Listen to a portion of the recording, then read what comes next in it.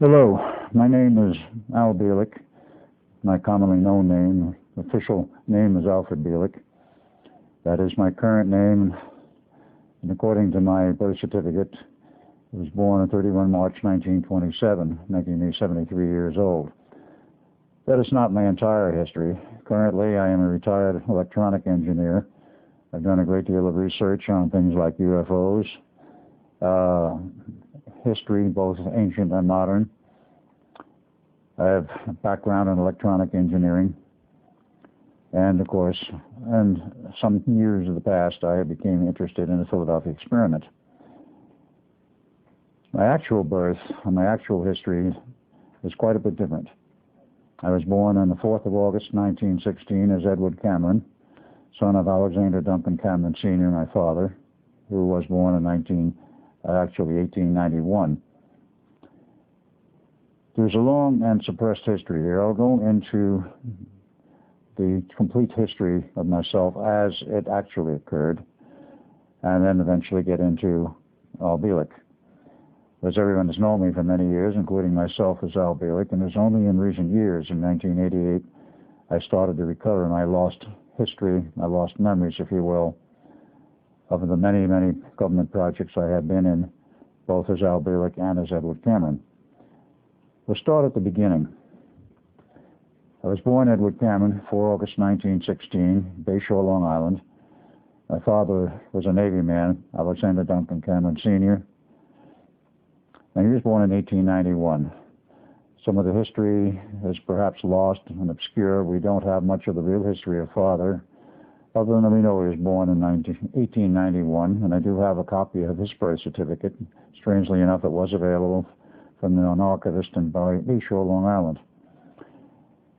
His history as to schooling and all of this, little is known. We do know that he went to Loyola High School in Brooklyn, graduated from high school, and joined the Navy sometime prior to World War I. And he remained in the Navy until the end of December, approximately December 30th, 31st, in 1929, when he retired with a pension and a disability. Now, I will not get that much into his history at this point, but that was my father. My mother was a common law marriage woman. As we found out much later, a German woman. What she was doing as a young girl in the United States, I don't know. A great deal of history has been lost, and we can only surmise part of it and fill in. But my father was a Navy man, and as was fairly common then, and perhaps today, Navy men are not exactly known for their scruples in terms of their women friends. Father had a common law wife in Bayshore, Long Island. That was my mother. He had another one up in Connecticut because he did travel between the home, which was on Long Island, and the Navy base in Connecticut. And they had another female up there who was the mother of my brother Duncan. He was born about 8 months later. And his history is a little bit obscure also.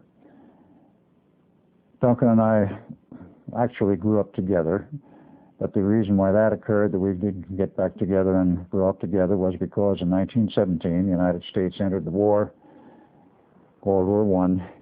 Father was in the Navy, of course, and it was officially called as sea duty. He abandoned his 2 common law wives and, of course, went to sea. We, as the 2 sons, I being the firstborn, Duncan the second, were raised by our aunt, Auntie Arnold, whose maiden name was Cameron, in the big house in Long Island. It's a 23-room mansion built in 1905, 1906, and it was connected with the Arnold Constable family fortune. The family was, shall we say, well-heeled, had a great deal of money because of the Arnold Constable store and the history of that family and that group, which goes back to 1855 when the store was first founded. An Englishman by the name of Arnold came over from England, founded the store, brought it in some years later, a partner by the name of Constable, so it became known as the Arnold Constable Store, and they were all over New York. That's a little bit of the background. There's not too much known about that history. The business of the Arnold Constable Store Company is no longer a business. They folded approximately 1965 under reasons which were obscure. The historians in New York and the Historical Society whom I contacted said there is not a financial problem so far as I knew. They just decided to close up operations. And nothing more is known than that. They had a very long history, operating over 100 years. But they had the money to build a very palatial home in Long Island in West Islip. It is still standing. I do have photos of it. And it is still a very large and outstanding home. It is now a place which is historically marked by the town of West Islip with a plaque in the lobby. I've been there more than once. We were raised by Auntie Arnold. Occasionally we'd see Father, typically once a year around Christmas. And he would take us around the city in various places and, of course, treat us to what kids normally treated to. We went through the grade schools, went through high school, graduated 2 years early from high school, actually in 1932. We were considered rather brilliant students at that time. Father, in the meantime, had retired from the Navy in 1929. After that, we saw a great deal of him. He never worked as a person for another company or a job as such. And he had money, and he, in his retirement, used to build racing sloops. And he rented the Long Island regattas every year, won quite a few trophies. He got tired of a particular boat, he would sell it and go build another. They were hand-built in a boatyard which still exists on Long Island. I had the occasion to go by there and see it in looking up the history of the family after I became aware of who I really was, which means in 1989 onward. My awareness fell back into place, you might say, in 1988, under circumstances I'll go into later. But in the early history, Father built these sloops, would disappear for a period of time, traveled a great deal, and even as such, we didn't see him all that often. We finished our high school, and Father insisted that we get a good education. Certainly the money was there in the family, and the prestige of the family was such that I was able to enter Princeton University. Brother Duncan, for whatever reason, decided to go to the University of Edinburgh, Scotland. He went his entire period of education there. We both entered in 1933. He in Edinburgh and myself at Princeton. Took a bachelor's degree in physics in 1936 out of Princeton, master's degree in 1937. And, of course, during that period of time, I met Dr. John von Neumann. Von Neumann, of course, was a professor of mathematics. He taught in the school, as a graduate school primarily. But for reasons unknown to me then, he took a great interest in me.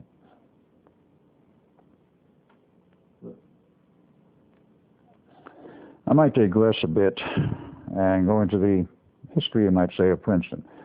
Princeton University is one of the prestigious elite schools of the United States, and of course it's a very old school. It's the second oldest in the United States. The oldest and original school in the U.S., of course, is Harvard. I wound up going there later. But Princeton, of course, very long-known elite school. A great deal of money has been endowed to it by various trust funds. And all of their building, all of their artwork, of which there's a great deal of original art in the various graduate school buildings, the study halls, the libraries, etc., which I did wander around at a later date after, of course, going through my schooling. And it's all there. It's a very prestigious school, and, of course, the type of people who go there are, shall we say, the cream of the society in terms of what one usually considers the people who come from moneyed families, who have a position and this sort of thing. It was not a school of, pardon the expression, it was not a school for commoners, not that I have anything against commoners, because I've long since learned from Bielek that there's a different side of life than one learned as, shall we say, Edward Cameron. The school was a very interesting school. I was in one of the fraternities. I've long since forgotten, and I've tried to research this, and I can't find much out to this day. But I continued on. I finished my school there, went to graduate school, and von Neumann, during this period of time, kept saying to me, if I'm going to go for a PhD, which of course I did, that I should go to Harvard, that it was a better school. In those days, perhaps it was. Still has, of course, the great prestige of its past. But eventually, in 1937, I transferred to Harvard in order to do my graduate work for a PhD in physics, which I continued and finished the work in the summer of 1939. During this period of time, I had almost no contact with Duncan. He didn't come home. He stayed over in Scotland. And perhaps there was a reason, because the Cameron family has a long history which goes back into Scotland. And if you trace it historically in the Cameron clans, of course, they originated in Scotland. And there is a great deal of history involving Scotland for the background of our family. This is another subject I won't go into now.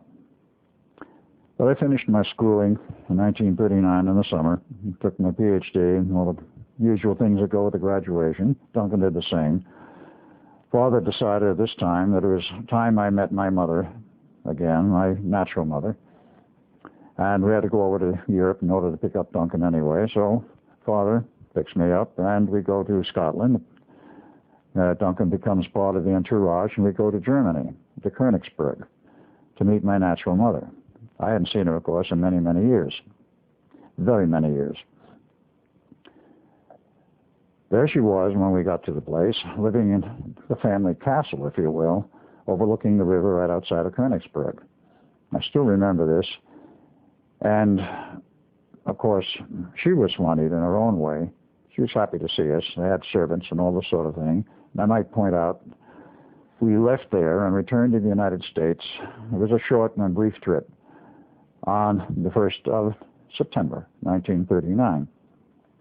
We were back in the States. And, of course, 1st of September, 1939 was when hostilities broke out in Europe over World War II. Königsberg today is part of Russia. It was part of East Germany, which was captured by Russia as part of the end of the war divisions of Europe. And even after East Germany went back to become a part of unified Germany, Königsberg remained as part of Russia and is still. All of the castles there were no longer under private ownership. That was ended when Russia took over, and they're now part of the state system, and for the most part they are museums. There's no private living in any of those. In that section of Russia. That's another long story. I will not go into as to what happened to Mother.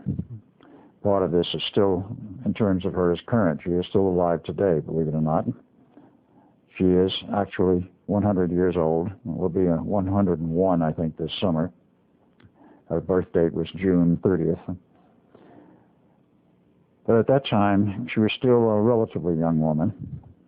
And when we returned to the United States, of course, Father said to us, Duncan and myself, "We want you to continue in the family tradition, that has been the Navy."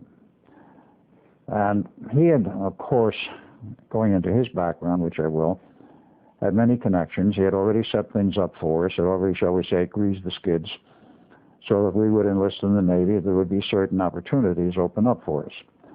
So we enlisted in September 1939 at the Naval Enlistment Station at 50 Church Street, New York.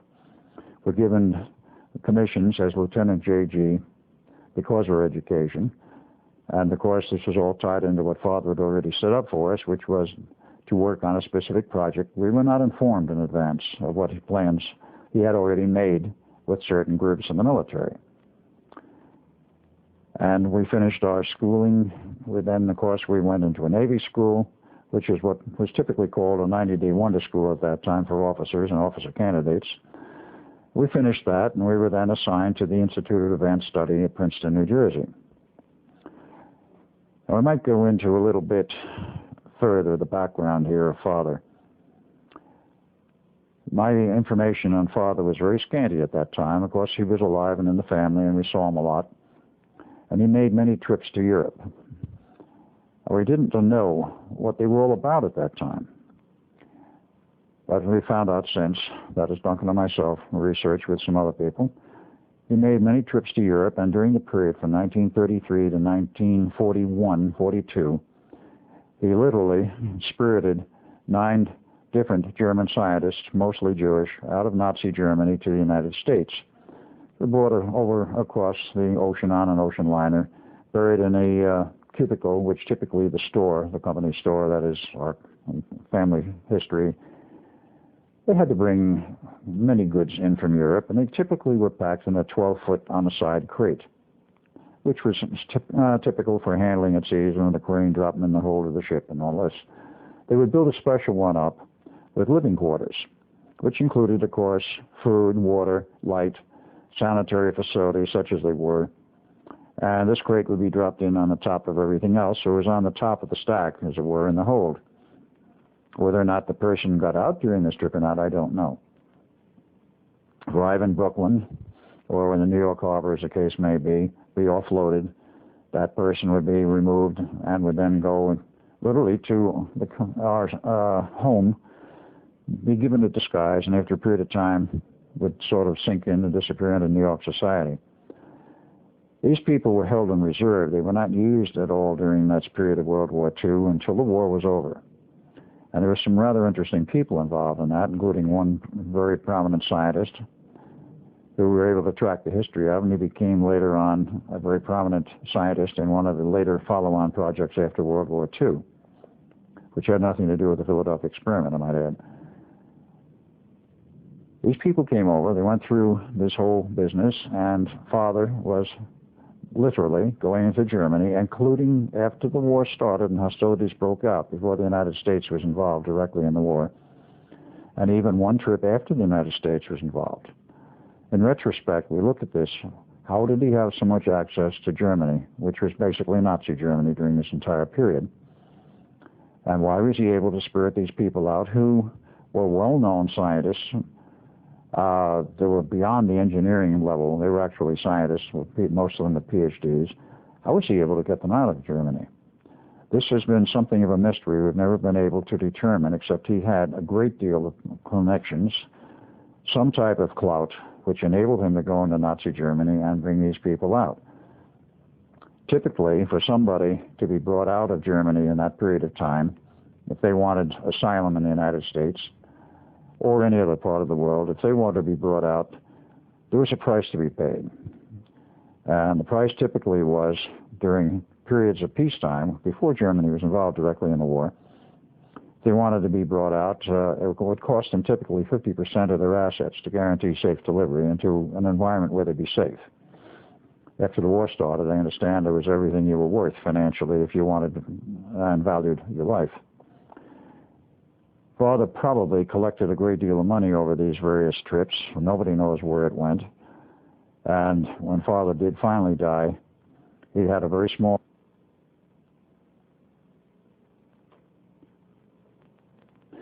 In 1981, according to the official records, monies were inherited, and he had a small trust fund by Brother Duncan and his sister. Later Duncan than the one I'm discussing from the period I'm now talking about, namely my early history as Edward Cameron.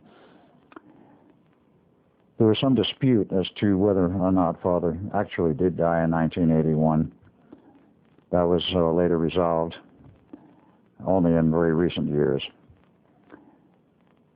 But at that time, when Father took us over to Europe, 1939, which was in August, and our brief stay, and our return on September 1, things were a little bit hectic, and Europe, one could sense, was in something of a turmoil.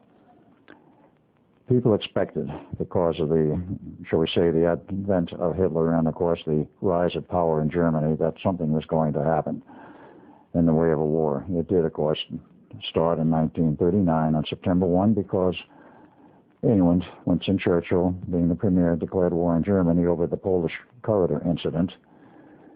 And that, of course, began World War II. The United States was not involved with this at this point.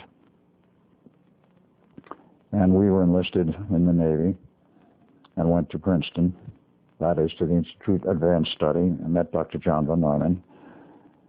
And from that point on, it became very interesting. Both Duncan and myself, having graduated with PhDs in physics, thought, as was a typical attitude, and still is, that we knew everything about everything. Now, we know all about physics, we know all about science, and so forth, and so on. So we joined the staff.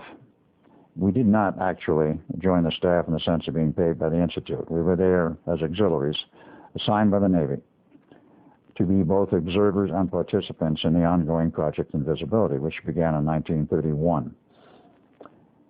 But what was interesting was the fact that John von Neumann had to sit us down in a class, quite literally, just between Duncan, myself, and von Neumann, and tell us what the project was all about, and not only tell us what the project was about, but what the mathematics were, what the physics background was, and so forth. And in this period of time, which took over a month, not full time because he had other duties, but in this period of time, he brought us up to speed to discuss various things like the advanced mathematics at the time, rotating time fields, the physics of time fields, the interlocking of various energetic systems, which we all know and understand, except the interpretation has been wrong on some of them.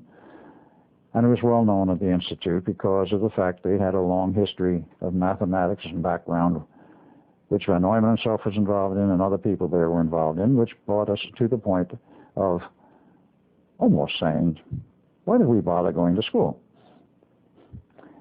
Well, of course, there was a good background, there was a good starting point. And from that point on, we learned the realities of modern physics, speaking, of course, in terms of 1940-41, and what we were being groomed for. Project Invisibility actually began in 1931. The technical director of the project at a later date was Nikola Tesla. But it began in 1931. Tesla got together, as he had done with other people in the past, and many projects. I will give a history of him briefly. But Tesla was working at that time in the University of Chicago with Dr. John Hutchinson, who was the dean of the university's School of Engineering, and a staff physicist by the name of Dr. Emil Kirtenauer. These people, including Tesla, got together for a theoretical discussion of, can you make an object invisible? And if so, how do you do it? Well, this was literally a paper study. Nothing came up of this in terms of building any hardware during this period of time. In 1933, Franklin Delano Roosevelt became president of the United States, and he knew Tesla from World War I. Roosevelt, of course, was at that time Undersecretary of the Navy during the period of World War I, and Tesla was invited and asked to do work for the government in lieu of other things during the period of World War I, which he did. This, of course, established a friendship between Roosevelt and Tesla, and when Roosevelt became president, Tesla was invited to Washington for an old get-together of old friends. Nikola, what are you doing these days, and so forth. Nikola talked about his theoretical studies and the things he had been doing, and what most particularly was important, that he was looking at the study of a program for invisibility. And at that time, it was purely theoretical. But Roosevelt, not being an uneducated man, thought this was a very interesting project, and he says, I think this will be of interest to the military. And I said, I'll see that you get some money to fund this project. And, oh yes, I would like you to be the director. And it will be moved from Chicago to New Jersey to the Institute of Advanced Study, which had just started up and opened its doors, so to speak, for business in 1933. And there were 4 original scientists, mathematicians who were assigned there. They were invited, and of course they were paid a salary. Dr. John von Neumann accepted a salary there of what was an almost unheard amount, $10,000 per year, to join the staff at the Institute. A man by the name of Dr. Alexander joined. He was not part of this project. A man by the name of Dr. Oswald Veblen joined the staff. He was not part of this project, but he was one of the first 4 people brought on board, and of course, Dr. Albert Einstein. These were the 4 original scientists, engineers assigned to the Institute, and of course the projects undertaken by the Institute, being a premier think tank for the United States at that time, caused the expansion of the staff over years following.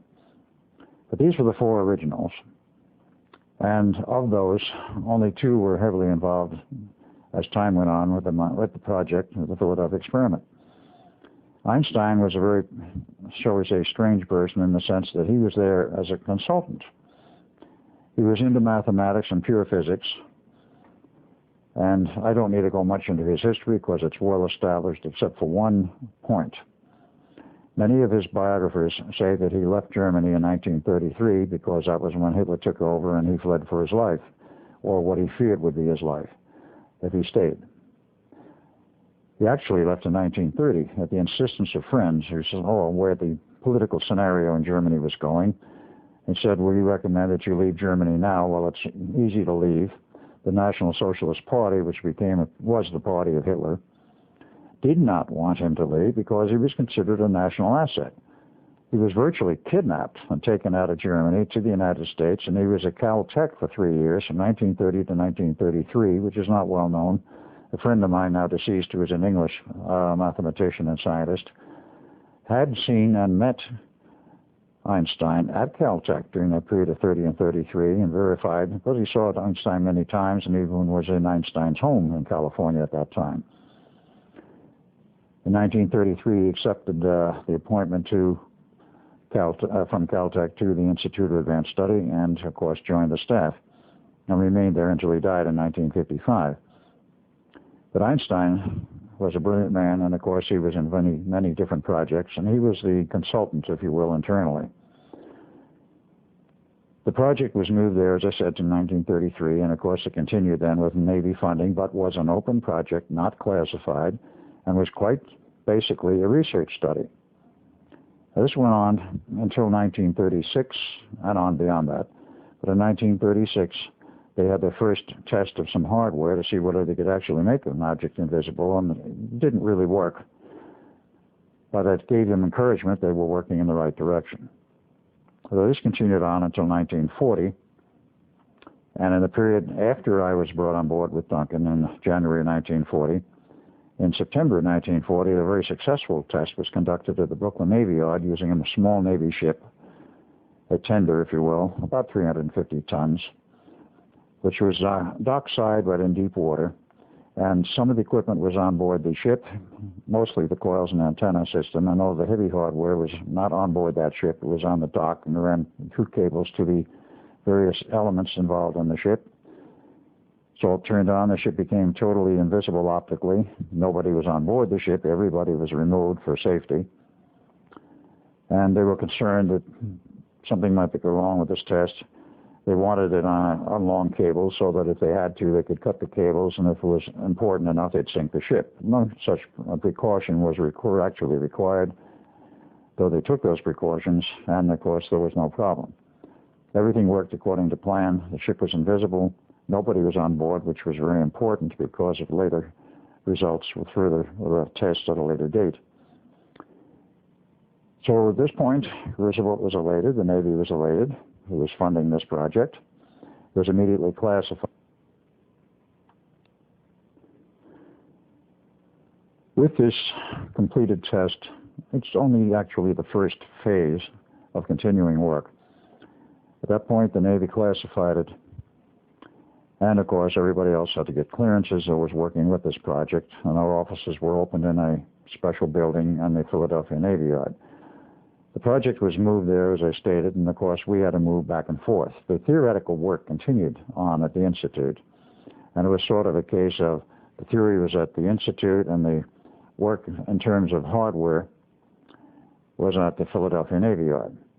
The next thing that happened was that Roosevelt, being elated over this, says to Nikola Tesla, who was the director, if you can make a larger ship invisible, you can make anything invisible. I'm going to give you a real ship now, a battleship. Now here we're going from a ship of some 350 tons with relatively low power to produce a field of invisibility to a battleship of some 30,000 tons. Now it was moved into the back section of the Navy Yard at Philadelphia, and the work proceeded from that point on for quite a period of time, actually until 1941, which is when it occurred that it was moved in there, until sometime in 42. I need to fill in some other things in the background here in terms of myself and Duncan. While we were there at the Institute, of course, we were living off the grounds of the Institute itself. We had our own little residence. And of course, being young men in the Navy, we were running around town and we were dating and doing all this sort of things. And there's certain things turned up at a later date regarding, let's say, our social life. There was a strange series of events I want to get into, but this will be just a little bit further down the line. In the period in which all of this work was done, we were not, of course, privy to the earliest work, but we were brought up to speed. We were told what had happened, and Tesla, of course, became rather friendly. He was a very quiet and, shall we say, withdrawn man. And the history of Nikola Tesla is very interesting, and one has to understand something of his past and what he went through to understand how he wound up where he did and why he had the personality and character which was known to him at that time, but to his friends, which were rather few. He was born in 1863 in Smiljan, Croatia, now part of Yugoslavia, and he was the younger son of a priest. A priest, of course, had a wife, and there was an older son, a brother. Tesla was born in 1863. The other son, the firstborn, was 3 years older. He grew up in this family in rather poor circumstances, but they did learn how to ride because that was a transportation at that time. But his brother, at the age of 10, had a horse accident, which he fell off the horse, broke his neck, and died. This apparently broke up Tesla very badly because he was very close to his brother for whatever reason. They had that very close feeling of relationship. Quite possibly he never got over it. As time went on, father was trying to groom Nikola for the priesthood, and Nikola couldn't have cared less. He wanted to go to engineering school. Of course, he went through the normal schools at the time, and at the age appropriate to joining the schools, the more advanced schools, he went through the secondary schools.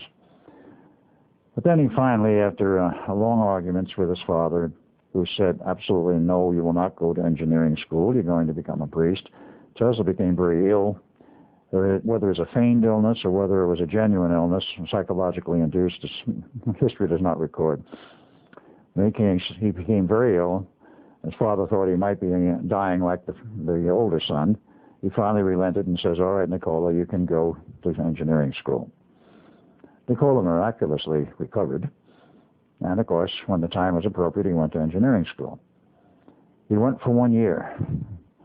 And in 1879, his father died. And, of course, therein the funds were cut off. He could not continue on in school formally. So he went to work, first in the telephone system works in Bucharest, I believe. Tried to continue his schooling on the side, as the saying goes, monitoring the classes without being a matriculated student, paying the normal tuition. Considered very brilliant by his parents, not only his parents, but most particularly by his professors. And then in 1882, he went to Paris, went to work for the Edison Works in Paris. He was there until 1884. During this entire period of time, he had argument after argument with his professors because he was, at that point, even so brilliant that he envisioned new forms of electricity. DC, of course, was the common thing at that time, developed by Thomas Alva Edison. And, of course, Edison's works were all over the world at that time, and they had a major installation in Paris, which he went to work with. And the head of the engineering works in Paris considered Tesla very brilliant. Tesla decided he wanted to come to the United States in 1884 for greener pastures, if you will. And he got a letter of introduction from the works manager in Paris to Thomas Alva Edison of Menlo Park, New Jersey. So he bid his farewells and got on, went to England and, of course, got on one of the regular steamboat trips and didn't have much money. Someplace along the way, he lost a suitcase of clothes. The only thing he managed to keep and to survive on his trip was a book of poetry he liked, the letter of introduction to Edison, and literally 4 cents in his pocket. This was, of course, the way he arrived in New York. So what does he do? He tries to get temporary work in order to survive, and eventually meets Thomas Edison in New Jersey and gives him the letter of introduction. Tesla was, Edison was impressed by this. Tesla was perhaps not quite so impressed with Edison as Edison was with Tesla because of the letter. And he says, tell me, Mr. Tesla, what are some of the things you have done and what are you interested in? So he told Edison about his ideas, in which he envisioned a new form of electricity, AC, alternating current.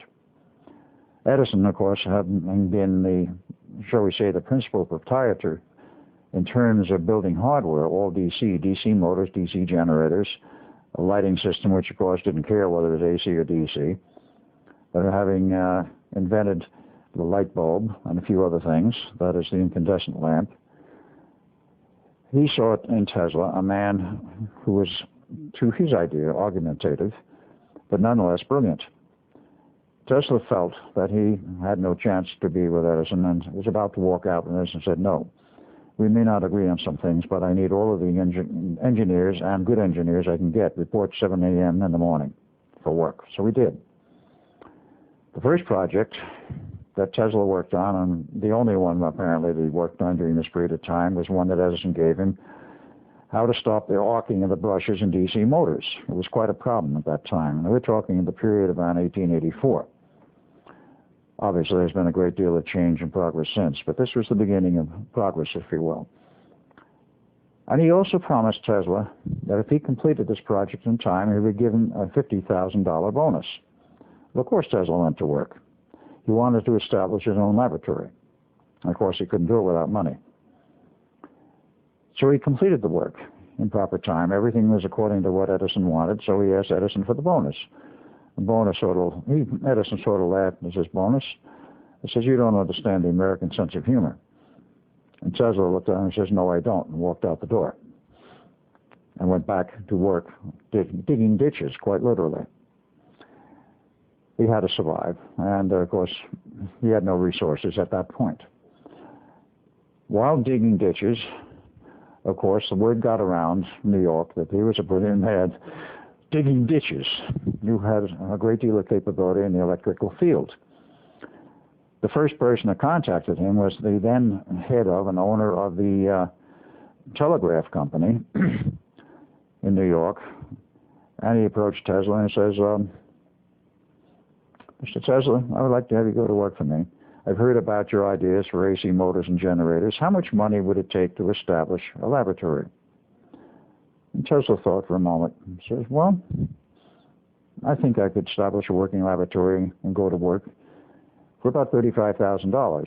This man, being the president of the telegraph company at the time, wrote him a check on the spot for $35,000, or so goes the history that is recorded, and says, go to work.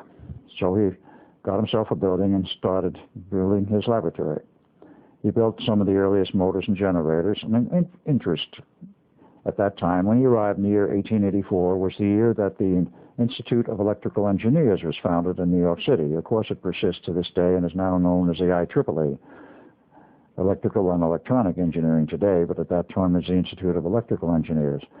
Tesla became a fixture there in that he gave many lectures.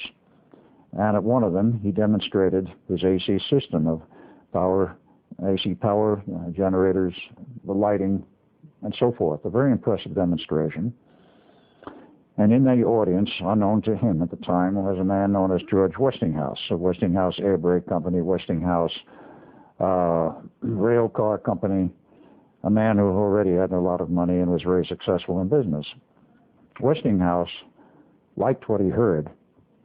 He says to Tesla after the lecture's over, would you join me for dinner at the Waldorf? And he said, of course.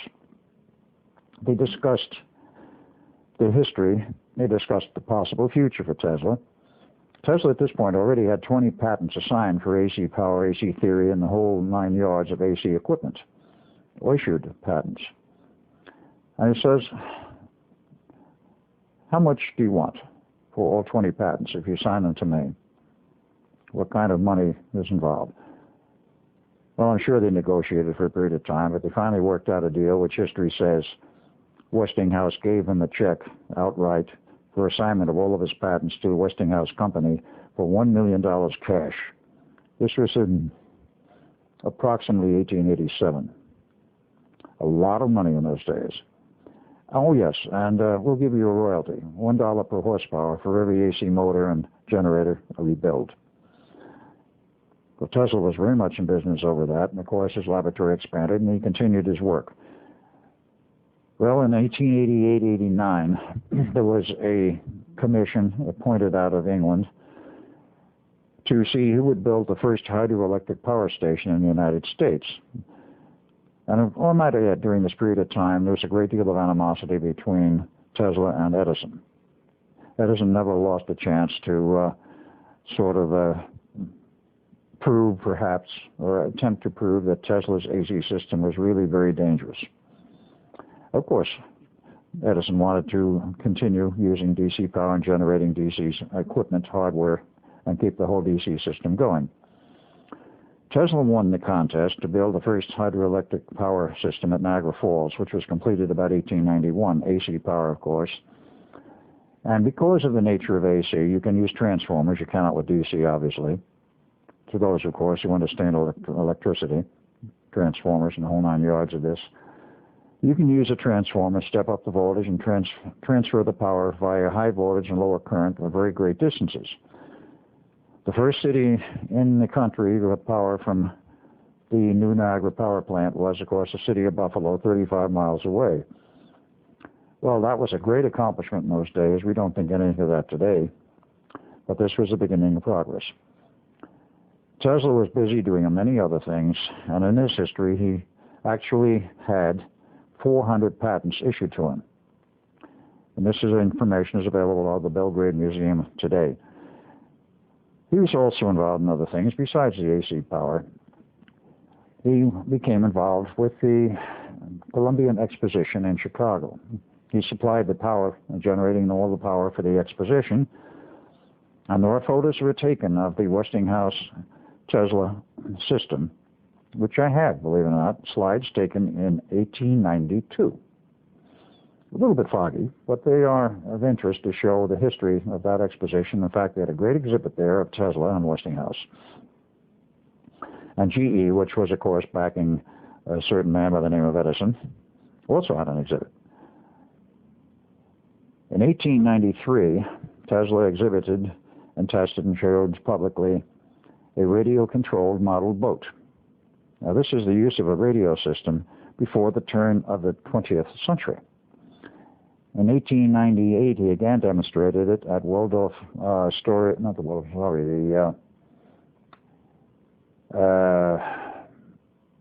one of the big stadiums in New York, which they could flood with water, and he put a boat basin in there, and he demonstrated he could control the boat by radio in this boat basin in New York City in one of the large stadiums, which has since been torn down. 1899, he goes to Colorado Springs to do his research, just general pure research. He wanted an area totally away from the city, in the boonies, if you will, and it was very much in the boonies. And he took power, of course, from the local power generating system, which was in Colorado Springs, built his huge Tesla coil, and he wanted to demonstrate and prove that it could prove and demonstrate conclusively that power could be transmitted a great distance without wires, without any visible means of transmission. History says, and he proved that he could do this and light bulbs 26 miles away from ground zero. But in the process of his tests and building this gigantic Tesla coil and associated apparatus, he quite literally burned out the power station in Colorado Springs. He apologized over this, and he went down and personally helped rebuild it. He also claimed that he had communications with somebody from off-planet. Well, this, of course, made great press. Whether or not anybody believed him at the time, which is hard to understand whether anybody would believe him in those days because of the very materialistic views then prevalent. But nonetheless, it made press. He closed up the operations at Colorado Springs, came back to Long Island, and of course one of the people backing him at that time was J.P. Morgan. Morgan became at an early time quite interested in Tesla. And Tesla said, I can demonstrate radio for you. We can do something commercial with it. Of course, J.P. Morgan, being a financier, was very interested in the prospects of making vast amounts of money over this. And he authorized the building of the Wardenclyffe Tower on Long Island in 1901. At that point, there was a race on to see who could first transmit a radio signal across the Atlantic from the United States or Nova Scotia. Actually, Nova Scotia was the point that was chosen for the receiving end, and the transmitting end was to be in England, or either way, whichever went first. The man who won the contest at that point was a man by the name of Marconi, Guglielmo Marconi, Italian, who was a friend of Tesla's and had visited Tesla in his laboratories in New York. And at that time, Tesla was very open with his files and many of his technical information. Oh, it's in such and such file, go take a look. Marconi did. And whether he made notes or took some of the files, history does not record. But he went back to England and to Italy and then later to England, became involved in this contest and transmitted some Morse code signals across the Atlantic, received in Nova Scotia, and he won the international prize. Tesla was intending to win it, but did not. And of course, Mr. Tesla backer, Mr. J.P. Morgan, was perhaps a little disappointed. But then Tesla goes to Mr. Morgan and says, Mr. Morgan, what I really want to do with the Wardenclyffe Tower is demonstrate the feasibility not only of radio and television transmission, which is why it was built in the first place, as he called it at the time, transmitting sound and pictures through space, what we now call television, and of course radio. What I really want to do with this tower is to prove that you can transmit power through space and people can receive this power for free. Tesla was a visionary, and he really wanted to do something for the people of Earth, if you will. And he didn't care about the financial backgrounds and the finances of what would be a vast power network at a later date. But J.P. Morgan looked at him and says, Mr. Tesla, do you mean to tell me that somebody could put a rod of wire up in the air and another one in the ground and pick up all the power they want, and I can't put a meter on it? I will let you know when I'm ready, Mr. Tesla. He was very polite, but he obviously let Tesla know that he wasn't backing that idea. Well, the Wardenclyffe Tower was abandoned and eventually was transferred to, I believe, the Waldorf Astoria hotel system and the backers for the hotel and payment of some debts, because at that point on, Tesla was in dire need of funds because J.P. Morgan in his operations attempted to take over the Westinghouse air brake company and all the Westinghouse's holdings by backing him into a corner financially. J.P. Morgan was an expert at this sort of thing. The way it was saved and Westinghouse retained control was because of the fact that he went to Tesla and says, Tesla, what am I going to do? Westinghouse and Tesla were great friends. I do not know exactly what year this occurred. But he said to him, he says, I owe you all this money. I haven't been able to pay it because of the financial problems I'm in. They're trying to keep the rail company going. They're trying to keep the dining car company going and all of this. And the whole air brake company, which of course Westinghouse air brakes were well known on trains and still are to this day. What am I going to do? So Tesla looks at him and says, Mr. Westinghouse, would you give me those agreements we signed? I would like to look at them. He says, what do you want to look at them for? He says, please just get them out of the file. Let me look at them. So he answers to Tesla. Tesla looks at them and reads them, tears them in half.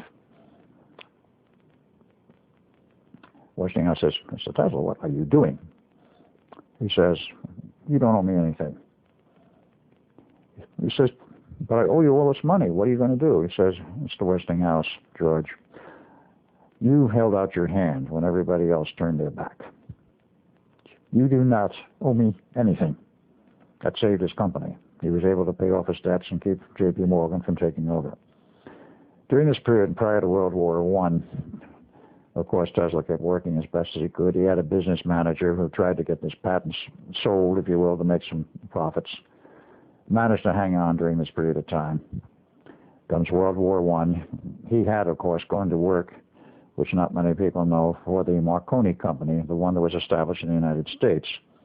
In 1917, Marconi Company West, U.S., was dissolved by the U.S. government because they felt that it was going to be a hotbed of spies and saboteurs having its Italian connection. Of course, Italy was at that time on the side of Germany, and we were fighting both of them. Tesla, of course, was without employment at the time, and that was when the Undersecretary of the Navy approached Tesla and says, I would like to have you do some government work for the war. And he said, of course. So he worked for a period of time, about 2 years. And when the war was over, there was a commission that met and decided that we need a new electronics firm. We want to combine the efforts of all of these companies, including Marconi, and establish a new organization. And although the patents have been issued to various companies, will be put in a pool and given to this new company. It became, well known today, of course, it became the Radio Corporation of America, which was established in 1919. And Tesla and most of the people who worked for Marconi were taken on board that company. Very few people know that Tesla worked for RCA from 1919 until 1939. This is one of the little things he did in the background. He was engineer, then the chief engineer, and later on, in the period between 35 and 39, when he was allegedly such a recluse living in the little room in the Hotel New Yorker, it was actually the busiest period of his life from 31 to 1939, and on into 41. He was not only the chief engineer, but eventually the director of engineering and research worldwide for RCA. And they held a big retirement party for him in 1939 at Cherry Hill, New Jersey. I've never been able to locate any of the monthly bulletins which RCA put out for many, many years, but though I understand there was one showing pictures of him at the retirement party. People since have tried to trace the history of Tesla and RCA, and they can't find it.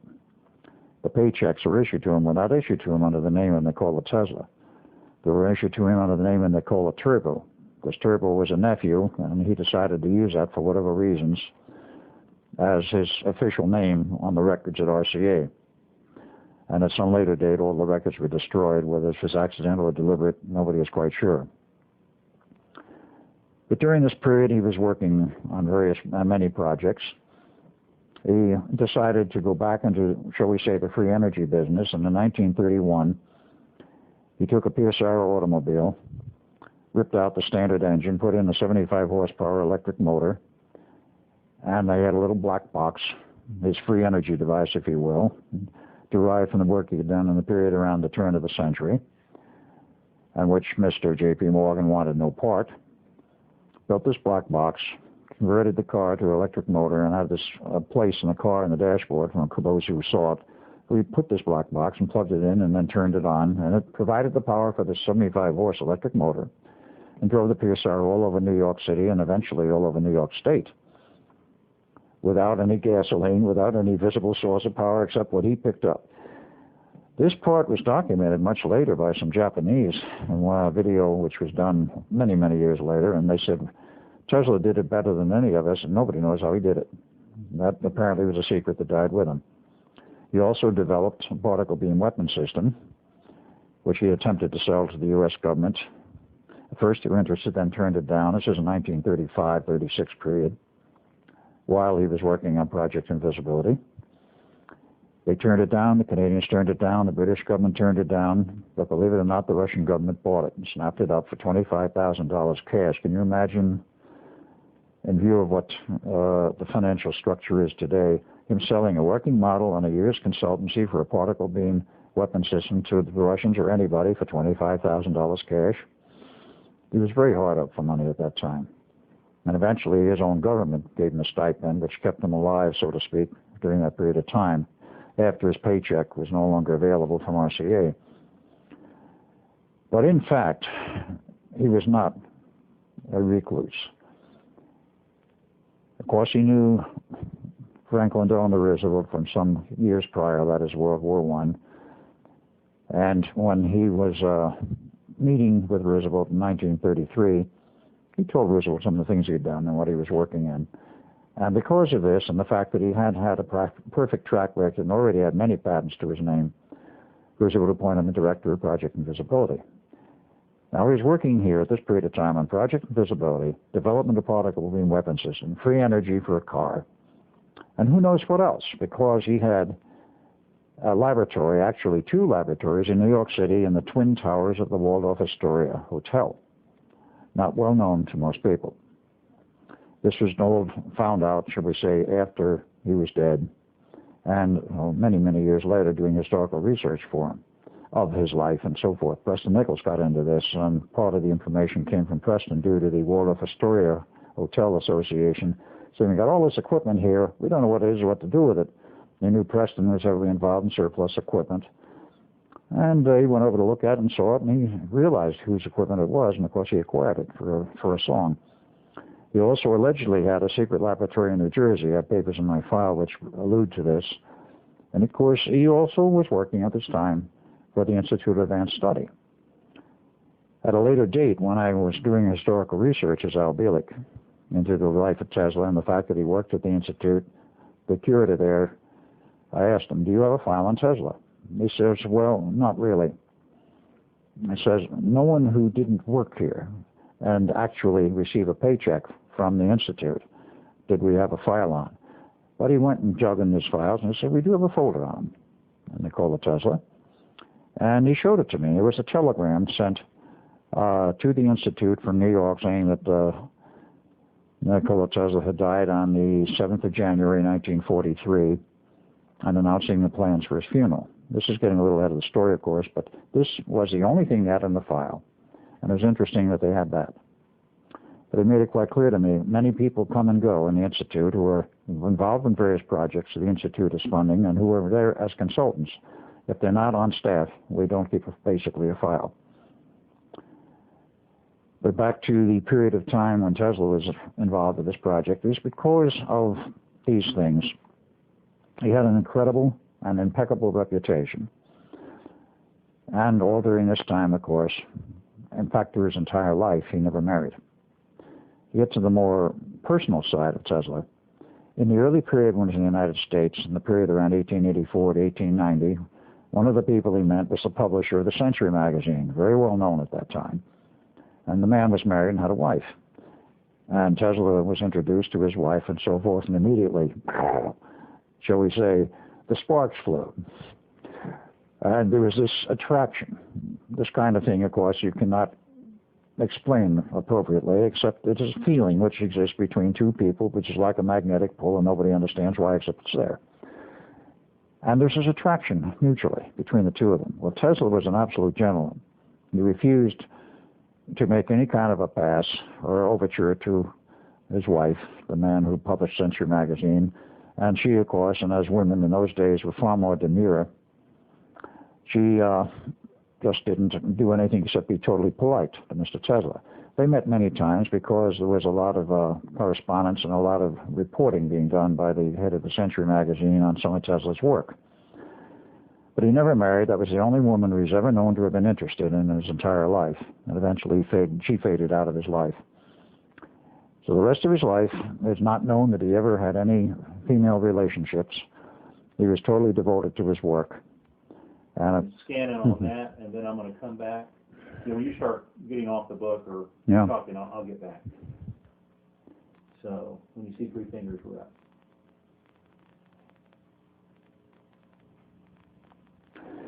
And speaking of Tesla and his lifetime, there's a lot of research that's been done about his life after he died. There were perhaps not that many people during his lifetime who were concerned with what he was doing, other than those who were directly connected. This particular book, written, of course, after he had passed on, by Martha Cheney, Tesla, Man Out of Time, is most interesting. Many books have been written about Tesla, but at least on the cover it has a picture of Tesla as he appeared in his later years. There are many pictures extant of Tesla from the time he was a young man until he was in the U.S., and of course, after he was in the U.S., he changed his appearance quite a bit. He wanted to give the scientific or professorial look, so he grew a mustache, his hair darkened, and the usual pictures of Tesla, though perhaps younger than this one, showed him in a very similar way, in a very similar outline. The group that had the best collection of pictures was the now defunct Tesla Society of Colorado Springs, Colorado. They went belly up a few years ago. They had a great collection of pictures of Tesla. I never did get all of them. And one of them showed him as a very young man, in which he was an extremely good-looking person. It's surprising in many ways that he never married and that he never had any close relationships, but many tales have been told about him, and he was so totally devoted to his work, apparently he bypassed everything else. And I'll go back now to the later part of the life of Tesla. One of the people whom I met, who, when he was still alive, namely Mr. Ralph Bergstresser, was a principal technician for many years for Mr. Tesla. He told me many interesting anecdotes, many interesting stories. Tesla, of course, was known for years to have a room he lived in, if that's the proper term, at the Hotel New Yorker. It was not a very large room, not very large quarters. But he also had for many years an original laboratory in New York City back around the turn of the century and later, which was burned out with a fire. He lost most of his equipment. But later on, he had two laboratories in the towers of the Waldorf Astoria Hotel. And he had facilities there which he used for many years. He also had facility in New Jersey, and of course during the period of the time which we were discussing the Philadelphia experiment, he had a secret lab someplace in New Jersey, as well as his occasional, not regular visits to the Institute of Advanced Study. While he was not only the consultant but the director of the project, he had other things going, so he was getting around quite a bit.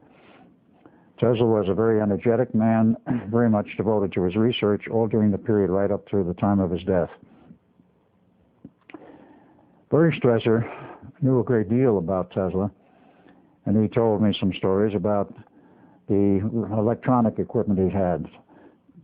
Tesla, of course, did work for RCA Corporation from 1919 at the time of its inception until just before, a few years before Tesla's death. From 35 to 39, he was, of course, the Director of Engineering and Research worldwide for RCA. And he had a retirement party at Cherry Hill, New Jersey in 1939. So that was one of the reasons why he didn't show up at the Institute that often. After 1939, he had a lot more free time, as I'm sure his duties at the RCA Corporation in Cherry Hill, New Jersey, where I believe he worked most of the time, were very demanding. But Tesla, as he went on, became more involved with this project. He had a great insight, and his approaches, or I should say his approach to the idea of the object of invisibility is most interesting. Now, his ideas were not only mathematical but electronic, but in addition to the work that he did and his approaches, there were other people who theoretically fit into the whole background of this project. Remember, it started in 1931 in Chicago at the University of Chicago, and then was moved in 1933 to the Institute of Advanced Study at Princeton. There are a number of things in the background which are very important. One of the people who was very important to this project was a mathematician known as Dr. David Hilbert in Germany. He dates from before the turn of the 20th century, lived until sometime in the 50s. So far as I know, he never left Germany. But he developed many systems of mathematics, 5 in actual count. It was the last one was the most important. It became nicknamed Hilbert Space because his mathematics described multiple realities and means for, shall we say, connecting to them, at least theoretically, to the alternate realities. Among the people who was in Germany at that time, of course, was Dr. John von Neumann, who I've given very little history of at this point. But he took a degree in chemistry in 1925 and a PhD in physics in mathematics in 1926, taught in the German university systems for approximately 4 years before he came to the United States in 1930. During this period of time, of course, he met David Hilbert, learned a great deal of his mathematics, and von Neumann, in his most inimitable way, went on and developed some more of his own mathematics. Things known as operators, polar operators, and what became known as the von Neumann algebra eventually, to make it perhaps more palatable to a student. These were some of the people who figured in the background. Hilbert made his contributions in terms of mathematics, which was brought over to the United States basically by Dr. John von Neumann, who was on staff full-time there, working perhaps most of the time on the project itself. The approach which Tesla used,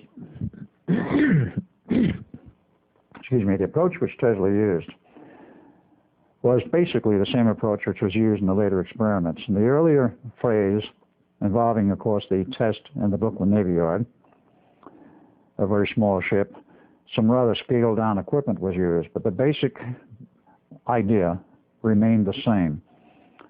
One has to understand the four basic energetic systems of our physical universe. A little bit of theory here. I'm not going to get into math and highly involved because this is not intended to be a scientific dissertation, but a more popular presentation of the ideas of what was going on. I'm sure everybody has heard about electric fields, both static and, of course, current flow as the AC system we use today and have used since before the turn of the 20th century.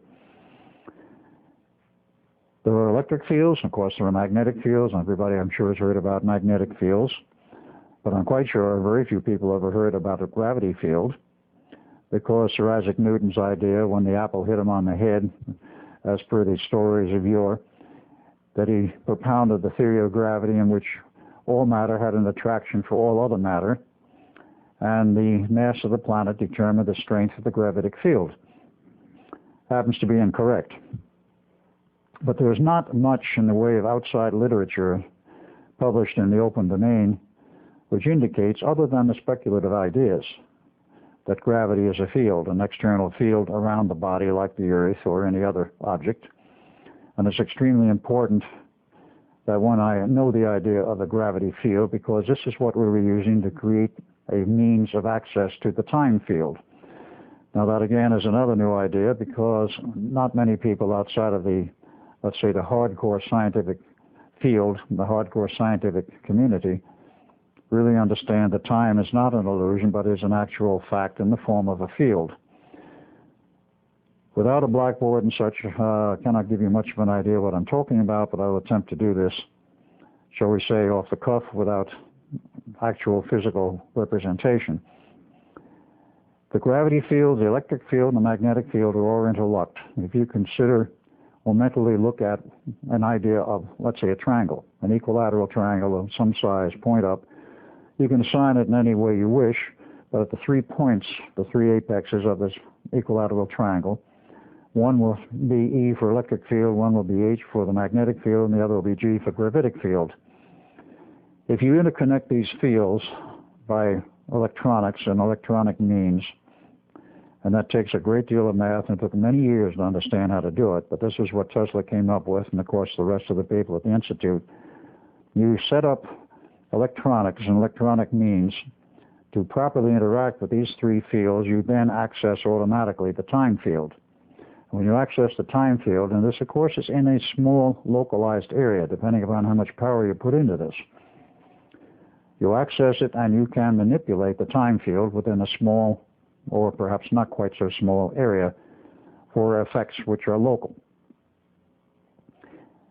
If you visualize a donut, this would be the easiest way to do it. A toroid, but let's say a donut, which everybody I think has seen, but a toroidal structure resembling a donut. This thing is a closed circuit. Time is a closed loop. This is very advanced math, very vast concepts, in which there is quite literally no beginning and no ending. There is a point which one can say is plus and minus infinity. This is a mathematical concept, which perhaps doesn't have any direct feeling in reality. But this is a concept. There is a point, you might say, is the beginning and the ending, the alpha and the omega. And you can go through that point, but we're not there.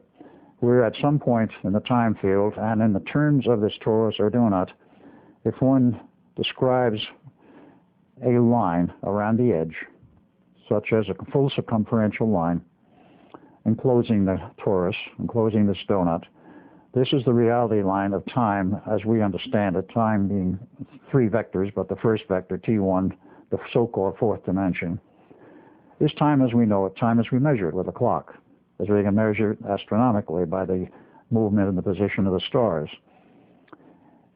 This is fairly easy to grasp. Time also has another aspect, another vector called T2, which is at right angles with the first.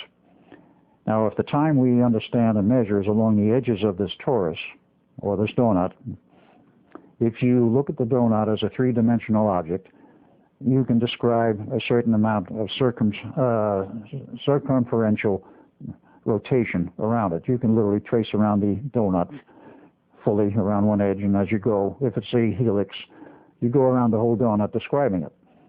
This is T2. It is at right angles to the linear flow. And this right angle coil, if you will, is the second vector of time. We don't measure that, but it is the one which controls T1.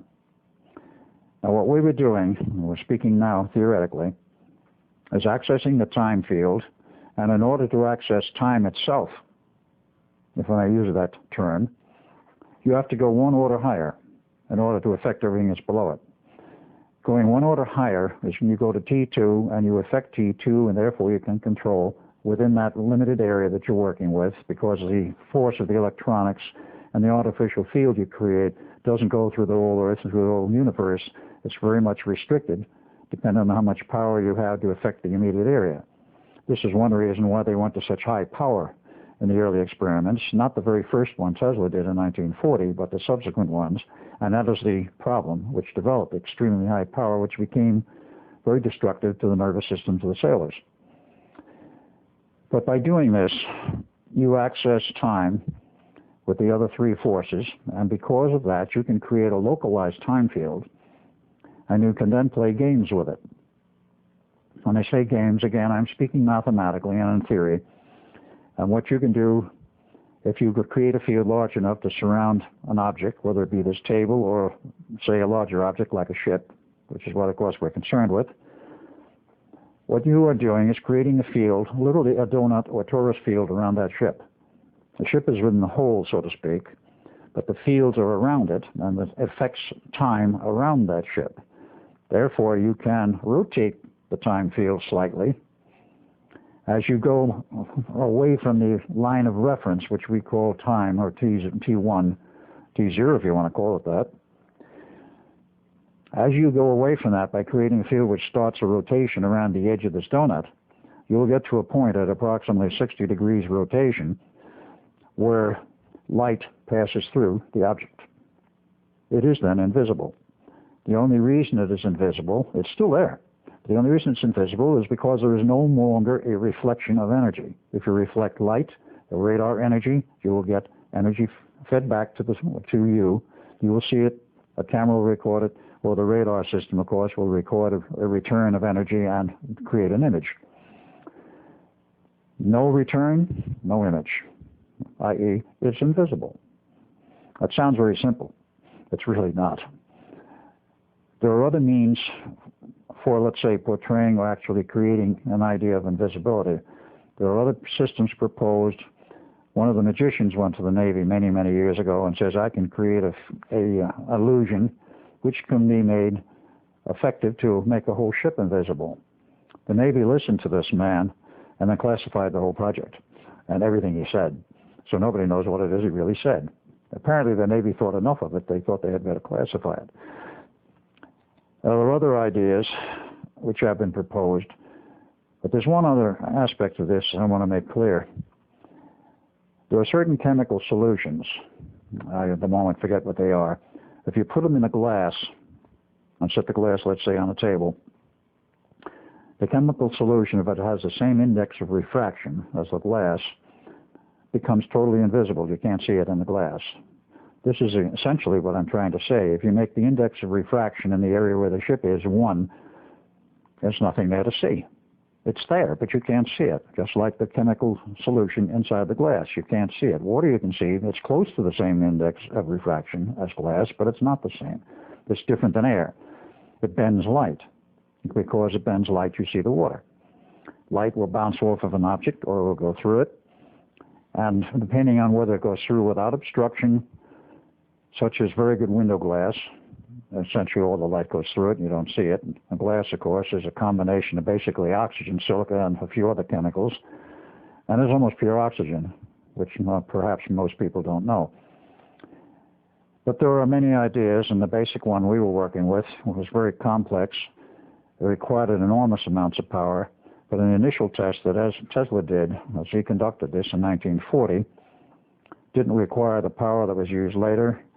And they did take the precaution. All personnel were removed from the ship when they had the power turned on, and the ship was completely invisible to sight or to a camera. Radar has nothing but electromagnetic energy at a lower frequency than light. So if you can make it invisible to light, theoretically it's invisible to radar, which did prove to be the case at a later point. Tesla was involved with this all the way up through March of 1942. With that successful test, what happened was, of course, that Roosevelt got the news and he says, well, Mr. Tesla, I'm going to give you a real ship now. I'm going to give you a battleship. If you can make that invisible, you can make anything invisible. So a battleship was moved into the backyard of the Philadelphia Navy Yard in the area which is, at that time, was for classified work, classified efforts. Tesla went to work, of course, to prepare the equipment for that. And, of course, he was backed up by the people at the Institute. I mean, he was not working alone. He had John von Neumann working, he had Einstein there as a consultant, and other people who became involved, including a man by the name of T. Townsend Brown, who was a Navy man in the reserves. He had a bachelor's degree in electrical engineering. I'm not going to go into his whole history. But in 1938, he was pulled out of the Navy Reserves into a full-time commission and then assigned to a number of projects. But one of them he was involved with the Philadelphia experiment. He contributed a lot of work in terms of the RF systems, particularly the antenna system, which was used to create the electric field. And that was one of his contributions to the experiment. He perhaps is better known for the fact that he worked on the degaussing systems, and he developed the degaussing systems for the German magnetic mines. In the early stages of that, they used to wrap cables around the entire ship, create a pulsed magnetic field strong enough so that if a magnetic mine was near the ship, they would, at a safe distance, would be exploded. Not too near the ship, obviously. The magnetic mine worked not by contact of a probe, but by the proximity of a large mass of iron or steel, which of course all the ships were then. Today there's a lot of aluminum, the hulls of the smaller ships. It would detect the mass of metal, it would change the magnetic flux of a magnetic system inside the mine, trip it, and of course would explode, theoretically would blow the ship apart without any physical contact with the ship. That system, of course, the Germans developed about 1938. T. Townsend Brown found the remedy, if you will, for it. And that was one of the things he did. And it did bear some relationship to what came later in the Philadelphia experiment. Some people, such as John J. O'Neill, thought it was nothing but an extension of T. Townsend Brown's work on the magnetic mines. It was not. There was similar technology involved, but only a small part of it. When this battleship arrived in the harbor and then up into the Philadelphia Navy Yard in January of 1940 approximately, it was perhaps a little earlier than that, but in any case, at that time, Duncan and myself were tapped on the shoulder by the brass, if you will, in the Navy and said, you're in the Navy as officers, it's time you found out what the Navy's really all about. Because up to that point, we had had very little contact with the Navy. It was almost entirely working at the Institute. Aside from that fact, of course, we had a social life. It was quite easy and around Princeton and that whole area. Of course, there were a lot of social activities. We were part of it. We took part when we could. Because at that point, before the war started, it was not dawn to dusk and then all-night type operations. It was on a essentially 8-to-5 basis. So we'd go out and do various things, and we'd have a social life, and we'd do some dating, and eventually, a little bit later, I became engaged to a woman to marry, but that became the case in 1943. In that period, we had some social life. We went around. We learned a lot about Philadelphia because it's not that far from Philadelphia. It had a great deal of social life going. There were a number of people I remember dating. And, of course, being that I came from the Cameron family, and there was a certain degree of prestige to that. And, of course, you wear a white officer's Navy uniform. I mean, the women were falling all over you. In this case, they were falling all over me and Duncan. Duncan was still the better looking of us. We never had any problem, shall we say, socially. The problem was how to fit the social life into the work life. It was an interesting competition. When we went to the sea in the Navy, of course, that ended. And we were all over the Pacific until October of 1941. The Pennsylvania came into dry dock at Pearl Harbor. It was due for an overhaul. It, of course, had been launched in 1916, commissioned in 1916. It was a quite old battleship, actually, but still, shall we say, very seaworthy. It was a favorite of Roosevelt, and it was, at that point, the flagship of the fleet. It went into Pearl Harbor, into dry dock. We took leave first in Hawaii, then we went to San Francisco. And on December 5th, 1941, we were about to board a Navy plane at the Alameda Naval Air Station when we were intercepted by a Navy captain that says, "Gentlemen, your orders are canceled, come with me." And we followed him into an upstairs room at the Naval Air Station and met Hal Bowen Sr. This was the first time we'd met him. He was the director of the Office of Naval Engineering, as they called it in those days. It's since been renamed the Office of Naval Research. And he says, "Gentlemen, your orders are canceled. We have reason to believe the Japanese are going to attack Pearl Harbor within 48 to 72 hours, and we don't want you there. Stay here in San Francisco. It's the home port of the Pennsylvania. So there may be some paperwork and things you can do, but take all the time you want off. Have a good time. In January, you go back to the Institute, and there'll be nothing but hard work, I can assure you." So we did exactly that. We continued our leave, if you will, in San Francisco. Had an absolute ball. San Francisco was always wide open for sailors, and we didn't have any problems. And of course, history records that on December 7th, the Japanese attacked Pearl Harbor. It was known in advance by certain people in the Navy and in the military and the brass. And it was known in advance, as I found out many, many years later, as Al Bielek, by a woman whose husband at that time was stationed in Pearl Harbor in 1941. And it was interesting to note that the people expected an attack for 2 months prior to December 7th, but nobody knew whether it would come or when. All the male population of the island of Hawaii, I should say the island of Oahu, which was where Pearl Harbor was, were armed. The military gave sidearms to every male of appropriate age, 18 or over, on the island, expecting an invasion. Now, the population expected it there 2 months before it actually happened. What about all of the hoopla afterwards that it was a surprise sneak attack? Oh, yes, we were surprised, all right, because, shall we say, it was set up in order to get us into the war. That is, of course, a part of history I do not wish to deal with. At this point, it's not necessary. But we were not there when it happened. In January, we returned, of course, to the Institute of Advanced Studies, January 1942, and preparations were underway and well advanced for the test on the battleship. Now, they did not want to cut into the deck of the battleship in order to, shall we say, bury machinery and equipment below decks. If the ship were being built and there was known that they wanted to put this type of equipment on board a ship, then they would have made preparations for a space to store the equipment. But this was, of course, the first stage of a series of experiments. So everything was lashed to the decks, and the heavy equipment was on the dockside. Tesla, getting back and talking with him, was very concerned about the fact that his calculation showed you had to go up to many, many times the power, almost 100 times the power used for the initial test. And we're talking megawatts of RF energy and many kilowatts of electrical energy through the coils. You designed 4 coils to go on the deck of the ship, whatever ship it might be, which were conical.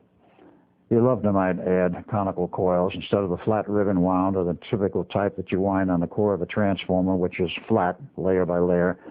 His coils were spirally wound. Small at one end, they get bigger and bigger and bigger.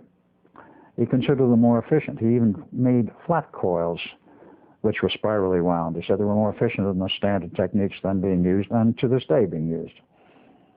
But these coils stood something over 6 feet high, about 6.5 feet high. They were copper tubing, approximately 1.75 inches in diameter, hollow, because they had to pump coolant water through them in the final stages, in the final design. And one cable connecting the top, and of course one at the bottom. They'd sit 4 of these on the deck of the ship, whatever one it was, whether it was a battleship or whether it was a later work on the Eldridge. And they would be pumped with AC power from special alternators which were designed for this job. They provided the magnetic field. The electric field was internal to this. There was a special antenna which was designed in the stages for the battleship and on as a quadriphase antenna, which means there were 4 segments 90 degrees apart around, shall we say, the periphery of a mounting tube. And these things are sort of embedded because it was high frequency, they can embed it as a rod, insulated, 90 degrees displaced from each other. So you had them in a 4 quadrants, so to speak, of the circle, 90 degrees apart.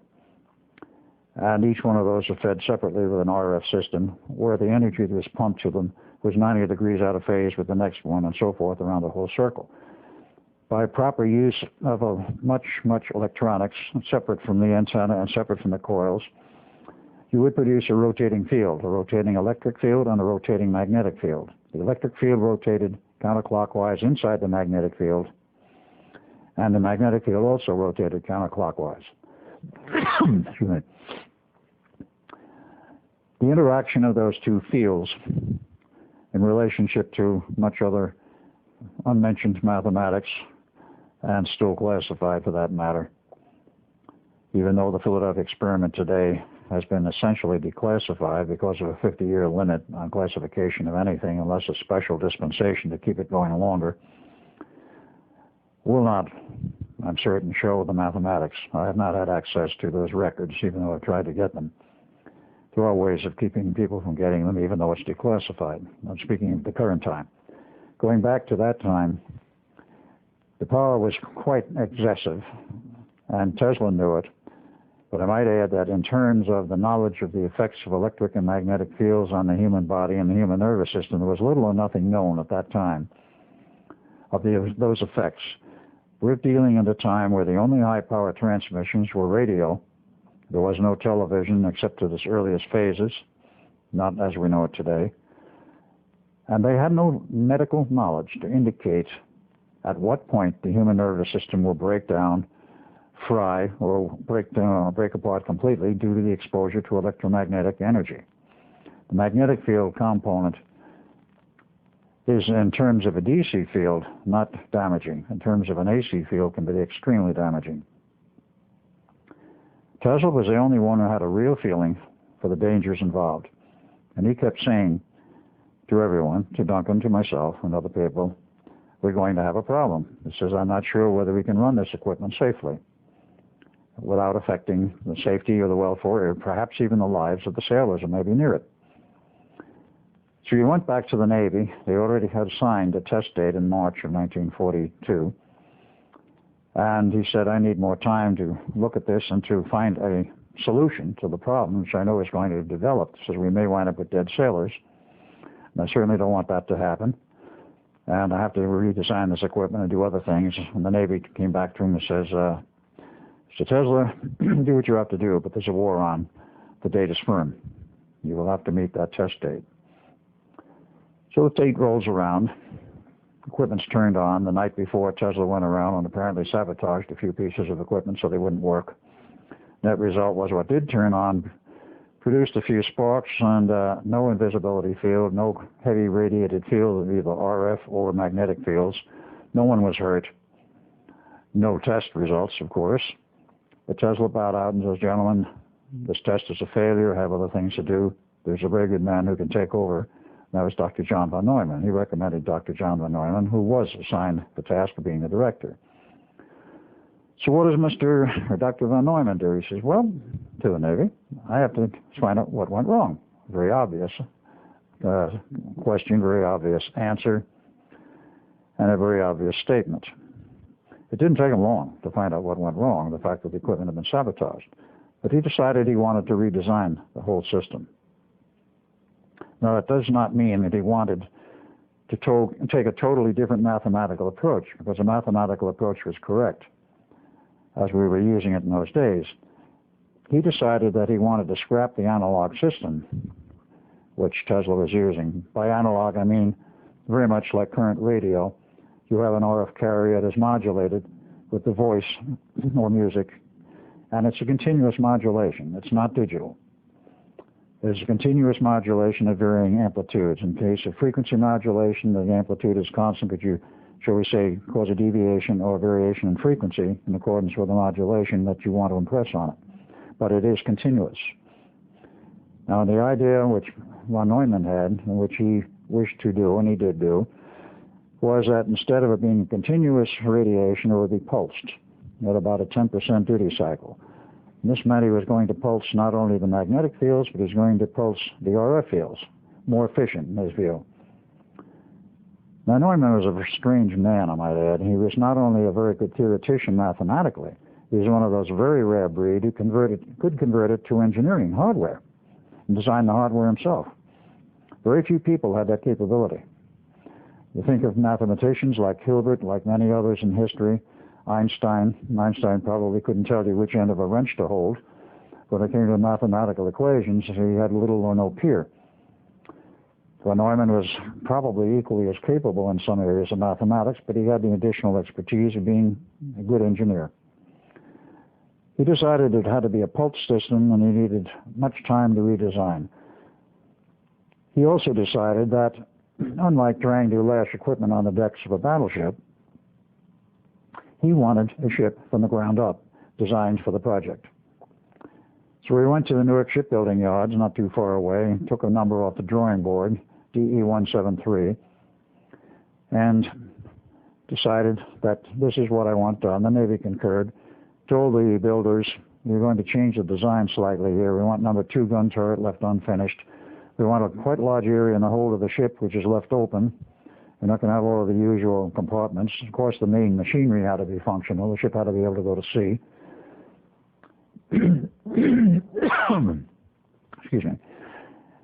And you will build the ship this way, run it down the ways with the unfinished section in the interior on the unfinished gun turret number 2. But you can provide a dummy gun turret if you wish to cover up the hole. In fact, if it's going to go to sea, you'll have to. Well, that ship was on the ways in the summer of '42, and I'm talking about DE-173. The official Navy record shows, if you care to look it up, that it was commissioned in August 27th, 1943, and it went down the ways about 2 months before that. And was in construction in 1943, not 1942. I'm speaking, of course, of the official record.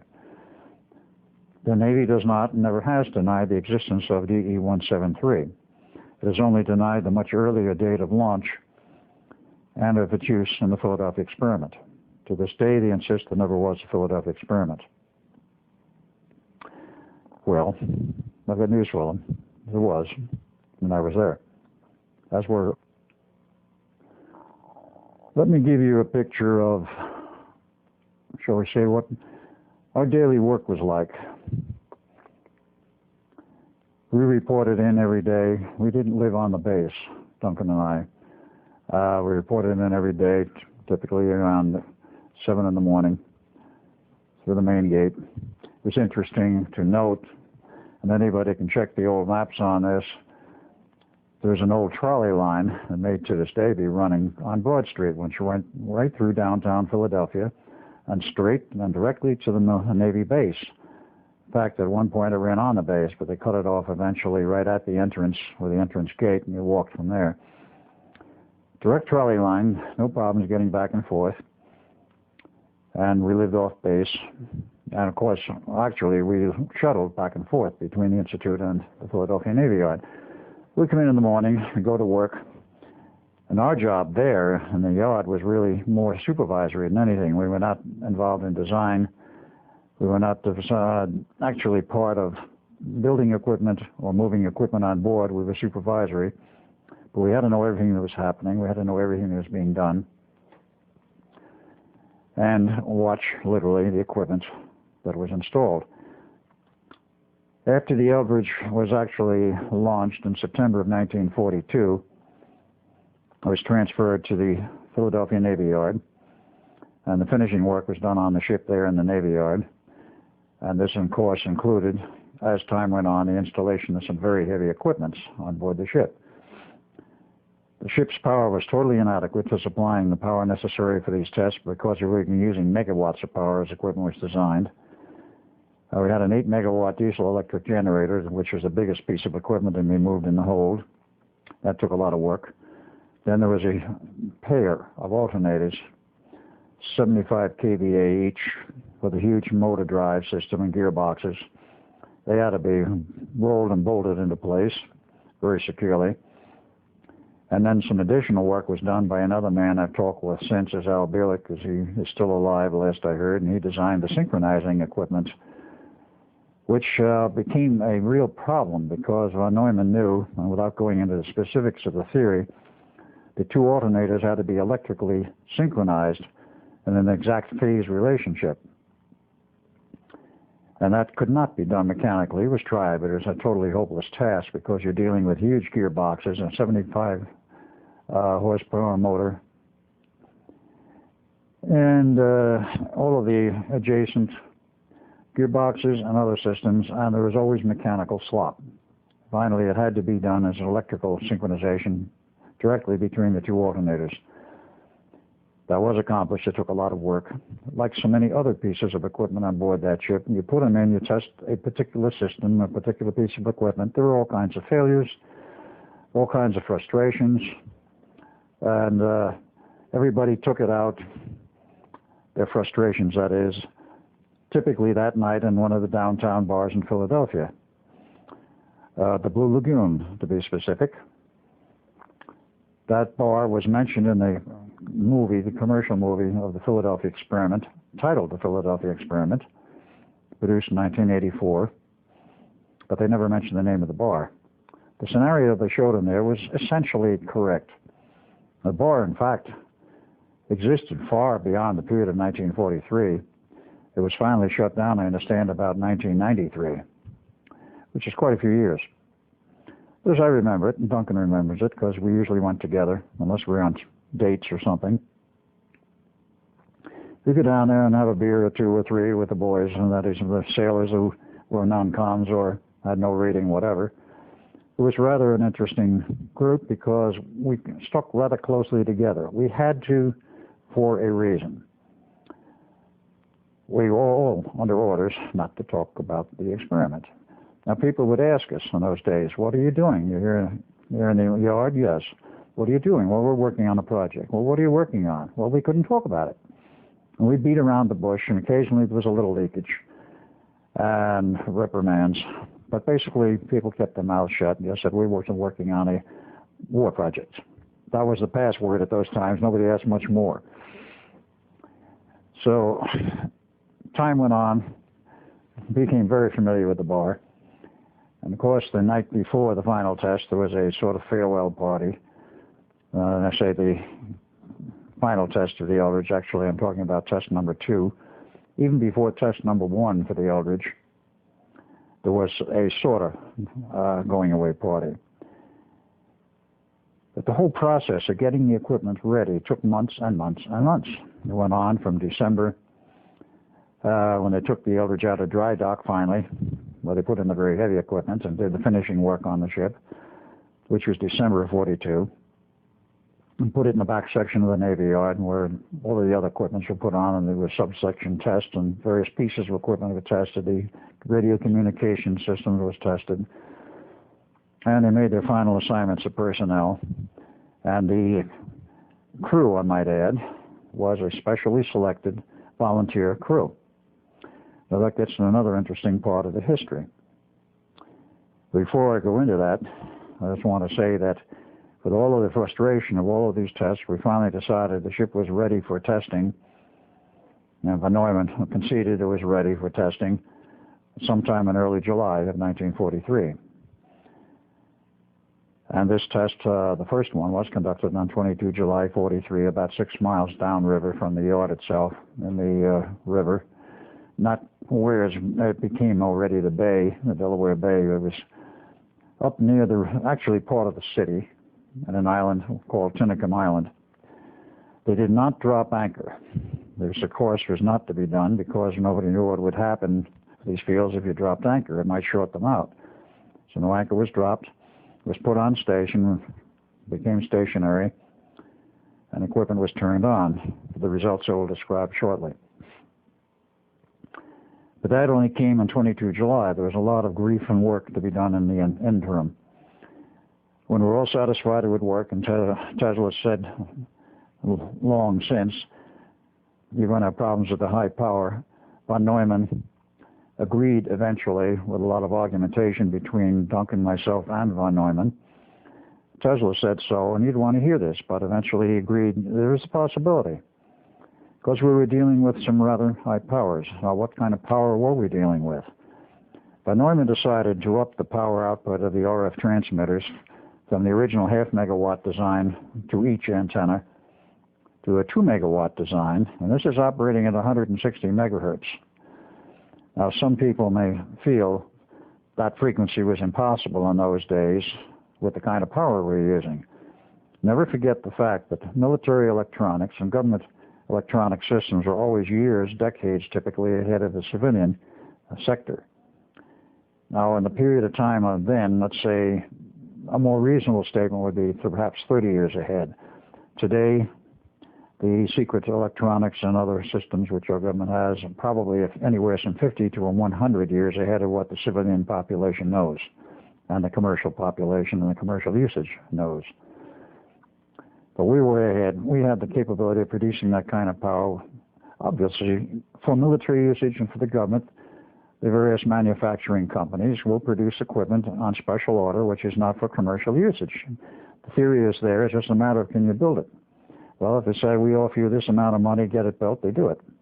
And there was no limit because the war was already on. There's no limit on the money that was expended to just get the job done. And why were they so anxious to get it done? Well, historically, for those who are not aware of it today, in this era, when the war started, the Germans had huge fleets of submarines.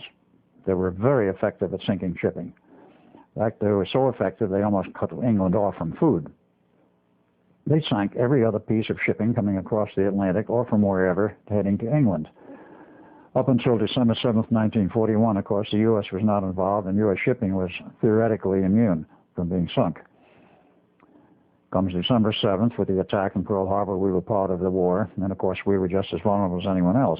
With 50% of the shipping going down in the Atlantic, it was quite a problem. They wanted, of course, to reduce this as much as possible, and to get shipping, munitions, food, whatever, through to England. And the idea of the whole basic concept of invisibility was that if you can make the ship invisible to radar, the Germans had good radar. They won't be able to find the convoys and the ships and the fleet except by day, and if the ships, the submarines, are seen by day, there are means of taking care of them. If they're on the surface or even have a periscope up, they can spot them, and torpedoes or whatever will take care of them. If the convoy is invisible to radar, they're not even going to be able to find the general location by radar, and they'll probably miss most of the convoys. That was the hope, and that was the idea, and why so much time and money was spent on the Project Invisibility. In the background, but just a little bit after this, not concurrent, was another major war effort, of course, the atomic bomb. That work started or about 1942. The theory, of course, was laid down much earlier. But the work on that was totally separate and began in Los Alamos laboratories in 1943. I will go into that in a little later because I was part of that.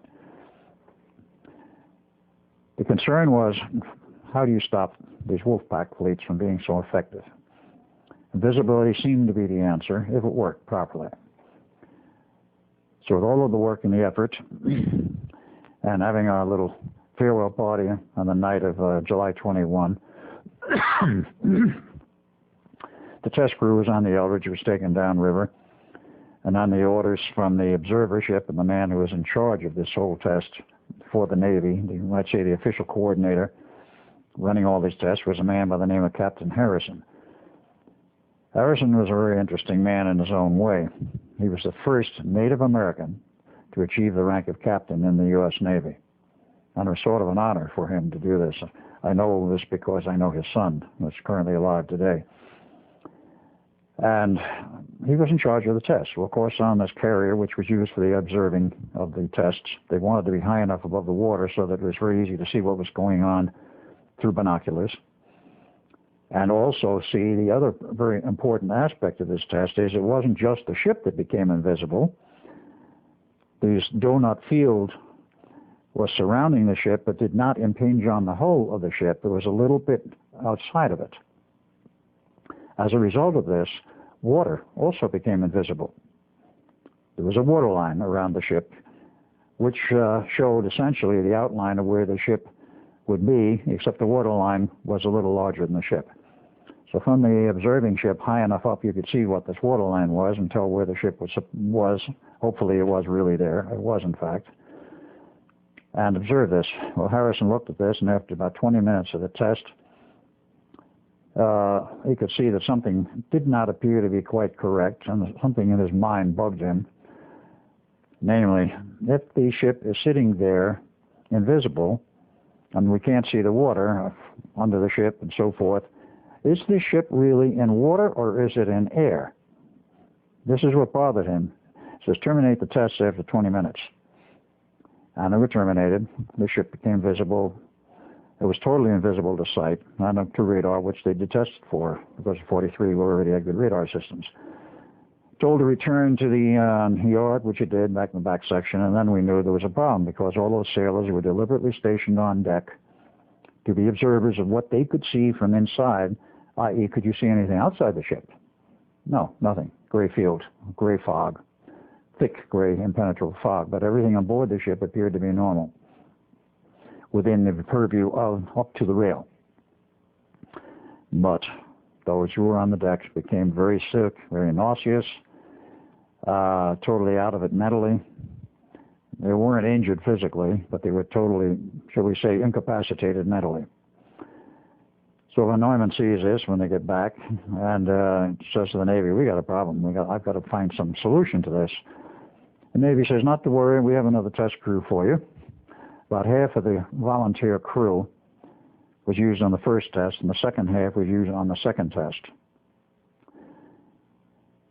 To get into that aspect of the volunteer crew, where did this come from and how did this occur? So I mentioned previously my father, who left the Navy in December of 1929, unbeknownst to us at that time, was not only building racing sloops in Long Island and putting them in the racing regattas, but he was also, as I already mentioned, bringing some German scientists out of Germany. Why was he doing this? What were his connections? What else was going on? It took many, many years, long after I was no longer at Cameron, and when I was Al Bielek, to find the answers to what Father was really doing and what he was involved in. That I'll get into later, other than to say, at this point, that he was doing many things we weren't quite aware of. Now, what is of record in that period was that when the war started, the Coast Guard tapped him on the shoulder and asked him if he would give volunteer service to the Coast Guard. He did. There are pictures of him in his Coast Guard uniform at the age of 50. He's still a very good-looking man. And he became literally the man who was the, shall we say, the schoolmaster for the special volunteer crew. The Navy went, as Von Neumann wanted, not only a special ship, he wanted a volunteer crew, which the Navy agreed was a very good idea, because nobody knew what might really happen. And Tesla let it be known that some things might happen. He went throughout the whole Navy and asked for volunteers for a very special project. These were the requirements. You had to have at least a normal IQ, you had to be in good health, and so forth. And if you volunteered, you would be taken out of your present billet and be put on some other special project. You go through a special school and all of this. They got a number of volunteers and eventually selected and settled on some 33. They went through a special training class between September and December of 1942 at one of the Coast Guard facilities in Connecticut. And Father was the one who briefed them. And I have in my collection a picture of this test crew. And it's very interesting because they were in a gymnasium when they took the picture. In the middle, on the seated in the first row, was my father. This became the backbone. They, of course, when they finished their schooling in December of 42, they became the backbone of the crew, the enlisted crew, for the tests. There were, of course, some officers in addition. These people stood by, quite literally, in the Philadelphia Navy Yard during the period from January of 43 until they were required on the Eldridge, with some training on board ship, of course. And then, of course, we had the first test on July 22nd, 1943. To the radar systems, the ship was invisible. To those optically viewing it, the ship was invisible. It just faded out, if you will. according to what I was told, not being on the outside, but on the inside with Duncan running the equipment. It just sort of faded out from view like some of the modern fade-out montages they do in television and in the movies, which they're expert at creating these effects now. But this was a real effect, not an illusion. It was illusion in the sense that you couldn't see the ship anymore, but it was very much there. But it had a price, and the price was what happened to the crew on deck. Those below deck were shielded by the steel and not affected. So von Neumann looks at this and says, we got to solve this problem. He went to the Navy and says, I need time to solve it. The Navy didn't give him an answer at first. Finally, they came back to him about August 1 and said, you have a drop-dead date. You complete these tests by 12 August 1943 or forget it. Now, this was very unusual because von Neumann didn't understand this. Duncan and I didn't understand it. I went to Hal Bourne Sr., who was still available, director of the Office of Naval Engineering. We had some friendship with him. And asked him, what is this all about? He says, well, I got the order. It comes from upstairs, and he says, I'll look into it. And he came back in a rather short time. He says, this originated with Admiral King, who at that point was the Chief of Naval Operations worldwide. Now, what is a man, as I asked, and Hal Bourne couldn't understand it, why is a Navy admiral running all of the Navy's affairs in the war out of Washington concerned about a date on an engineering test and having it end on 12 August? Or be completed by 12 August, or, quote, forget it, unquote. We didn't understand this, and frankly, we never got the answer to what this was all about till quite literally the late 1980s. No longer I was like Ed Cameron. Physically I am, but my identity today is Al Bielek, and with a lot of research we did find the answer, but I'll not get into that at this point. That is quite a bit of explaining as to what that was really all about. Von Neumann didn't understand it. Nobody did, but we had the date. We had to live with it. So it was around the clock. And the Navy did say, oh, yes, one other little point. We're not concerned about optical invisibility, only radar invisibility. If this helps, that's fine.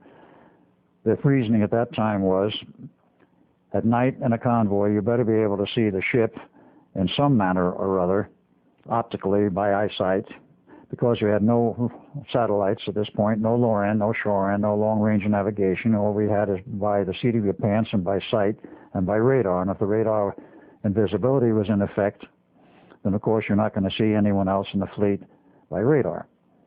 And of course the Germans hopefully would never find the fleet or the entire convoy either. So that was a slight relaxation. It really didn't make any difference in the equipment. Just a matter of how much power was involved and how finely tuned it was. So we went along with this, and by 9 August of 1943, just about everybody involved with the test in terms of being on shipboard was getting this funny, queasy feeling in the pit of their stomach, like we all knew something was wrong. That funny feeling that you get, something isn't right, we had it strong. Nobody knew why. Nobody knew what was wrong. Nobody had any concept that there was anything wrong. Duncan had it. I had it. Most of the crew members had it.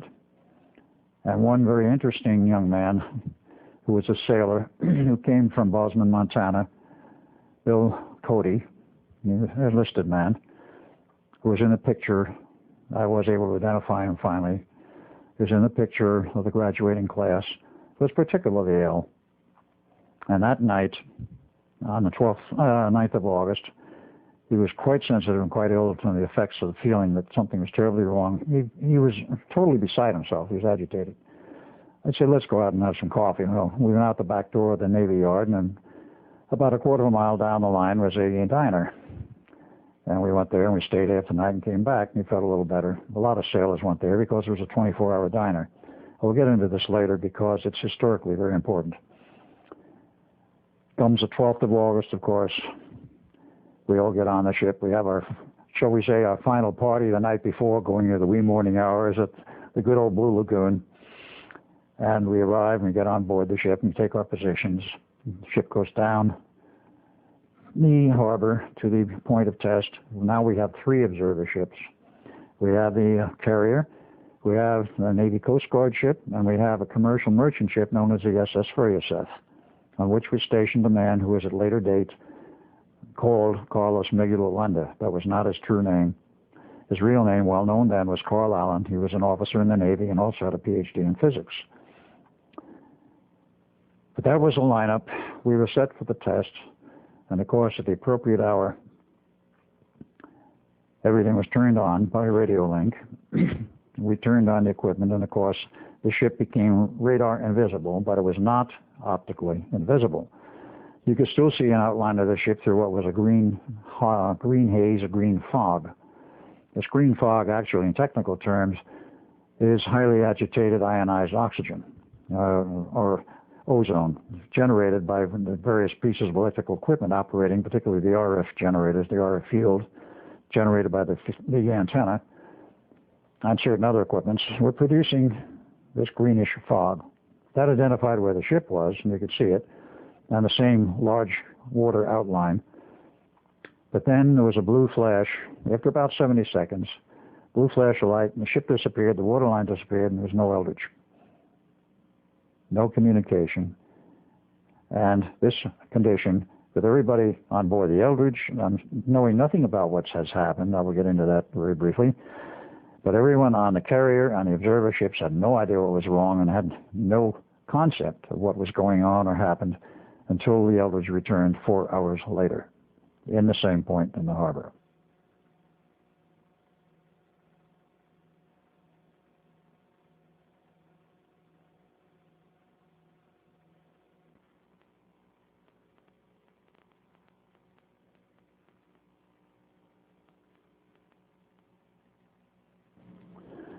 While the crew of the Eldridge is in limbo, shall we say, for 4 hours, I want to interject a few pictures which I think are appropriate to put in at this point. On the left side is a blow-up myself, Edward Cameron, taken in 1936 in the yearbook of 1936 for Princeton University. You will note perhaps that it says 8 Cameron. Someone forgot to put the Edward in. Perhaps because of that, it remained in the yearbook and was not removed like my brother's was from the University of Edinburgh yearbook. We did track that down. The page was there, but the picture was missing. The other person on this side where my fingers are is my father. Father in his Navy uniform in 1917. Yeoman, first class.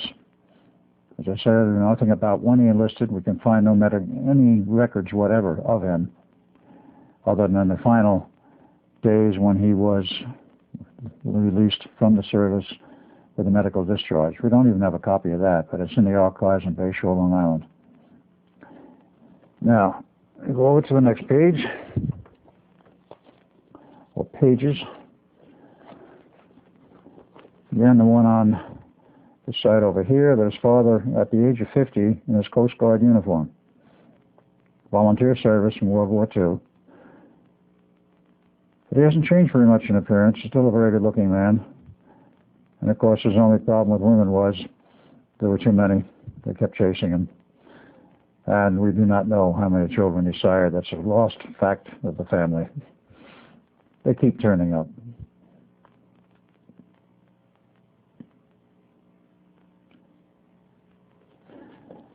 This one is the famous or infamous picture of the graduating crew for the test crew or crews for the Eldridge. Down seated in the middle in a Coast Guard uniform again is my father. None of the other people can I identify at this point except one, and that is the person seated directly above father in the bleachers. That was Bill, sometimes nicknamed Wild Bill Cody, one of those who died on the steel, face down on the deck. That, of course, is getting slightly ahead of myself on this story, but he is one of the many who died.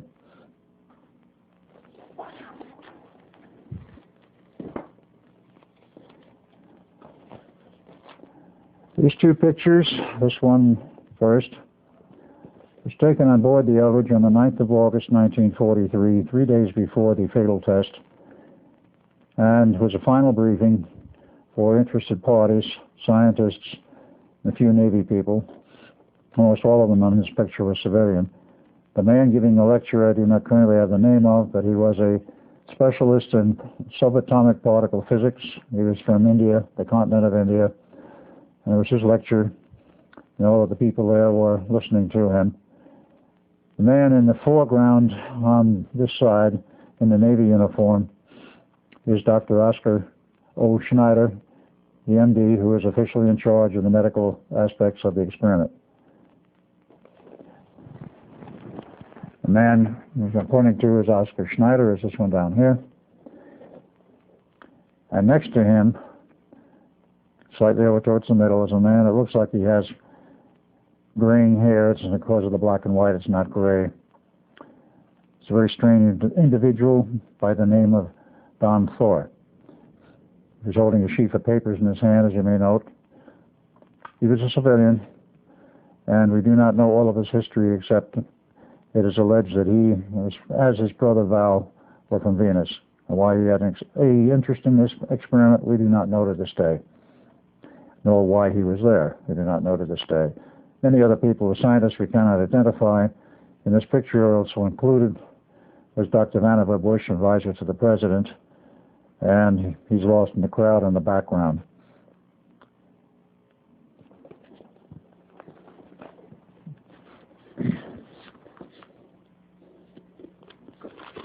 The man I'm referring to as Vannevar Bush is the one right above my finger.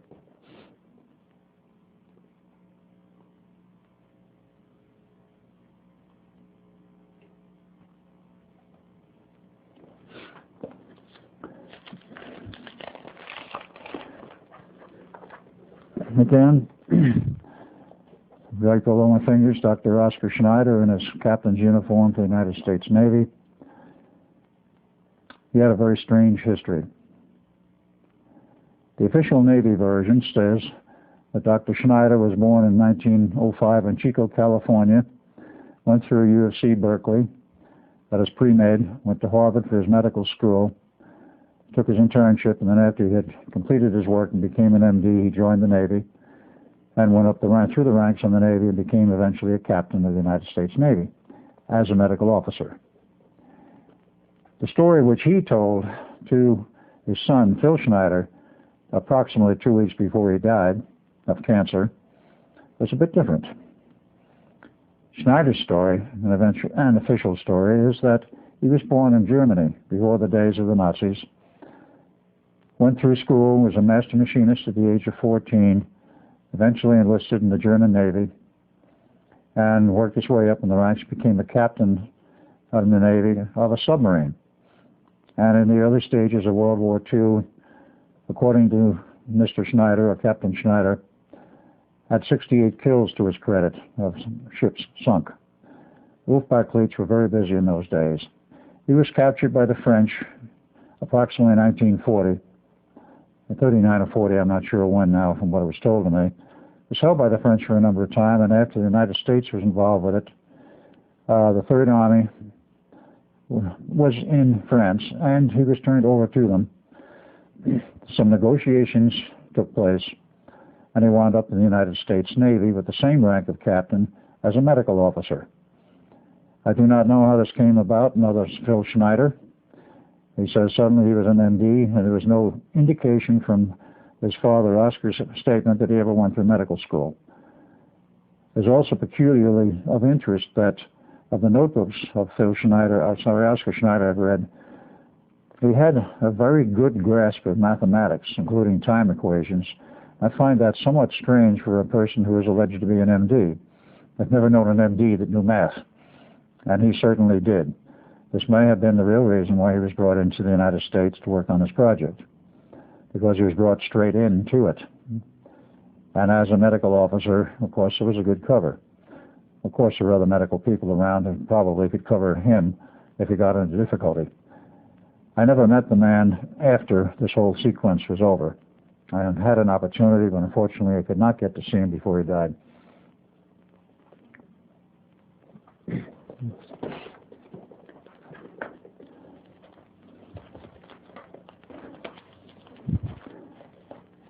I have some other things I want to show, but I'll wait until after the story that I'm in the middle of has been completed, namely what happened to the Eldridge and the crew.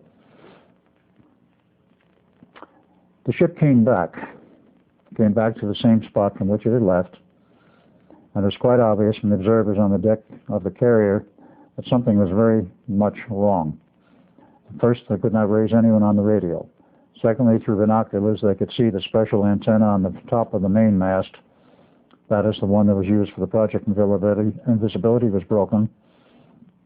There was some other superficial damage visible on the ship, but the most important thing was that they saw sailors milling around on the deck, and they could get no response on the radio. A boarding party was told aboard the Eldridge what you did, and that is when they found the real extent of the damage. They found 2 sailors buried in the steel deck, dying. Their bodies were intermingled with the steel, and of course nobody could understand how that happened, not at that point. 2 more were found upright, buried in the steel bulkhead. One of them was our younger brother, Jim. We had a younger brother by the name of Jim, 6 years younger than Duncan. He enlisted in the Navy in 1941 after Pearl Harbor, and one could say he drew the short straw and became part of that second fateful crew. He was dying. This is what was observed. And one other man, a 5th man, had a hand up to his wrist buried in the steel bulkhead, and he lived. They cut his hand off, gave him an artificial one later. There were also found some other very strange activities.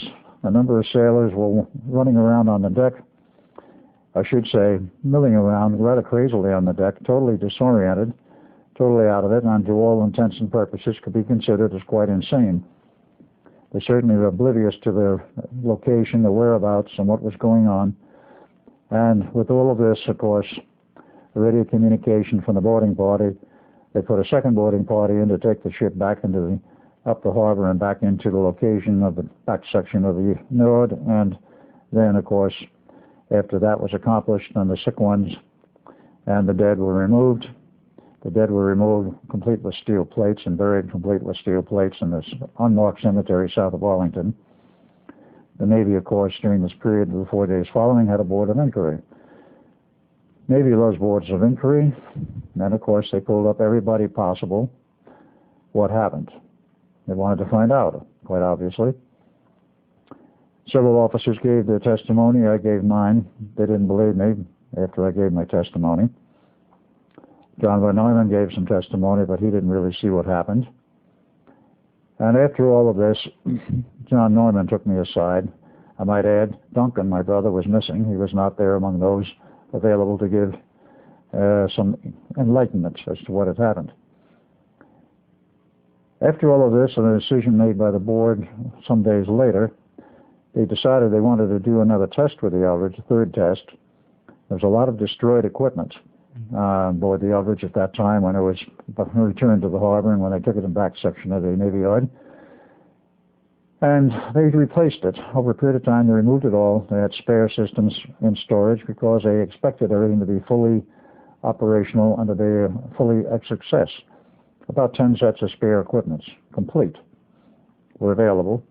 So they ripped out the damaged equipment, replaced it with some good working equipment, did some subsystem tests, and on some day late in October of 1943, they took the ship back down much further below where they had been in the wider part of the harbor at night, put it on station, removed all of the personnel, and ran all of the equipment, remote control on very long cables, something between 1,500 and 2,000 feet to an adjacent ship, where controls were set up. And this took quite a while to set this whole setup, to design it, build it, and get it in place. And with the return of the Eldridge from this late night test down the harbor in a very broad part of the bay, the ship returned. They found again burned out equipment on board the ship. That is the equipment related to the invisibility test.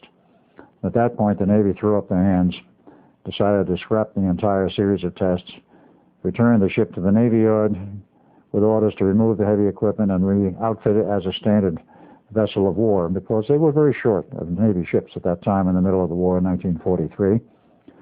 and they couldn't afford to leave one laid up someplace. So the ship was re-outfitted. The second gun turret was replaced with the wooden dummy with a real turret. And about 1 January of 1944, it went out to sea.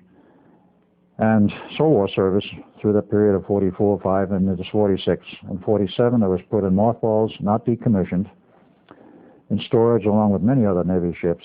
And in 1951, the Eldridge was taken out of mothballs along with a sister ship and given to the Greeks for whatever purposes. At the time, it was stated that they were giving these ships under the Lend-Lease program established by Harry Truman, then president. And it wasn't stated that they were under loan. It was merely stated that they were given to them under Lend-Lease. The Greeks kept the ship for many, many years. And one of the peculiarities of this whole thing that turned up was that the ship's log, required by maritime law to be started on the day of commissioning and be kept with the ship until it is decommissioned, must be complete. Now, when the ship is decommissioned, of course, the log can be given to somebody else, to whoever might be an archivist or whatever the case may be. The Greeks inherited the ship, and they found that every page in the log prior to January 1, 1944 had been ripped out. Total violation of maritime law, but nevertheless that was the way it was. So the Greeks could not establish anything as to what had happened to the Eldridge prior.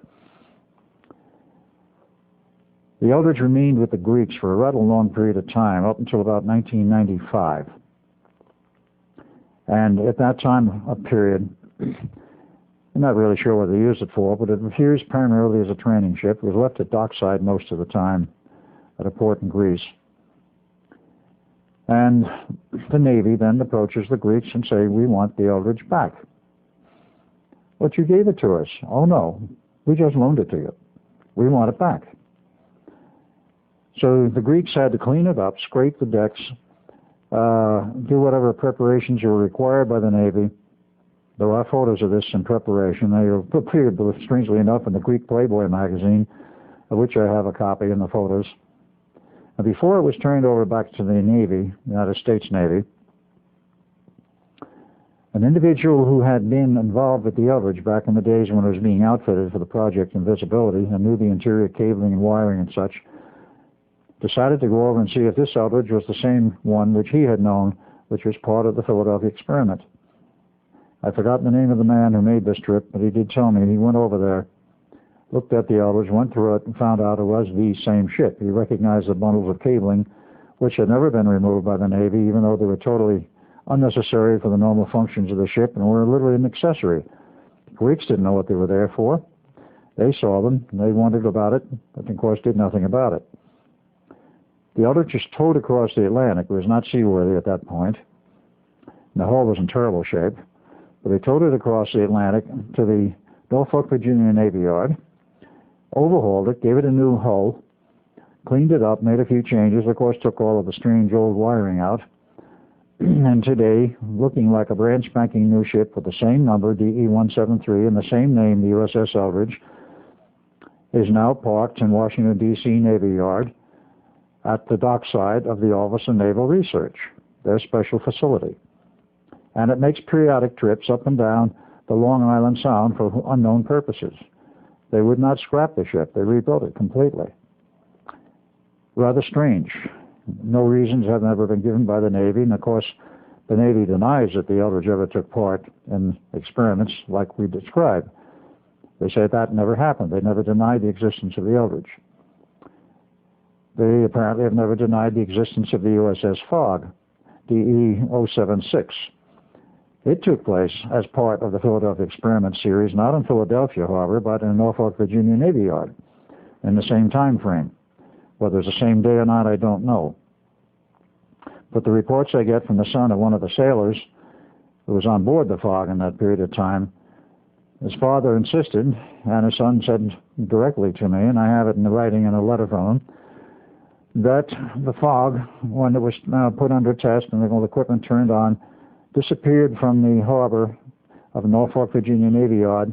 It appeared in the yard known as the Philadelphia Navy Yard for a period of time and then returned to the yard in Norfolk, Virginia.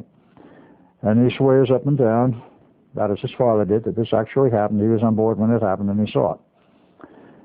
Now, a testimony like that, I'm not inclined to doubt it. But in terms of the Eldridge, the same claims have been made over a period of years that it disappeared from the Philadelphia Navy Yard, appeared at Norfolk, Virginia Navy Yard, and then reappeared in Philadelphia. Now, this would be on the second test and prior to its total disappearance. I have no proof of the statements about the Eldridge. I've never been able to find anyone who was actually witness to this happening or was on board the ship and saw it reappear at the Norfolk, Virginia Navy Yard. I'm not discrediting it, saying it could not have happened, but I have no proof whatever that it did happen. But what did happen that is of record to the Eldridge is something else. And I might add, there was a third ship involved in these tests, the DE-013, name unknown to me right now. And it was tested out in the Azores, truly at sea. And it sank with all hands. But as far as I know, the Navy never attempted to salvage the ship. Now, why the ship in the Azores sank, I have no idea. There's been some strange stories and rumors, and of course, the only one that is really well known is the one of the Eldridge. Now, to go back to the Eldridge and the aftermath, that is immediately after the tests were over, and it was for some time sitting at dockside, and then, of course, disappeared out to sea in the normal sea service. Mr. Schneider, that is Captain Schneider, wrote a series of letters to various people in and out of the Navy regarding the whole event of the Eldridge. I'm going to show these letters on the screen here. But understand that this is of a ship which allegedly never took part in anything like the Philadelphia experiment. But here is the chief medical officer describing the problems. The fourth and last letter is the most interesting of all. How I acquired these is very interesting. It came from Phil Schneider, his son. I will show the first one here. Will not attempt to read it through the back of the book. But he makes one error. He refers to DE-173 as the USS Fayoseth. He did not do it after that. Fayoseth was the commercial merchant ship. And it shows that there was a great problem regarding security, and that this was a great concern to him and a number of other people for a number of years.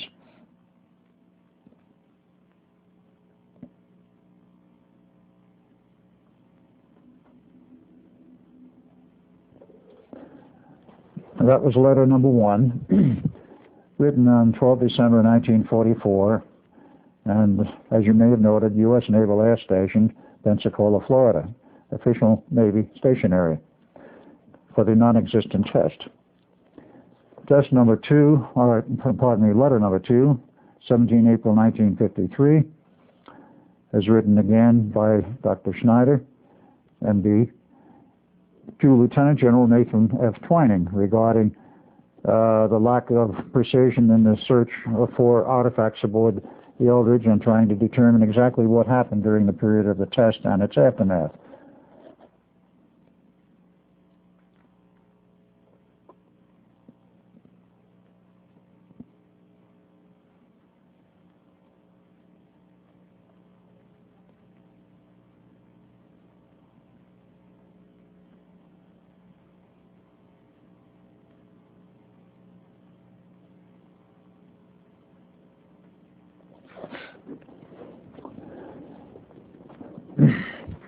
You will probably have noted in reading this that on 21 April 1953, J. Edgar Hoover got into the act requiring maximum security and personnel evaluation of psychological unit at Quantico, Virginia. Quantico, of course, being a Navy and Marine base.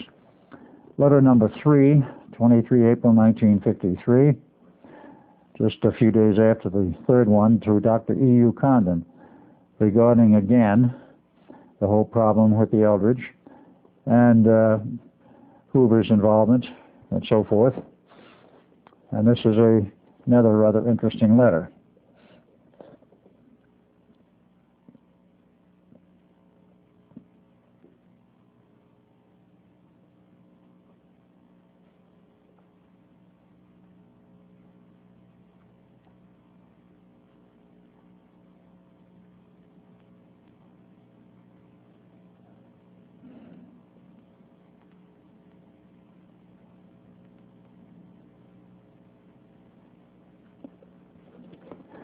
The fourth and final letter is the most interesting one of all. This one is written to a superior in the Navy's medical department, a man by the name of Farnborough, MD, on a rhyolite section coating. And the date on this is 6 March 1955, when one of the sailors died, and crew member number 9. They did an autopsy. And in the process of this autopsy, he found a strange object buried in the guy's brain, which he shows an illustration of, approximately 1.25 inches long, 1/4 inch in diameter, metal tip with some very strange coded markings on it, which were not normal English or normal Earth language, apparently. He had no idea what it was. He said it appears to be an implant, and it was in his brain. I emphasize that because even today we cannot implant an object like this in a human brain and have the person survive. But there it was. It had been there for quite some period of time, along with 3 others. He notes the fact that there were 4 implants in this one person's body. What is it? Do you have any idea? He asked his superior in the service.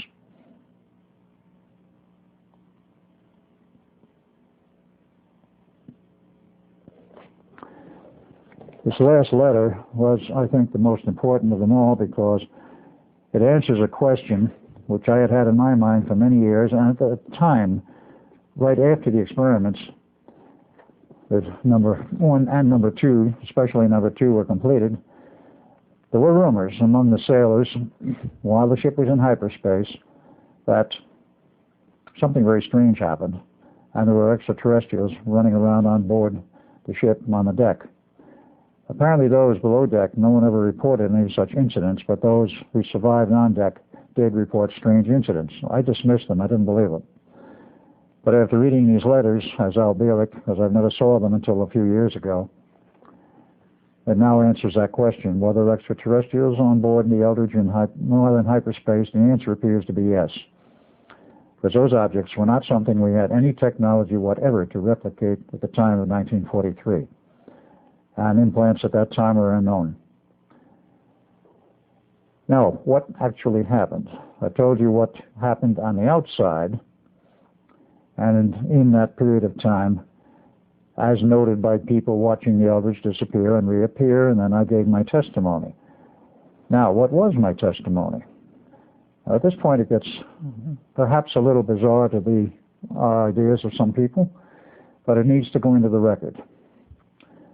On the inside of the ship, where Duncan and I were running the equipment for this test on 12 August 43, on command, we turned everything on. Everything seemed to be working, functioning in a totally normal manner, and we didn't notice anything unusual for about 30 seconds. Then things started to happen. At that point, we've got a very strange phenomenon appear in the control room, which appeared like high voltage arc over some equipment. There was no high voltage equipment in that compartment, therefore it was all the more strange to us because while it resembled high voltage arc overs, there was no high voltage equipment. It was in multiple colors too, by the way, which would follow some types of high voltage discharge. And we tried to get someone on the radio. The radio had nothing but static on it, so we didn't know at that point what to do. We had no one on the outside to give us instructions, so we were on our own. And of course, we had been instructed. If you are on your own, if something goes wrong, it's up to you to make the judgments as to what to do. If you have to, shut the equipment down. So that's what we attempted to do. We found that the main control handles for the AC power coming out of the very large 8 megawatt alternator, diesel electric, we could not budge them. They were frozen in place. As conditions started to get worse and other conditions started to show, namely of the 3000 6L6 tubes which drove the field coils of the 2 alternators, the standard old-fashioned glass bulb type stand about this high. The smaller ones have been built since, but they were about that high. I'm sure anyone who knows any of the electronics around the beginning years, the 30s, 40s, and the beginning years after the war, knows what a glass envelope 6L6 looks like. They get rather hot. They have a very pleasant glow to them from the heater or the filament inside the cathode. But with 3,000 of them, you generate quite a bit of light and quite a lot of heat. That was one of the problems keeping that compartment cool. But they started to glow in a very strange manner, and they started to waver. Instead of it being a constant level of illumination, which is to be expected, they got brighter, and then they got weaker, and they were doing a fluctuation type of thing in terms of the illumination level. We considered this as very abnormal, because we've never seen a phenomenon like this before, and the amount of power involved with 3,000 of these in terms of heater power was quite sizable. And with the high voltage arc over and the inability to shut the equipment off, we decided it was time to get out of there. Ran out opened this bulkhead door, ran out on deck, saw sailors milling around, but again, did not see anything abnormal. We went for the railing. We both had the same idea at the same time. Let's jump overboard and swim ashore. There's nothing we can do. Everything appeared normal to the ship, up to the railing and slightly beyond. But a short distance beyond the railing, there was nothing but a solid gray fog. Well, we didn't think anything about that. We said, let's jump overboard, and we did. I mean, we didn't say this verbally. This was, shall we say, simultaneous mental thinking. We jumped overboard, and we never hit the water. We were good swimmers. We weren't worried about the height. Never hit the water. We started to fall. The sensation was like falling down an elevator shaft with no bottom.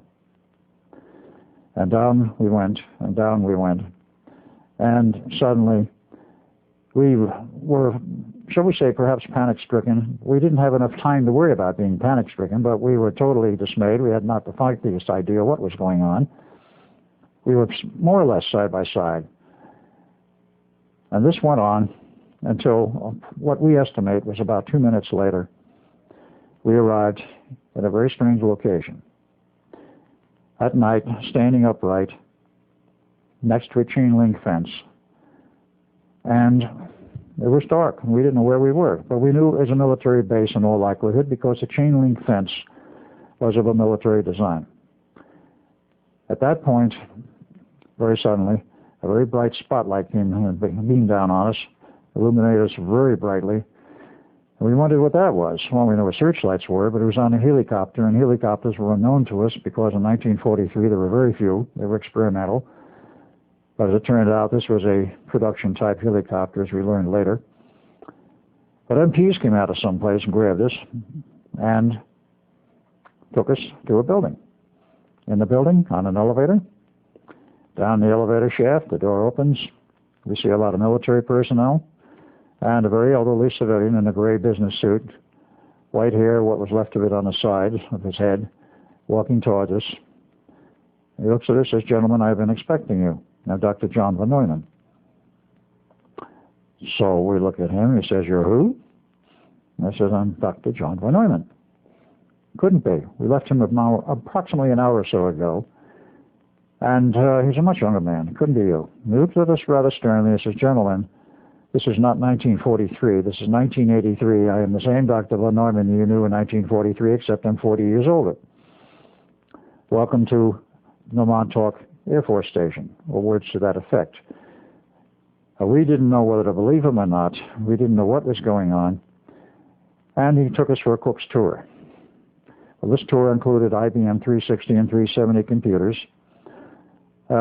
tape recorders, all of the paraphernalia of the 360 and 370, disk drives, visual displays, which were special for the facility, and all of this and many other pieces of unknown to us electronic equipment. And then, of course, after this little tour, we happened to go past a room where there was a large screen color television set in display, operational.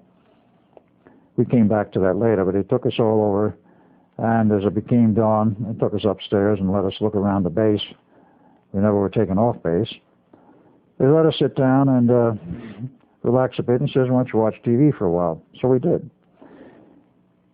Now, from the standpoint of 1943, where you had only 10-inch black and white color television sets, the more standard chassis being the RCA 630TS, which any of the older aficionados will know. I worked on many of them afterwards. That was all it was then in 43. But here we're looking at large screen color TV, a 27-inch type or something like that, good sound, color, and of course we watched some of the news shows and other things, and it showed traffic jams on the freeways. What was a freeway? There weren't any in 43 except the Pennsylvania Turnpike, which is the first in the country. And advertising, which made no sense to us, but what really finally got to us and convinced us that maybe the old man was right, was an ad by, I believe it was American Airlines, saying, in essence, to those listening to the ad, on your next vacation trip to Hawaii, why not fly with us in our 747 jet? Well, of course.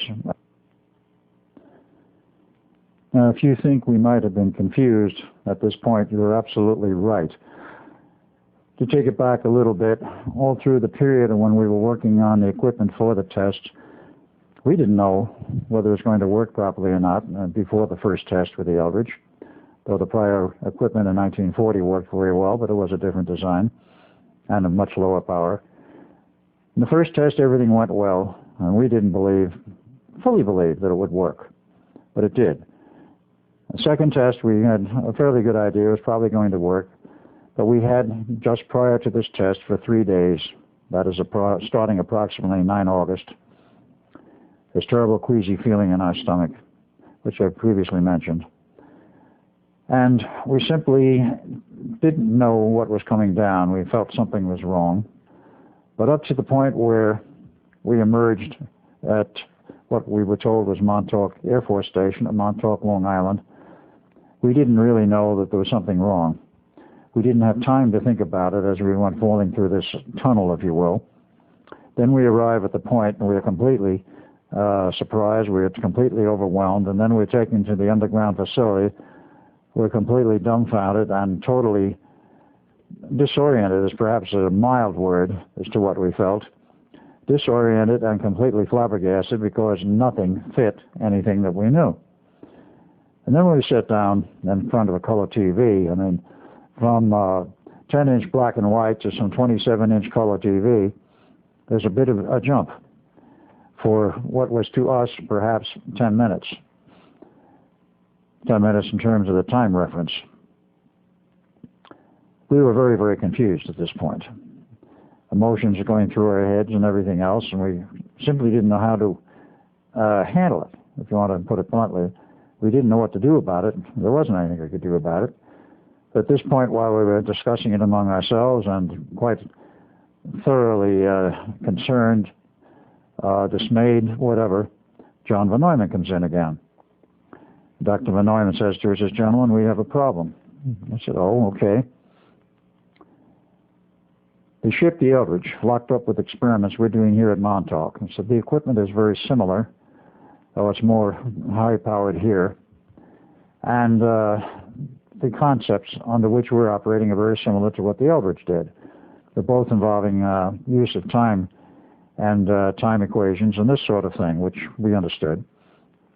But he said the problem is that the Eldridge locked up with the station, and it was on the 12th of August of 1943 when the Eldridge was yanked out of the harbor and into hyperspace. We know it's there. The hyperspace bubble, which is considered artificial, actually is being fed by the generators aboard the Eldridge and is growing. We've got to shut it down, but there's no way we can do it. We can shut down our equipment here, but that bubble is being fed by the equipment aboard the Eldridge. And unless the fuel runs out before we estimate about 30 days, or equipment breaks down, this thing can keep running for 30 days, and that bubble will grow, and we don't know how big it may get.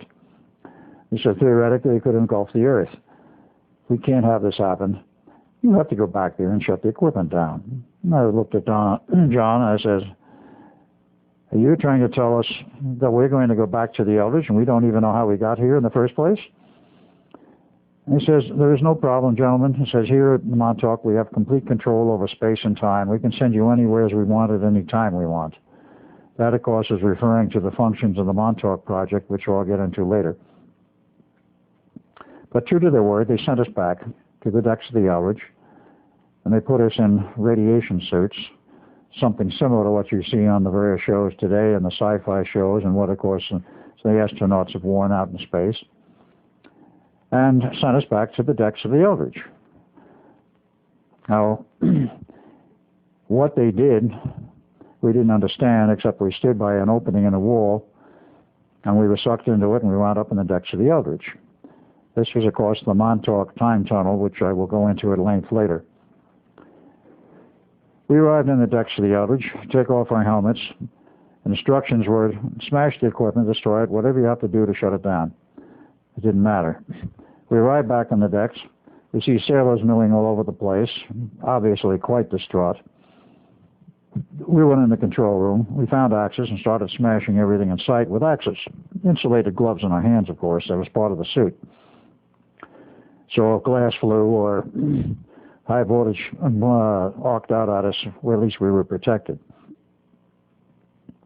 After we smashed enough equipment, of course, particularly that equipment which was driving the field coils of the two big alternators and all the control functions for the alternator, they started to wind down. Now, they're very massive, and of course we knew it would take 2 or 3 minutes before they wound down totally. They might be putting out field energy in the meantime. That is energy to the field of the torque coils on the deck. So when this was done, we went out on the deck. We figured it's over. At that point, we saw 2 sailors buried in the steel deck, 2 more buried upright, standing upright in bulkheads. One of them, my younger brother, Jim, who was in the process, as the other 3, of dying. The 5th man had his hand in a steel bulkhead. He wasn't dying, and he lived. They cut his hand off at the wrist and gave him an artificial hand. As to the others, it was a very, very sad and tragic thing to see them. We could do nothing whatever about what was happening to them, because what do you do if a body, as the later examination showed, what do you do if a body is completely embedded in the steel and the steel molecules are embedded in the physical body? In other words, the molecules of flesh are mixed and intermingled with the molecules of steel. Something we had never seen before, we'd never heard of before, and hopefully nobody's ever seen since. But that was what happened on the Eldridge, and of course, at a later date, those bodies were removed. But at that particular point, one of them, Jim, was still quite conscious. I walked over to him, put my arms around him. Duncan, in the meantime, took one look at this scenario, which there were other sailors running around totally crazy. Some were fading in and out of reality, or that is what appeared to be happening. Duncan heads to the rail, looks at me, and like, aren't you coming along? I wasn't about to, because I was trying to comfort Jim. He jumped over the rail and disappeared. He was no longer in the reality of 1943. Of course, at that exact point, he wasn't in 1943 either, because the ship was not yet fully returned to that point in the harbor from which it had left, 12 August 1943. Shortly after that, the fog cleared, and we saw the harbor and everything like it had been. And then, of course, the other observer ships, primarily the carrier, and then the boarding party came. They were rather dismayed themselves to see what had happened. And the rest is more or less history, is what I have said. The Eldridge with another boarding party was returned to the from the harbor to the Navy Yard, and then, of course, the Board of Inquiry. I gave my report about being in the future in 1983, seeing Dr. John von Neumann, and the public record, he died of cancer in 1957. He did not die of cancer. He was very much alive in 1983 and was very much alive for many years after that. And as far as I know, is still alive as of this moment, because I visited with him about 2 years ago, upstate New York, where his current home is. But there we had a situation. The Navy couldn't understand what happened. Nobody really understood fully what happened. Dr. John von Neumann had a good grasp of it. When all of the reports were done and a file was generated, they decided, of course, the Eldridge should be re-outfitted. As to what happened to myself and Duncan, Duncan was never seen again in the Navy Yard. He was never seen again in that time frame, as we found out much later. Research by myself as Al Bielek in the late 80s turned up the fact that Duncan had returned after jumping over off the ship to the Montauk Project sometime in the 80s, that is the early 80s, and was part of the project there. And after an accident, which very little is known precisely what happened, he started to, as we call it, he lost his time locks, and he started to age at a very rapid rate, about 1 year per hour. This led to another phenomena. They didn't know how to stop it. And there are some things in biology and body functions which even today, a few years after that, is still not fully understood. They couldn't reverse his aging and stop it. So again, Montauk to the rescue, if I may put it that way, they sent back someone to father in the 50s, actually the late 40s, and said, get busy and make another son, Duncan's dying, and we can't allow this.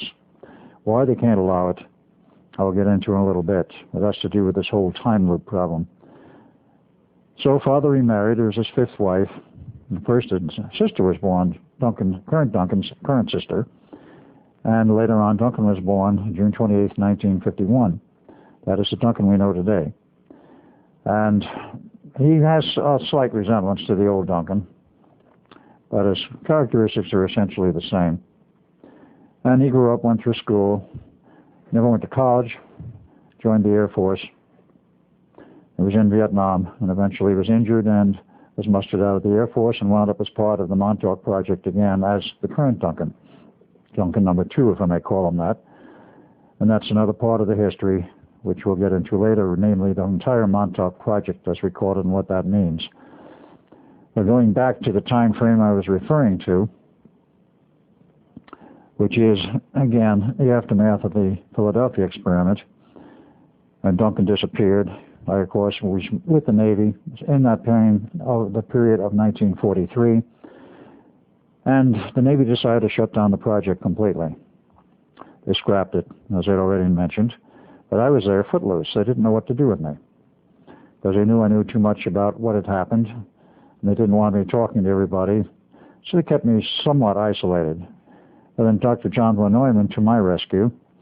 He had been assigned to the atomic bomb project at Los Alamos, New Mexico, which was in the process of being built between July 43 and, let's say, October 43, an ongoing thing after that, of course. In October 43, John von Neumann first showed up at Los Alamos for the purpose of helping in the development of the atomic bomb. The staff, of course, had as the head of the project Dr. Oppenheimer. Others on staff, of course, were Dr. Edward Teller, and quite a large number of people, Hans Bethe, et cetera, John von Neumann as a consultant who was in and out. Along in the spring of 1944, John decided that he would like to have me up there to help him and assist in the project.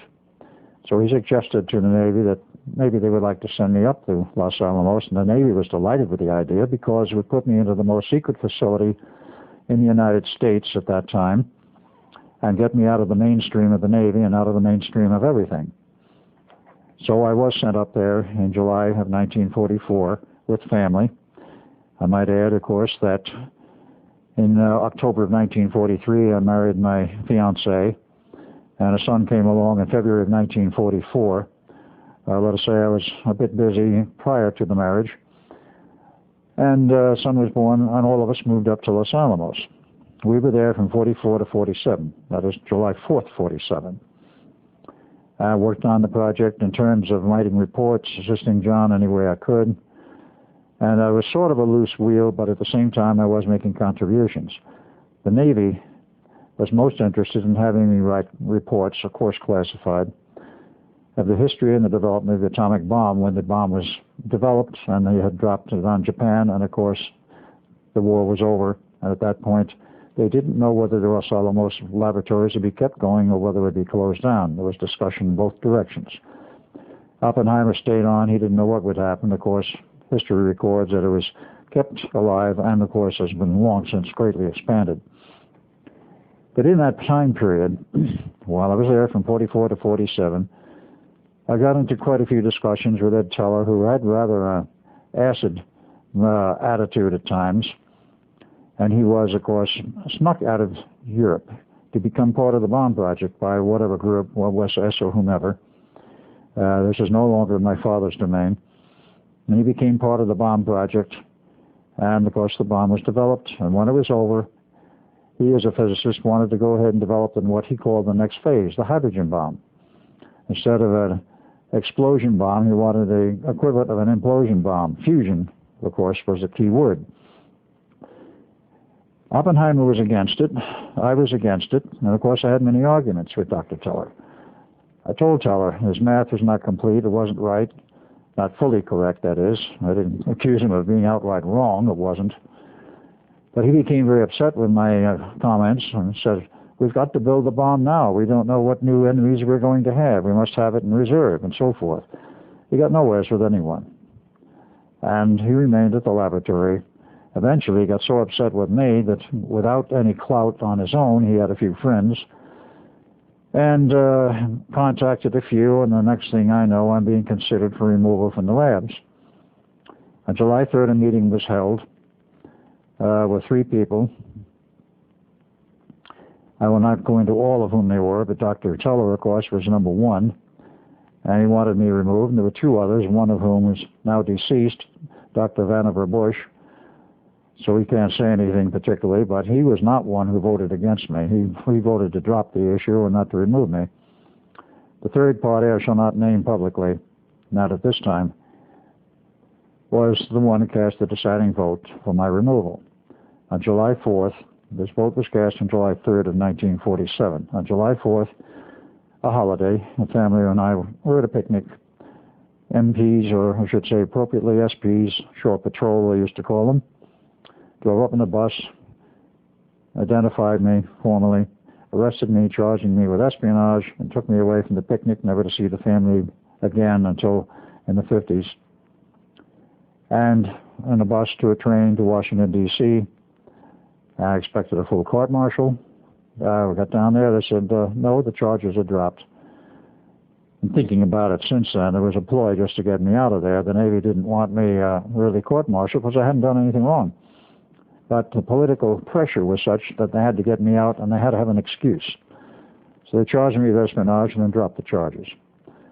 So I was stationed at the Pentagon at that point, and they told me, we have a new assignment for you. Okay, fine.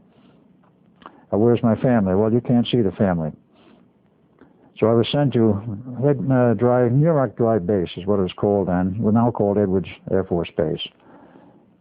In July of 1947 to be an official observer for the Mach 1 project. The Mach 1 project, for those who may not know what it is, because it did happen quite a few years ago, was the attempt to break the sound barrier. Bell Aircraft Company built a rocket plane called the X-1, and there were follow-on models, XS-1, etc. And this project took place at Edwards, now Edwards, then New York Dry Lake Base. And the whole purpose was to see if you could get a plane to fly faster than sound. The military took the view that let's try it. The mathematicians and the scientists, pardon the expression, didn't think it was possible. They were clearly convinced it was impossible. You can't fly faster than the speed of sound. Well, needless to say, we've been doing it for decades. But that was the first attempt, and it was successful. Among the people who were there on staff as part of the actual test group was, of course, Chuck Yeager, who was a principal pilot. He was not in NASA then. There was no NASA yet. And his principal aeronautical engineer consultant, Jack Ridley. I was there as an observer, along with 11 others. There were 10 from the U.S., and 2 from foreign sources. One was Italian, the other was German. I do not know why they were there. I know why the American ones were there, of course. The Navy was very interested in the outcome because if it was successful, they wanted to go into a project of their own. The tests were successful on 28 October 1947. And with that, of course, the Navy decided they wanted to build a project of their own. The project was not terminated. It went into a new phase, and it continued on the research. But in the process of being there, I met, of course, Jack Ridley. Yeager I knew casually. But Ridley and I had something in common. We both had physics degrees. He had a bachelor's degree from the University of Oklahoma, after which he joined the Army. He was transferred to the Army Air Corps. And at some point after that, for whatever reasons, the Army transferred him to Caltech. So you get a master's degree in aeronautical engineering, and then eventually he was assigned to the Edwards operation. I met him, I talked with him at length, and we both discussed this. Well, rocket planes are fine. They put out plenty of power, but it doesn't last very long. If we get to space exploration at a later date, which we both were quite sure would happen, what do we use for propulsion power? Well, we kicked this around between us for quite a while. We were quite close about this, and we used to have a lot of meetings over beer and a lot of meetings otherwise. Neither of us, well, I was married, but I never did get to see the family. He was not married at that point. And we came up with an idea, a new one. How about an ion propulsion engine? We both knew physics, and we felt it could be done. So we went back to our principals, I to the Navy and he to the Air Force. which had come into being in the meantime. And they liked the idea. And they both said, if you want to get together, we'll finance a facility. Go find a place and build a facility where you can do your work and perhaps build an ion propulsion engine. We're very interested in this. So we found a location. It was in Malibu Beach, California. And we've had a small facility built there. And we moved in along with the staff about 1949. Very small staff, small operation. And we did a lot of research and a lot of testing. And this went on until 1953, when in January 1953, we had our first successful test. There were a lot of failures. I'll make no mistake about it. It was a difficult project to get an engine to do what we wanted it to do. The test goal was 1,000 pounds thrust for at least 10 minutes. We exceeded that. We put out 1,200 pounds thrust for 20 minutes, at which point an ion feed failed, and we shut it down. I was ready to let it run all day if the system would work. It was a completely classified project, but I can tell you that the word got out like wildfire through the aircraft industry. Douglas and Long Beach was ecstatic. They wanted to work with us. They had something in mind. Martin Aircraft in Baltimore, Maryland, was quite gruff about it with no comment. Boeing hit the roof, and they were very upset about it, which to me said at the time that they had a system of their own in their skunk works, and we beat them to the draw. Shortly after this test, my natural father, Alexander Duncan Cameron Sr., shows up and says, I've heard about your work. Incorporate. I am ready to fund you with unlimited funds so we can get this thing off the ground. He says, if you can get it rolling, he says, it will be a major industry. That was his statement. I said, fine. So we filed corporate papers, incorporated. We started to file patents. And in March of 1953, Jack went out on a business trip for a week. And during that period of time, I was there essentially alone, holding down the fort along with a small staff. What happened from that point on was very interesting. One day during the middle of that week, a team of Black Ops personnel, very similar to Delta Force and some of the other special groups. For those who know the military know there is a Black Ops operation. A team of Black Ops people, 7 of them, came in, grabbed me out from under the nose of everybody else, took me out, and we went on a plane to Washington, D.C., and then we went to McLean, Virginia, where there's a joint NSA-CIA facility. And from that point on, things got very interesting. Once in this facility, I was interrogated by a very strange and interesting group of people who, believe it or not, interrogated me for over 3 days, and I could not understand what it was all about or why at first. They wanted to know practically my life history, and I thought that was strange because, after all, it was essentially an open book with the Navy. The Navy personnel knew what I had done, where I'd been. But nevertheless, I had all these questions thrown at me of what I had done in the Navy. I got into the Philadelphia experiment and all of this, and in some detail, and they were interested in that. But then, well, how did you get involved in this project? I said, I met Jack Ridley, and we decided that the thing to do is build an ion propulsion engine. He says, yes, we know about that you had a successful test. But where does it go from here? I said, well, that's what I want to know. We expect to go into production with this thing after we iron out some wrinkles. We've already been promised all kinds of money, and then we have incorporated. Now, what's the problem? Well, I was told at that point that there was a group, which I had heard rumblings about already, called the Cristaldi Research Group, who were very interested in this project and quite interested probably in taking it over. Now, we were running, by the way, under the name of JRC Enterprises, which JR stood for Jack Ridley, C for Cameron, and E for Edward. JRC Enterprises, if one wants to check and has the capability of finding the right location on the Internet, still exists as a wholly owned subsidiary of Cristaldi Research Group. At that point, I didn't ask very much about Cristaldi. I knew of them, and they knew they were interested, and it was made apparent to me that Cristaldi was going to take over the operation.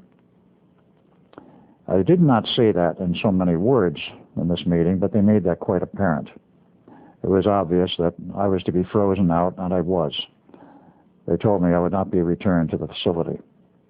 I was returned to the Pentagon, at which point I was rather upset and rather hopping mad and wanted to know from my superiors just what is going on here.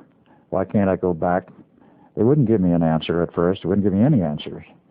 And I remained stationed there on payroll.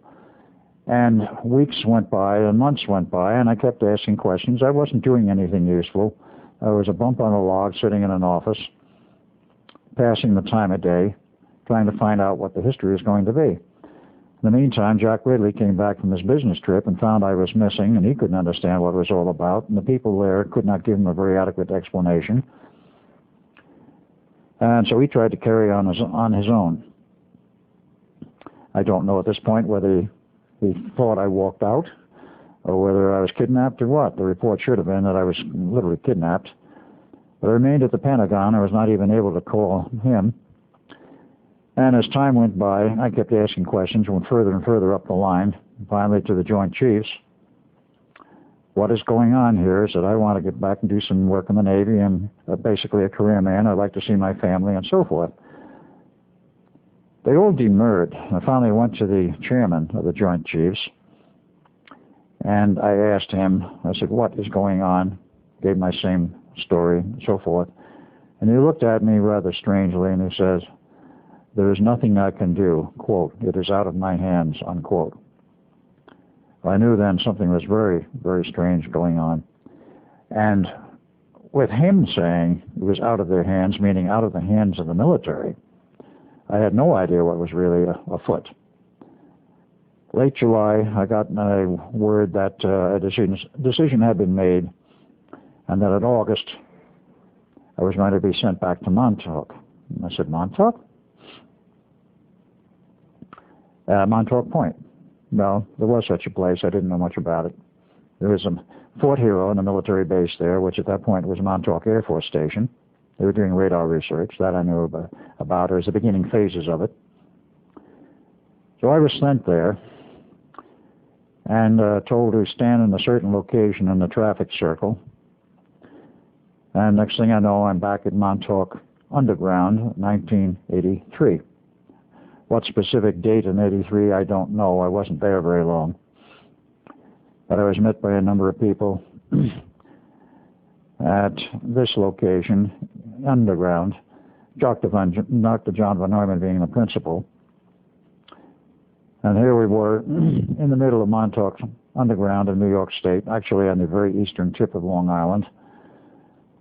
And John tells me, he says, I don't like what they're going to do to you. He says, I have no control over this anymore. I said, I'm now only a consultant on the base. This was in sometime in 83, and I don't know exactly when. He says, what they're going to do is strip you completely of your memories, and with special equipment we have here, he made some passing comment that it was something they captured after the war from the Germans. So they're going to age regress you down to a young kid, and they're going to put you in another family in the past and hope you never remember anything. I says, they're going to do what? He says, this is what they're going to do. Well, they physically grabbed me, put me on a gurney, gave me a shot of some kind, and then put me in a very strange machine, if you will. I was on a standard-sized medical gurney, typically about that wide, but I was shoved in a tube, which was like glass, it was transparent, approximately this wide with the inner wall. And then there was an outer wall like this, and in between there were 4 coils, flat ribbon coils of wire, truly ribbon, not wire, with connections to each end of them for all 4 coils. I observed the fact that the connecting cables went over to some piece of equipment lined up in the wall, which covered all of one wall. I was looked at it. It was black panels. It had very strange, ancient-looking markings on it, with little marking tabs above it in English, saying what these controls were for. And the glowing behind the panel, which side panel was removed so I could see it, was some modern type transmitting tubes, basically of the type that writes on the color, or something very similar to that, 10 or 20 kW each, of that genre. Well, I had that shot, then I had another one, and I passed out, slowly fading out in a reverie, if you will. And then the next thing I remembered, I was at my current legal mother's, now deceased at this point, the Bielek family having a Christmas party in Christmas 1927. And there I was, that very clearly remember, and it's the earliest memory I have. It's the only one I have of that particular period. I have no memory of being in a baby carriage. I have no memory of doing this sort of thing. Like this current, I mean, I did have a crib. But in this Christmas party, there was a small Christmas tree on the table, on the top of Mother's grand piano, mahogany thing, about this high. And I was a little shorter than this, as would be expected of approximately a 9-month-old baby. So I was watching all of this and listening to what was going on with all of the people whom I later identified as the regular relatives associated with the Bielek family, understanding virtually everything they said. Understand what I'm saying. I understood the English and everything they were saying, and I was less than 1 year old. What 1-year-old baby understands the English language, particularly of adults, talking in normal conversation? I did. Major discrepancy number one, which of course I could not resolve for many years. And a few phrases dropped out. I did not understand what was being said, but virtually everything, 80% or better, was understandable. Well, from that point, I grew up as Al Bielek, not knowing any different, not knowing any better, went through my childhood years, went to grade school. Parents moved. They were at that point living in Jamaica, Long Island. They moved from there to Paterson, New Jersey. From Paterson, New Jersey, they moved to Long Island. They ran a business on Long Island for a period of time, which failed. And from there, they moved in with my grandparents, that is my legal mother's father and his wife, in Foster Avenue in Brooklyn. I was there from 1933 to 1938 when we moved to New Jersey. So I grew up not knowing anything else, all of the usual childhood things. Another discrepancy. At the age of 12, I was 6'1", and totally out of proportion. I was all legs. At that point, my shoulder width, was no wider than my hips, which is more than a little bit unusual, but that was the case. But since I left the Bielek family and was out on my own, many of the physical discrepancies have changed. My eyesight was bad from the age of about 6.5 on. I had to wear glasses, rather heavy, to go through school. Finished my high school. I was drafted into the Navy. That was in July 1945. I wound up as an electronic technician. I thought that was rather strange and ironic in a way, and looking at it later. Went through the Navy for a year, and then the war was over, and they sort of twisted our arm to stay in the Navy for at least another year. I refused to do it. We were not under compulsion to do it, and we were not under compulsion to join the reserves at that time. Approximately a year and a half later, it was mandatory to become a reservist, which of course pulled a few friends of mine back in the time and period of the Korean War. I kept growing up. I went through school. I went to try a business of my own for a number of years, between the period of roughly 1947 and 1951. It didn't go well. This was in New Jersey. I went to college in NCE, Newark College of Engineering, Newark, New Jersey. And in 1953, I got the notion, I'm fed up with this, living in New Jersey with my folks. I'm moving to California. That was after I had a job for a year and a half with a rather interesting company on the East Coast. I was a field engineer for an electronics firm that supplied flight simulators for the Air Force and other organizations, both commercial and military. Went to California, continued there, continued my schooling. Eventually wound up as a consulting electronic engineer. That started in 1958 and went on for 30 years to 1988 when I retired from the engineering profession. Not absolute and total, but that was the way it worked. It wasn't as I wanted to, but that's the way it happened. In that period of time, of course, I met a number of interesting people like Ivan T. Sanderson, and I had picked up a few magazines dealing with the Philadelphia experiment and Einstein's connection with it, and I had an absolute fascination with the subject during this period. And the fascination had become virtually a compulsion before long to find any information I could whatsoever about the subject. I became acquainted with Ivan T. Sanderson, who was a British naturalist and had moved to New York just prior to the end of World War II. And I met him in 1951. I dropped association in 1953 because of my travels with my company as a flight simulator specialist. And in 1963, I recontacted him while I was in Pennsylvania and became reacquainted, and then I was on his staff. He also had a great interest in the Philadelphia experiment, and since he had been in intelligence, British intelligence, was sort of a special guest, if you will, in the Pentagon. Almost any time you wanted to go down there and talk with the intelligence people and other officers in the Navy, and they tossed around a lot of subjects. UFOs was common gossip at that time, well recognized and accepted by the military, but not for the outside public's consumption, totally internal. And he couldn't find anything out about the Philadelphia experiment. He was certain that something had happened. The only thing the Navy would admit to him was a DE-173 and others. They wouldn't say more than that. Of course, it was in the records that there was a DE-173 commissioned on 27 August 1943, served in the war, and everything else which I've said about it since when it went to the Greeks, but of course at that point nothing about it coming back. And he couldn't find out a thing. I couldn't find anything out, but my interest remained. A series of books were written after that, starting in 1978. The first one was entitled Thin Air by two authors whom I do not know who they are. It was a fiction story, basically, but the background information they gave regarding the Philadelphia experiment was quite accurate, speaking in retrospect. They mentioned the man who was a scientist who gave them all the information to write the book, a man they called Dr. Reno, R-E-N-O. No connection with Janet Reno. And described the house and the factory of cats, and the place was a total dismayed wreck, all of which was absolutely correct fact. And then, of course, came the next book, next year, 1979, The Philadelphia Experiment, Project Invisibility by Berlitz and Moore. Now, Moore never got his facts straight, but there's one or two things in there which did hang together. And again, the mention of Dr. Reno, describing the same location, that this is the source of much of their information. Except, obviously, they didn't get enough of correct information from Dr. Reno, who turns out to be Dr. John von Neumann. That, of course, took quite a bit of detective work and quite some time to find out.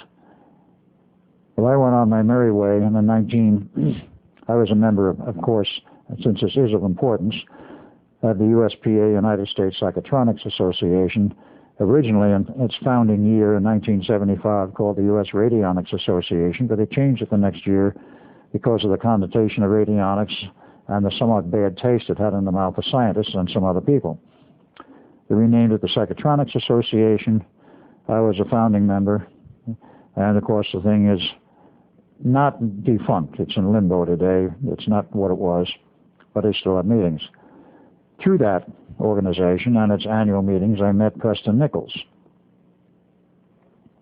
And Preston Nichols at that time, this was 1981, was probably still involved in the Montauk Project, of which I had no recall at the point of time I'm referring to. And sometime later, it was actually 83 I met him, not 81. And in 85, he was at another conference and meeting for the USPA, in which he brought a new assistant called Duncan Cameron. I knew nothing about Duncan at that point because I was still, shall I say, heavily under the weather of a very heavy brainwashing, both for the Philadelphia experiment and my involvement in the Montauk Project. And I might add, for many other projects. Well, I saw Preston there. He gave a paper in 85, and Duncan was part of that presentation. And I saw a person I considered a psychic sensitive. I had a sort of feeling of kinship to him. And I cornered him one day in the cafeteria of this facility where they're holding the meeting, which was in Dayton, Ohio. And we talked for about 2.5 hours. About halfway through this, I got this strange feeling in the pit of my stomach. I knew this guy from someplace. So I finally asked him, I says, Duncan, do you have any feeling, any idea that possibly you know me from somewhere? He said, yes. I says, I do. I says, from where? He says, I have no idea. And I said, I got the same feeling. I also have no idea where it's from. Before the meeting broke up and we left, Preston had invited me to come visit him sometime at his lab facility on Long Island. Now, this meeting was held in July of 1985. And I availed myself of his invite in August of '85, Duncan Cameron, saying he would put me up at his house on Long Island, which is fairly close to where Preston lives. I still couldn't figure out where I knew him from, but I had the feeling, well, is it possible it's from a past life? Well, that was part of the answer, but that was not the real answer I was interested in. I won't go into all of the ideas about reincarnation. That's not part of this story, not part of this presentation and the facts which I'm trying to deal with. In August of '85, I went there, stayed at Duncan's place, intending to stay a weekend. I wound up staying 2 weeks. And on one of the visits with Preston, he says, I want to take you two out to a place on the eastern tip of Long Island. I'm not going to tell you what it's all about, but I know you two are sensitive, and I've been out there many times because I'm a surplus electronics dealer, but I know you guys hadn't been there before. Well, of course, that turned out to be the biggest joke of the century, but at that point, we didn't know it was any different. And he took us out in his truck, or his car at that time. He had a van. Took us to the base, parked to the parking lot outside the base. The fences were down. It was totally deserted, and we wandered all over the place. And I could feel, as Duncan did, some horrendous projects had taken place there in the recent years and was obviously completely shut down, totally abandoned, with wrecked equipment everywhere, unwrecked, completely intact electronic equipment in the buildings. The doors were unlocked. There was nobody to patrol the place, nobody looking after it. It was like somebody packed up and walked out and left this huge base with all this equipment and many, many military buildings behind. A huge power plant, this giant radar tower, and we couldn't figure it out. But we had the feeling that something terrible had happened there, and this was the key to what happened later. Terminated the visit, of course, and I went back to where I was living at that time, which was Phoenix, Arizona. I continued my employment and work, and eventually, in 1986, in the second visit, which was in May of 1986, after having talked with some friends in Phoenix, one of whom was a engineering minor at that point at ASU, that contacted me because of my interest in Tesla and some of Tesla's work. And he had a group of friends, the three of them, together. We talked. I told him about my visit to Montauk Point and this huge installation. I said, it's totally abandoned, but walking around it, says, my guess was that somebody spent an enormous sum of money on this operation. My guess at that time was $50 billion, which wasn't too far off from the mark. Little did I know at that time that this guy, Lenny, full name Lenny Perlstein, was the nephew of Senator Barry Goldwater. Well, the story, of course, went to Goldwater. Goldwater was still a senator at that time, and he was also chairman of the Armed Services Oversight Committee. Well, he started looking through the records of Congress and the Senate to see if any money was spent on a project out there. He couldn't find anything. He got very frustrated. Of course, there was a military base that had been closed. It was closed in 1968 officially, and the state of New York was supposed to take the place over as a park. Well, little was known about the underground operations, and some of them above ground, but as our research proved later, this was all run on private money, a private group, and this was going back to 1947. And this isn't, of course, in the period, speaking of overlapping my life as Al Bielek and Ed Cameron, when Operation Paperclip had been completed and all of the German scientists came into the U.S., they went to work at Brookhaven National Laboratories to continue projects they had been working on in Germany, namely time travel and also mind control. The mind control becomes a very interesting and very strong issue today, but I will go into it because it wasn't a strong issue at that time, but was one of the research programs. They were kicked out of Brookhaven in 1968 because somebody started reading their monthly reports, which are required of a tax-supported scientific institution. They looked for a new home. They found it at Montauk Point, and the military people. They moved in. The military people, shortly after that, moved out for the most part, and they continued their operations, funded privately, without any government money. Therefore, there was no need for an oversight on the place. But, of course, our dear intelligence people, not to berate them, CIA, NSA, ONI, Office of Naval Intelligence, DIA, all of them knew everything that was going on. And, of course, they were working with the people who were there because there was another aspect to this, which the public has never learned, except in a few cases and instances, and very few people know about the Montauk research program out there at Montauk Point, unless they were part of it. And there are quite a few people around today who were part of it. That program went into high gear after 1968. It's a very long and drawn-out story, but basically the continuation of German research took place there, and because of certain UFO activities and what happened in 1954, this is part of the public record, which is still concealed, but it is public because I have read not the records, but private letters, a communication from somebody who was witness to this at Edwards Air Force Base. Believe it or not, a UFO landed in the middle of the base. The aliens got out, said to the scientists were there, including the CIA, who has some very good scientists. They do have some excellent technical people. There's no question about it. Said, okay, you guys think you're so smart and know what it's all about. See if you can get into our ships. We'll just stand by and watch you and see what you can do. In 2 weeks' time, they found out they couldn't get into the ships. They didn't know how to enter them. They tried cutting torches, diamond cutters, everything else on the hull. Couldn't cut it, couldn't scratch it, couldn't do anything. Well, this became exceedingly frustrating to the scientists there, and of course the word went back through the community of intelligence groups and the military to the President of the United States, Dwight Eisenhower. Get out here and take a look at what's going on. So we took a vacation trip to go to one of the golfing courses, which were nearby. Eisenhower was known as the golfing president. He spent a lot of time on the golf course. So we took a little trip to California, and then disappeared one night or one weekend to Edwards. And he witnessed the ship, and they wouldn't let him get up right next to it. They wouldn't let him talk with the aliens.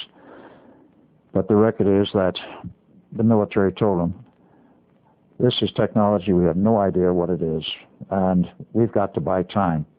Make a treaty. We don't care what kind of a treaty you make one, we've got to buy time. So one was hammered out, which in essence, the name of the treaty, for the record, was the Greada Treaty. I'm not going to say how I found that out. And it said in essence that neither us nor the aliens will interfere with either's civilization. We will sort of keep our hands off of each other. We'll go each our own way, but there will be cooperation. There'll be technical information and expertise given to us that we don't have. They wanted us to provide underground bases and medical expertise to help them with the problem they had, which they said was that we have serious problems. Our race is degenerating. We need to create a new line of bodies. That was the story. Many people have reported this since and have discussed it. And many underground bases were built over a period of time, starting in 1959. Because of this treaty, and this is the aspect that's important, when the Montauk operation took place, that is the secret part of it after the military was removed and the German scientists and others that were not German moved in, there was government oversight in the sense of the direction of the projects and the cooperation that was ongoing and was to continue. And this was what they told these technical directors, says, you will have to learn to work with aliens. They will be part of this project. And they will be cooperating with you to help develop certain technical aspects. And that, of course, is what did happen. I worked at Montauk as Al Bielek, but before I get into that, I want to go into the rest of the story as to what happened to me as I grew up. In the life of Al Bielek, in the process of growing up, many things I have not covered and perhaps would be of interest, more in the sense of my personal life. I lived with what were truly are foster parents, but did not know at that time. We moved around at various locations, and my father seeking work.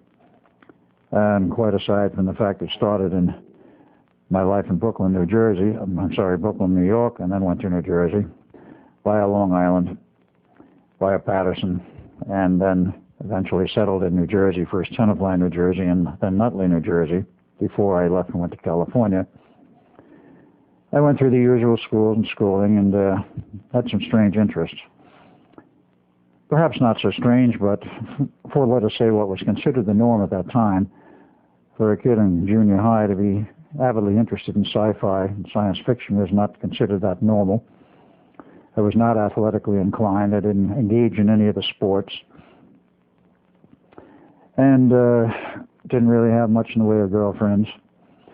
I was academic. I even had earned the dubious title of being a walking dictionary when I was in junior high, which perhaps proved to be true later. And had the usual amount of scuffs and scrapes with people who wanted to beat on me and this sort of thing, all the process of growing up.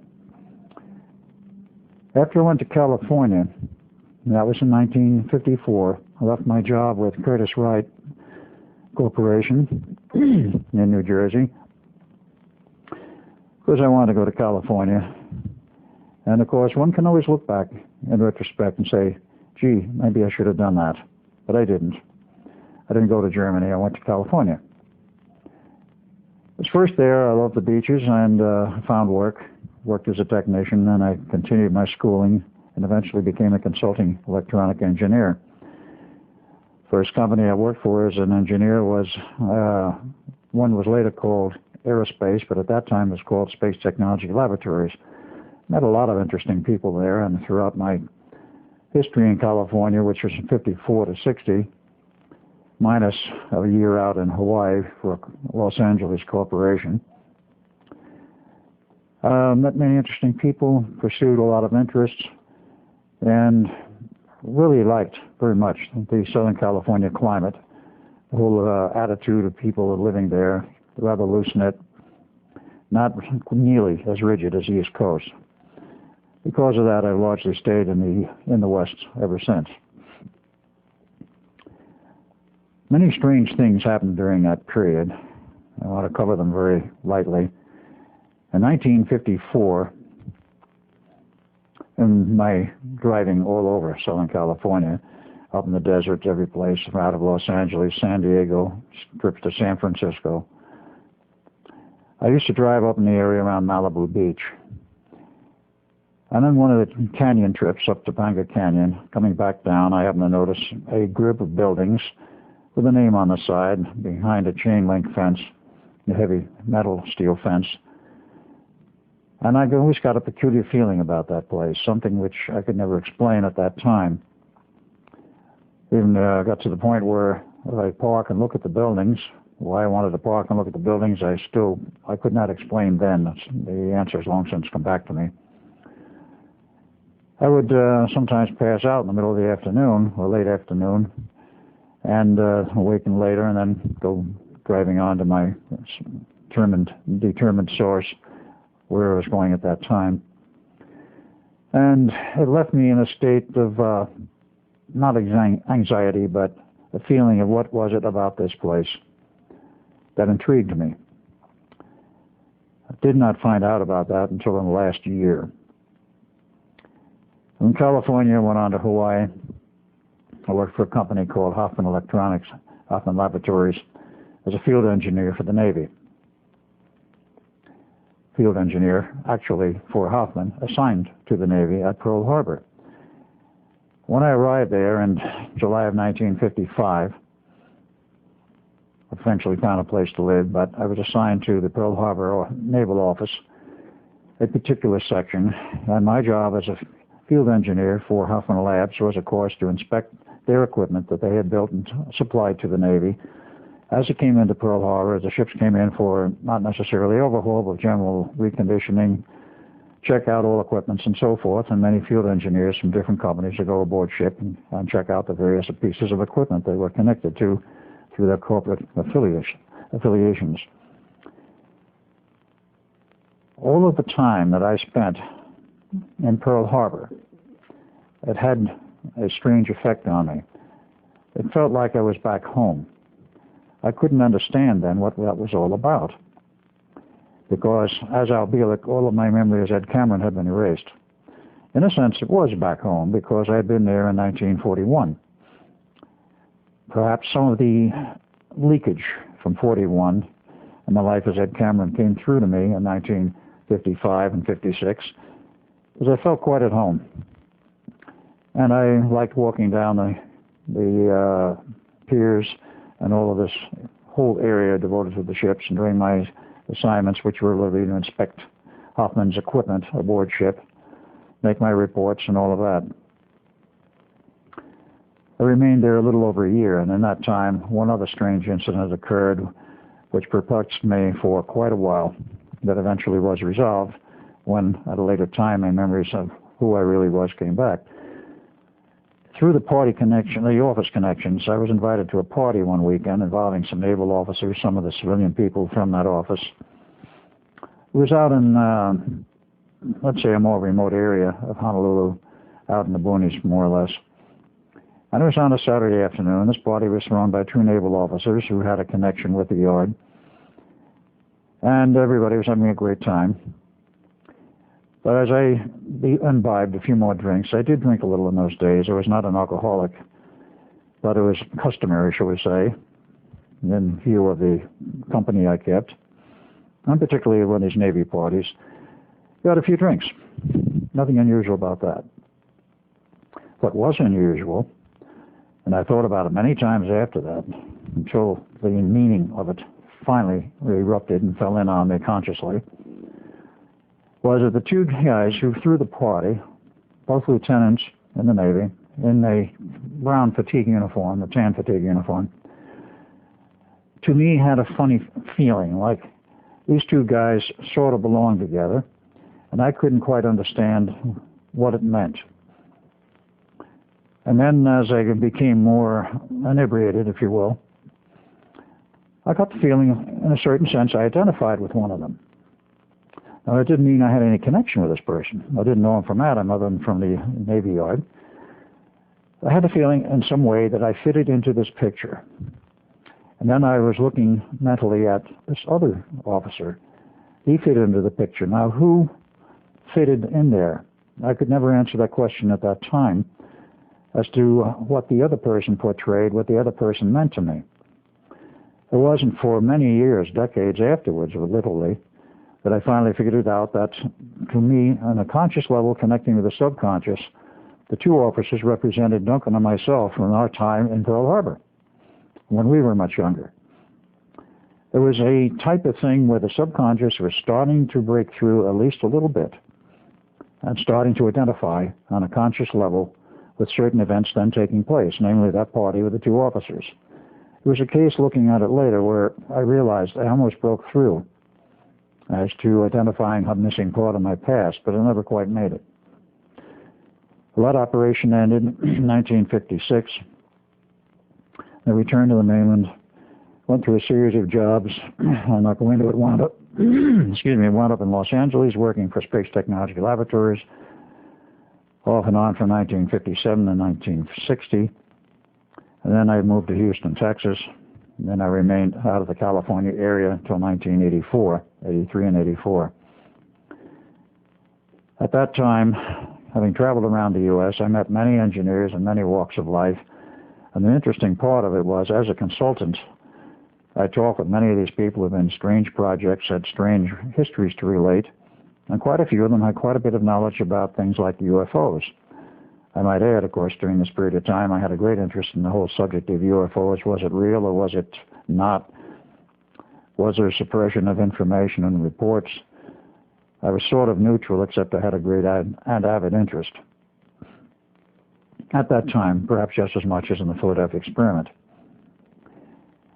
In 1951, before I left for the West Coast, through connections of a society I then belonged to, which was the NSS, National Spelunking Society, I met Ivan T. Sanderson. Now, he was in the New York grotto. I was in the Jersey grotto. And I got an invite to come over and visit with him. So I did, and I met him one day and one night. He had an apartment in New York City at that time, off on 45th Street off of Broadway. And I visited him, and we went out for dinner, and we talked about many things. And a very interesting man. I didn't know his whole history then. I learned more later. He was ex-British intelligence who stayed in the United States at the tail end of the war because they were going to ship him back to England on one of the B-26 bombers. And he said the survivability of people on those bombers going across the Atlantic was not very good. So he jumped ship, so to speak, and stayed in New York, went undercover, and then when the war was over, surfaced. He was well known for many years in the Gary Moore shows on TV in New York. of which I did see a few. When in 1952 I went traveling, 53, and then wound up in Los Angeles. I lost connection with him from 1953 until 1963. In 1963 I was in Pennsylvania on an assignment, reconnected with him, and of course we discussed many other things at that time.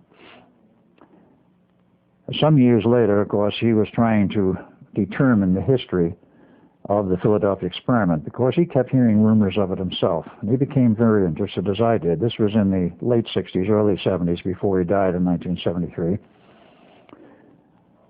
He could never, including with his connections with the British intelligence and with the Pentagon, could never get any straight information out of anyone about the Philadelphia experiment. It was totally denied to him.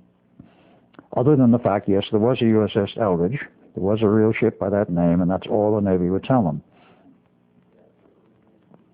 That is about all I would learn at that time, and of course a series of books were written later. Thin Air in 1978, and then the Philadelphia Experiment, Project Invisibility in 1979, Berlitz and more. And all it did in those reports was stir the pot and quite literally brought the subject alive again in the popular press, and it never died from that point on. And I still, at that point, did not know that I had a connection with the project. This did not come for quite a while later. Ivan tried to get to the bottom of it, and he never could. I was on a staff at that time working in a group on a subject matter called mind control, which was very interesting because there wasn't much information available at that time, but I had a great deal of interest. And of course, this expanded much later into a full-blown interest, but that came in the 80s and the 90s. Not to get ahead of my story here, Ivan died. I continued what little research I was then doing on myself, and I continued to work in various locations around the country. I had to take a break. In retrospect, dealing with Ivan Sanderson, I did, shall we say, make it into one of his books. There was some reference to myself in one of his books. He wrote many, both on natural phenomena and natural life. The Abominable Snowman, I think, was the first one he ever did, and it was perhaps worldwide acclaim for it. He did a series on various things, and one of them was about undersea civilizations. He did one on UFOs that caught the attention of CIA, NSA, and other intelligence agencies that didn't want him to write it, so he wrote it anyway. He took a number of literary risks, but he always came out on top. It was unfortunate that he and his abilities were lost, but that's the way it goes. His wife had died 13 months to the day prior that he did. The group was broken up. The files remained, and the organization he founded, which I also was a part of, finally went into limbo, in his magazine, which had been published for many years, entitled Pursuit. It was no longer published, and hasn't been now for almost 10 years. In 1983, I was back to Los Angeles, working for a company known as Advanced Semiconductor Products. President Ray Wynn, I mention his name for a very good reason. He, in his own way, was highly frustrated. He was a genius in many respects. He developed a thin film technology, which is today used in the entire semiconductor industry. At that time, there were others making similar films, but he finally mastered the process, took out patents, and eventually collected royalties from everybody. And as the product demand was enormous, the entire industry in the U.S. came to him because what it did in the processing of major, larger size semiconductor chips, the yield was quite low. You had to go in ultra-clean rooms to produce these things, and of course layer after layer is put on these things to make a very complex chip. But if you do not protect it properly from dust, one little mite of dust can ruin the chip, or can actually ruin an entire bowl, or boule as it was called, in which there were many chips being manufactured on this wafer. When they were finished, they were good, they were cut off, and of course went through further processing. But he found a way to develop a thin film which was totally transparent to light at whatever range they were using, which in some cases included UV light. And the yield jumped remarkably. In some cases it was as low as 20%. he was able to get yields up to 80% and better. Of course, they sought after him. He got patents. He was making all kinds of money, and that was the principal thing he had worked on, and then started the company Advanced Semiconductor Products related to his chemical thin film technology, in which I designed some electronic equipment for him. Ray was well known in the industry. He eventually wound up being a multimillionaire and retired from Santa Barbara to Santa Fe, New Mexico. And as far as I know, he disappeared several years ago.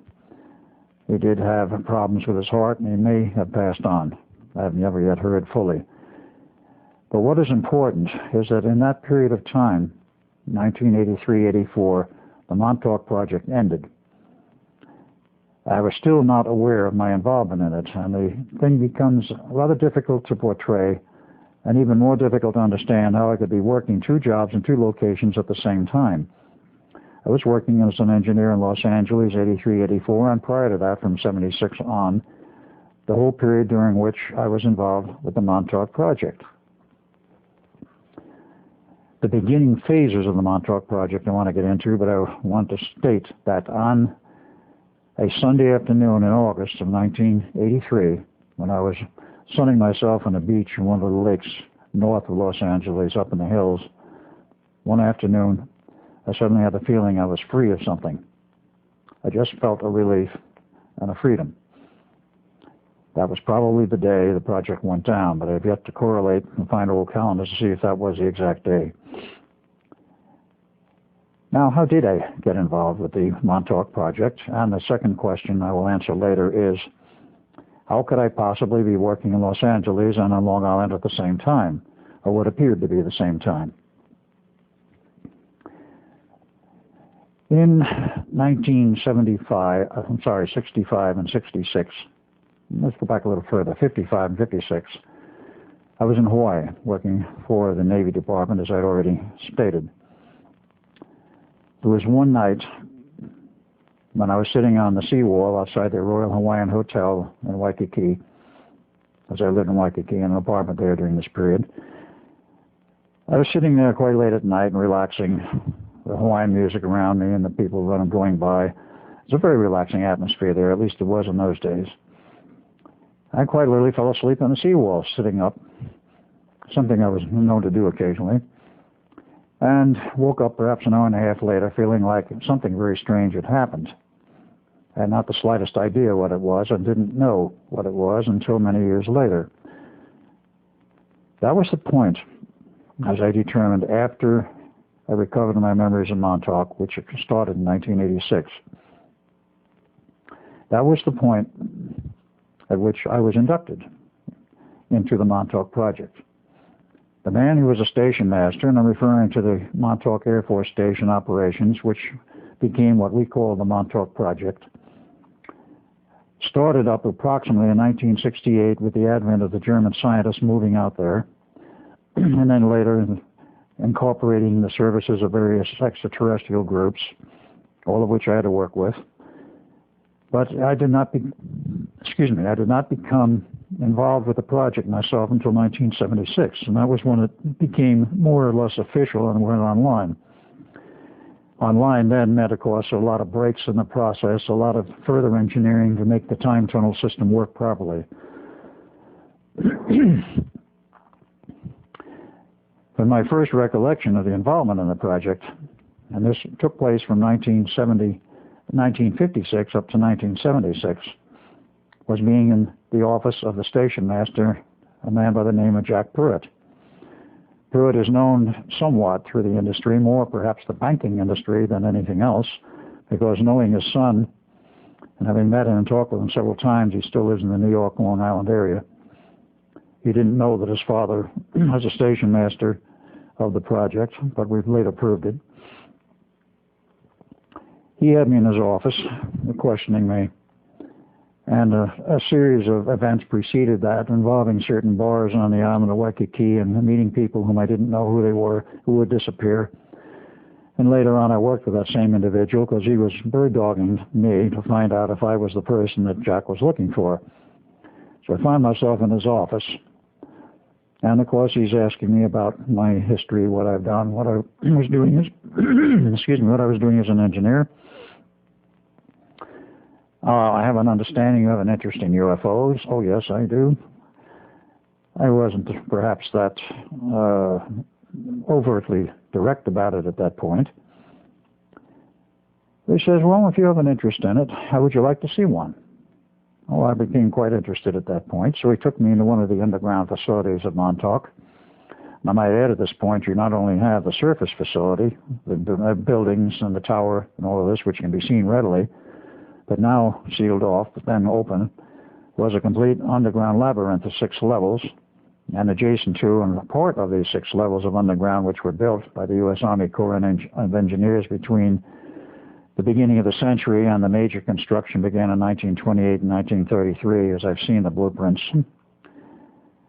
They built a huge underground facility which overlapped into an underground cavern system. There's very extensive underground caverns under Long Island. And they are, in a sense, part of the Montauk Project.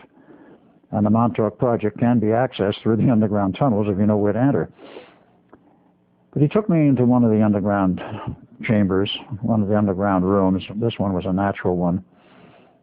And there was sitting a very large gold-colored UFO, approximately 60 feet in diameter, sitting on a tripod, literally barely making it fitting in this room. The question was, how did it get there? Well, he didn't answer that question for me at that time. But it was there and it was trapped and it was obvious it would never get out. So he asked me a question, well, how would you like to work on this? Well, the bait had been thrown and I'd been hooked. And of course I said, yes, I'd like to work on this. So I became a part of the Montauk Project.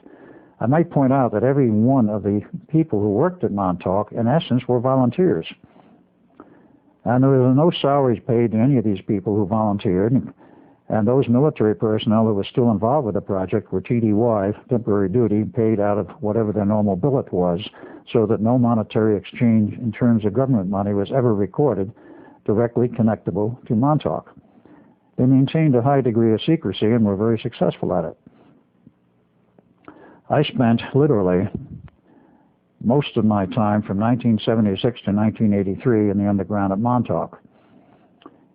Now, how could I do this when at the same time I was an engineer working on the outside? There were 2 aspects of this. One is more readily explainable than the other. Aspect number 1 was, as I found out in later research, I knew then, and I didn't at that time in 1976 know about it. I only knew that I went on an underground railroad system which connected Los Angeles to Newark, New Jersey, and then the interchange system at Newark went on out under New York to Long Island with 2 stops. One was at the EIL Corporation Complex in Farmingdale, Long Island, and the last stop was at Montauk Point.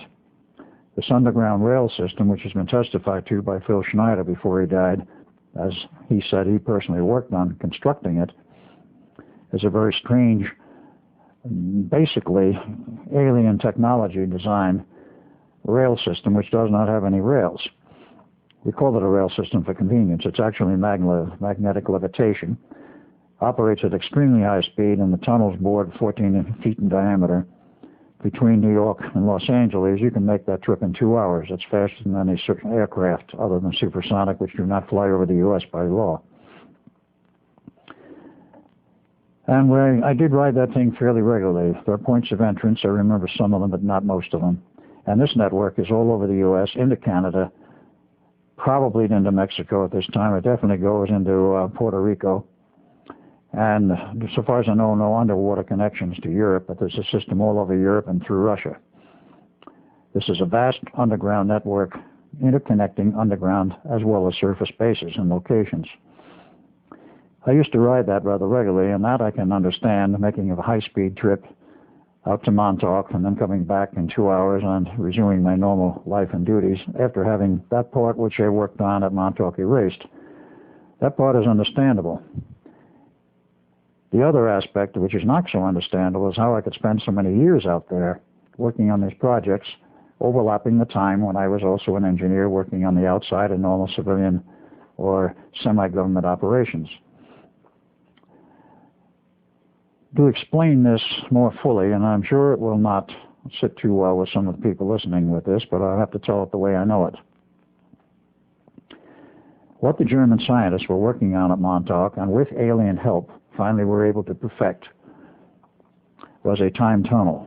We call it a tunnel for a reason, because in the later aspects, not the earliest research, it was underground, involved a series of special antennas which produced with some very complex electronics a portal, an artificial portal in the rock wall, which when it was fully operational looked like an open tunnel, was illuminated for reasons I do not understand, and the electronics, the computers, and the persons working this would set it up to be able to go to any physical location on this planet from Montauk Point.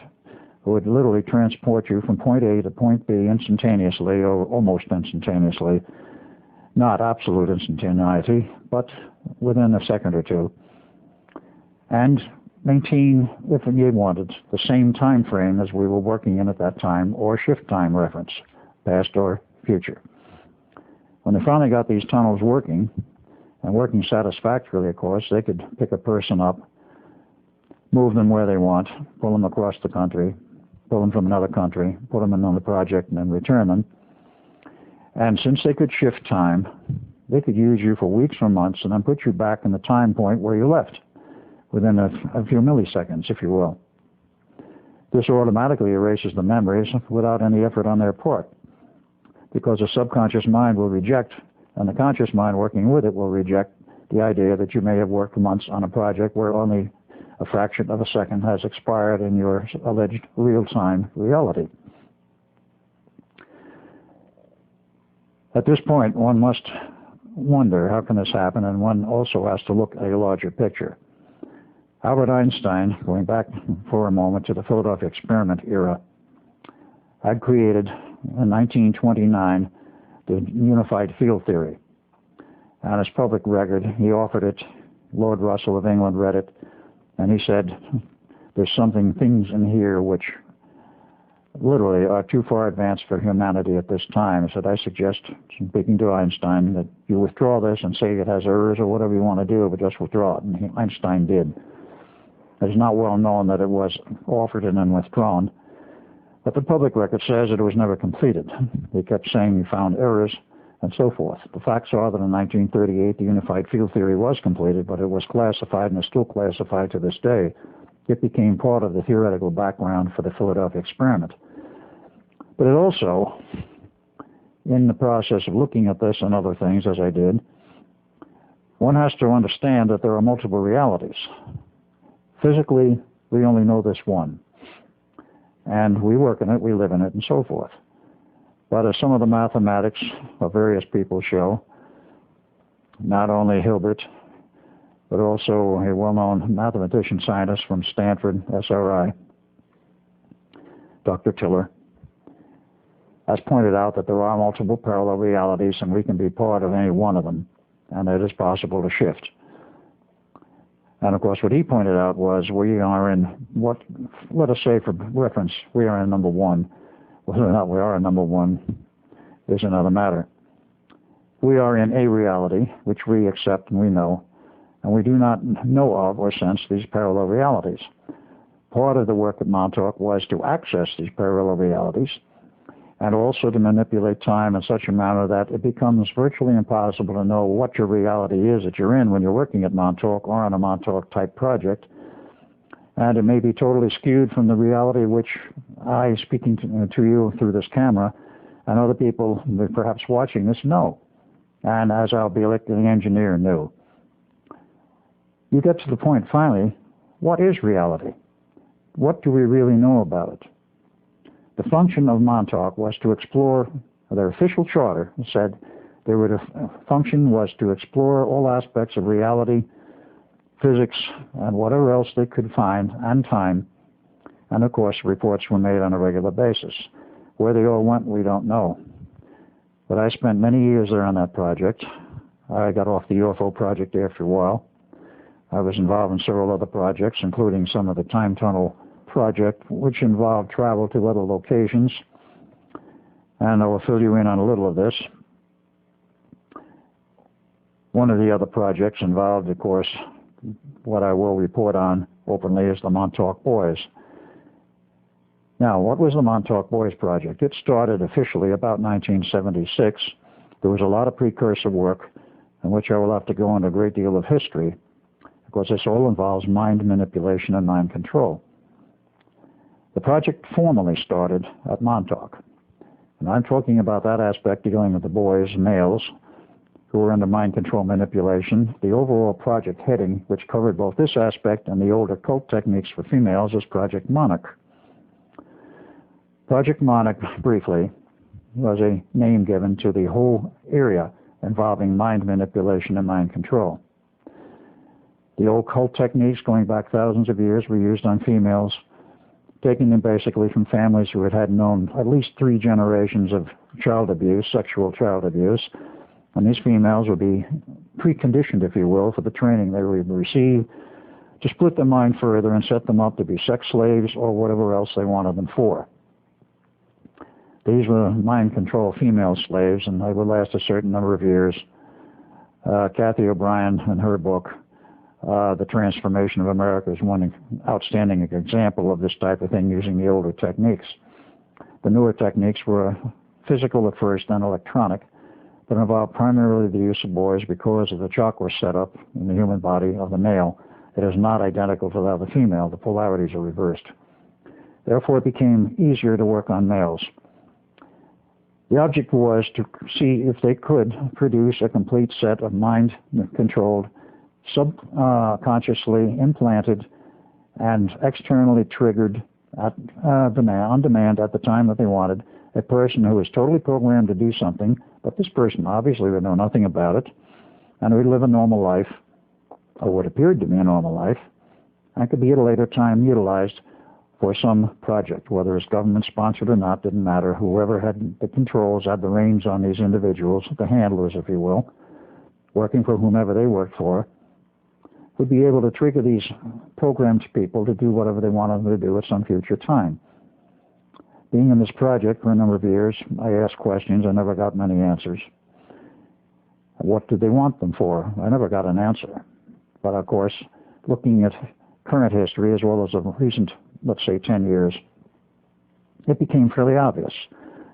There's a lot of assassinations. There's a lot of killings in the schoolyard, which are all basically all Montauk Boy projects, where they were controlled to create the killing and the situation, which is, of course, forced the desire for further gun control.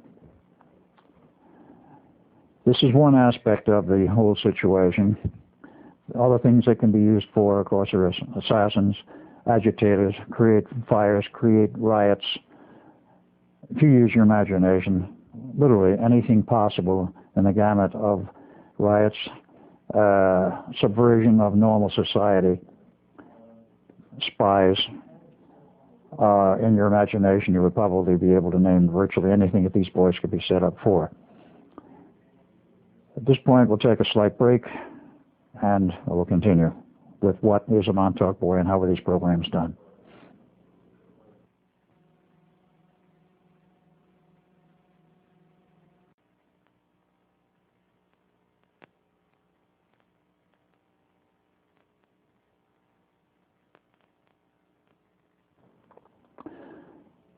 In reference to the Montauk Project, I want to show you at least one picture. There are many that have been taken of Montauk. All that I have, of course, been taken after the project was down and collapsed.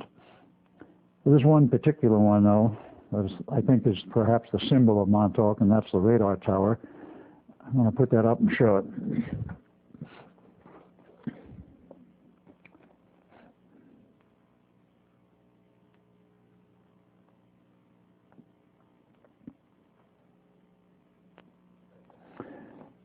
This picture is significant because the radar tower was built in the late 40s, early 50s as part of the early SAGE radar warning system, which was perfected engineering-wise at Montauk and then being used, but that was part of the SAGE system.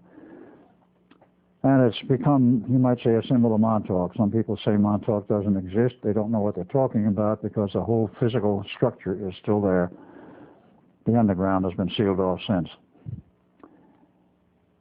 What are we talking about when we say a Montauk boy? That is an appellation, a term we coined, meaning a young boy. I do not mean a young adult. It's actually around the age of puberty, though of course this has been ongoing since '76, who has been run through the program to be literally programmed. The selection is, of course, around the age of puberty, and it's a nickname we've put on them because they've been programmed and went through Montauk. Today it doesn't mean that they all went through Montauk because there are many other facilities which now are operational to produce the quote Montauk boy unquote.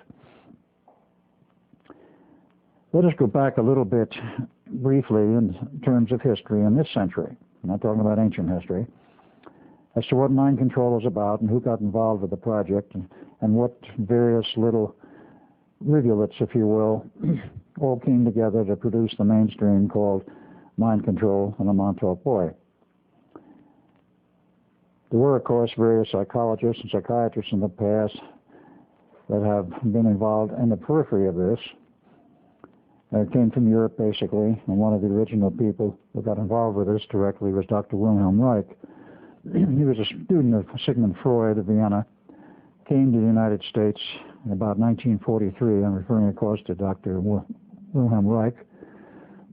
Took up residence in Long Island. Then in 46, 47, he moved up to Rangeley, Maine, and put his main laboratory facility up there.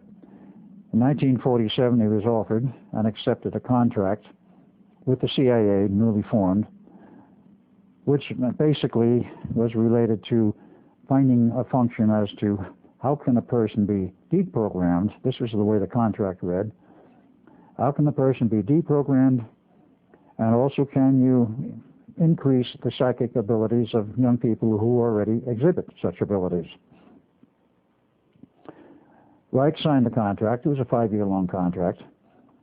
And about halfway through it, he realized that this wasn't all that the CIA wanted, and they had misrepresented to him, because what they really wanted was a means for programming as well as deprogramming. One is the opposite side of the coin of the other. And yes, they definitely did want to find ways to make psychics more psychic. That perhaps was part of the same program. Actually, it became separate. Reich went through about 2.5 years of this at Rangeley, and then he decided he wasn't going to give the CIA the notes which he was generating.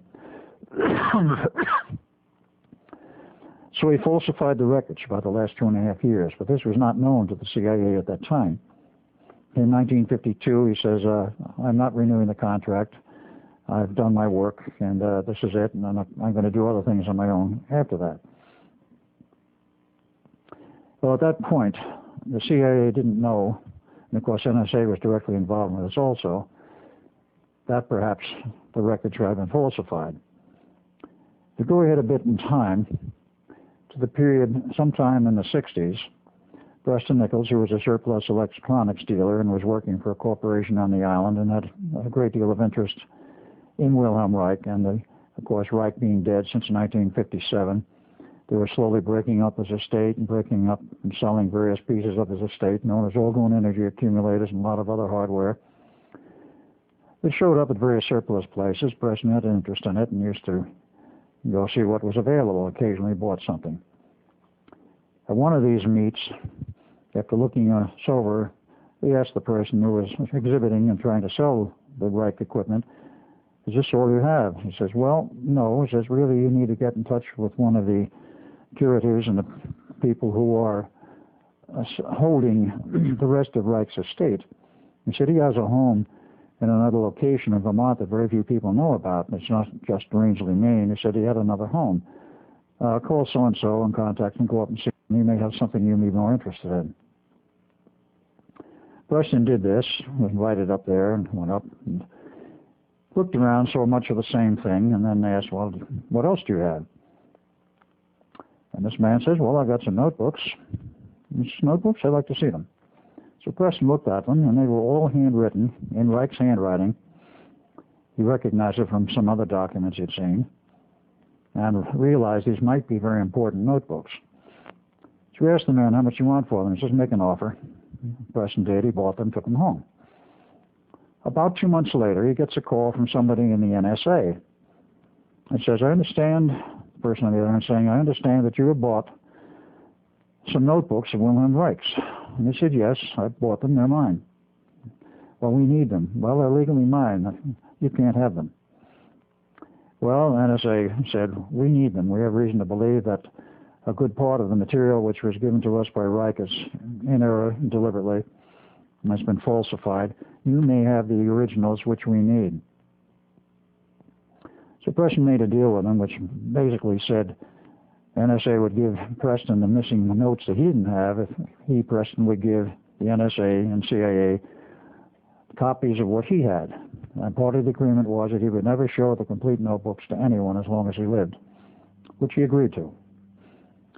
So he wound up with the complete notes, and so did CIA and NSA, which is what they wanted. That, of course, went on to be used later on as part of the Montauk Boy program. What Reich had basically discovered, and this is an extremely important point, was that there is a point in which you can gain access to the subconscious mind. And as later research showed, there's more than one subconscious mind. There's about 12 levels. But you can access it with the conscious mind under one condition, and that is the point of orgasm. I won't go into any of the details, of course, of what Reich had to do up there to find this out. Well, there was years of experimentation.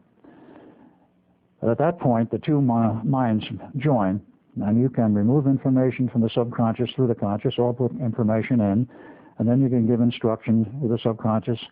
This memory will be held separate from the conscious mind and cannot be accessed without such and such code number or code words or however they wanted to work it. He found that that was a key element. In other words, Mr. Sigmund Freud was not exactly wrong when he said sex is almost the most important thing in life. He became known, that is Freud, as something of a sex maniac. He wasn't. He was trying to point out that it plays a more important part in our life than most people realize. Not particularly or necessarily in part of the sex act, but because of the relationships through the conscious and subconscious minds. This became an important point, and of course there was other work being done in that same time period. I'm sure you've heard, or some people have heard, of MK Ultra and that whole project involving LSD and other mind-bending chemicals, conducted initially by Dr. Ewing Cameron for the CIA, in which he conducted this program in Canada. The CIA felt it was too hot to handle in the U.S., so they sent him to Canada, and eventually the Canadian government and people found out about it, and he was almost thrown out of Canada. But he uncovered the fact that these mind-bending chemicals can be used as part of a programming technique. There are many ends, many loose pieces had to come together so that all of these rivulets provided a mainstream whereby there's a base of knowledge which could be used for programming someone. In the process, they also found, and this was somewhat later, that the human mind, and Tesla did a lot of the early research on this, I might add, that the human mind can be accessed by electronic means, RF carriers at the proper high frequencies, when they are essentially converted into a scalar waveform. Scalar, mathematically, is second order, electromagnetic propagation is first order. And if you do it in a scalar form, the human mind, the brain, is very receptive to scalar energies. In fact, it can act like a direction finder to locate the source of the energy. But it will pick this information up if it's transmitted in scalar form as a direct input to the mind, as if you heard it spoken. Now, this became very important as part of the project for the Montauk Boys and the final stages of programming. All of these ideas came together, and they tried in the earliest phases, around 1975-76, to program these boys in a very physical way. I don't want to go into gross details, but basically you had to make a physical connection between two males. The programmer was a male, and the typical and primary programmer in the early days was my brother Duncan. He got hold into this project, as did Preston Nichols. Preston Nichols set up the programming, and he will admit it today openly, so I'm not afraid to say it. But he set up the programming for the Montauk Boys program and the techniques involved in programming. And Preston had to use Duncan and some others in the earlier phases of the programming. Now, there are some peculiarities of the human nervous system. I don't know how many people have seen Gray's Anatomy or books like that and show the whole setup of the nervous system, which does not show and include, of course, the setup of the chakras in the human body, the energy chakras, which are semi-physical. There are 8 chakras. Yogis teach 7. They're in error. There's 8. The 8th one is the crown chakra over the head. But they are in opposing pairs, a polarity. Number 1 chakra, the base, if you say, and call it arbitrarily, positive. The second one is negative, positive, negative, and so forth, until you get to the top of the 8th chakra, which will be, quote, negative, whatever that means. I'm just doing this for the purpose of showing there's an opposition of polarity. Because the first chakra in the male is a sex chakra, it becomes easily manipulable. In the female, the whole polarity is reversed.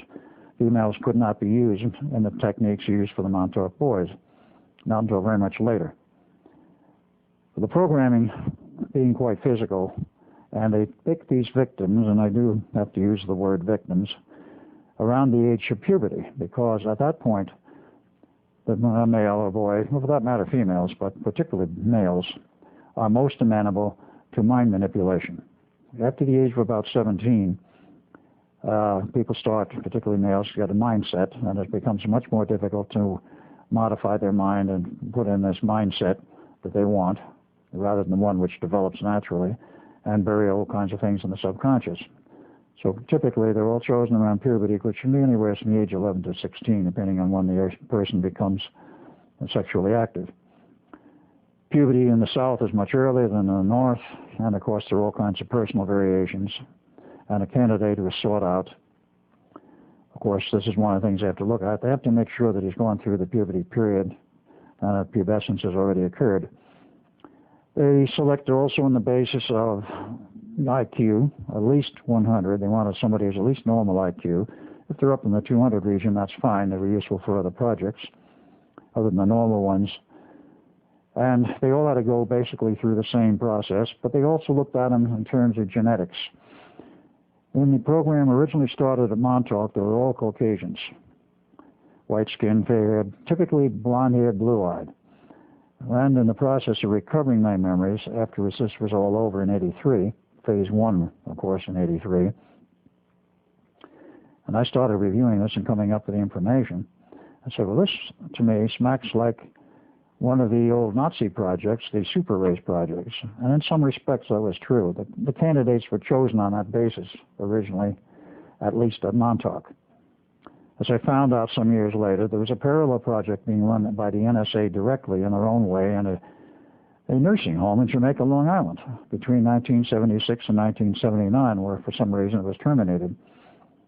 The man who ran this was an NSA man, and many years again, after this program was over, I happened to run into him in one of my lecture series in the South in North Carolina at a dinner party thrown by the people who had sponsored me for a lecture. And this man was a drinker. Eventually he got drunk enough that night, he says, Al, there's some things I got to tell you. And he told me about his involvement with the mind control programs, the Montauk Boys via NSA at this facility in Jamaica. So I asked him some of the same questions I asked those who were over me at that time. Did they ever tell you what they were going to use these kids for? And he says, no, they would never give me any indication. Did they ever tell you when they were going to use them? And I said, yes, more or less. And we agreed that the, at that time, stated goal in terms of dates was around 1995, 97, where there would be the primary use of these boys. But he said, that I couldn't get any information out of them. And that program was folded. But I said, well, were they all Caucasian? He says, no, there were very few Caucasians in that project. And I said, what were there in there? I says, we had Jewish kids, we had Orientals, we had all kinds of others, very few whites.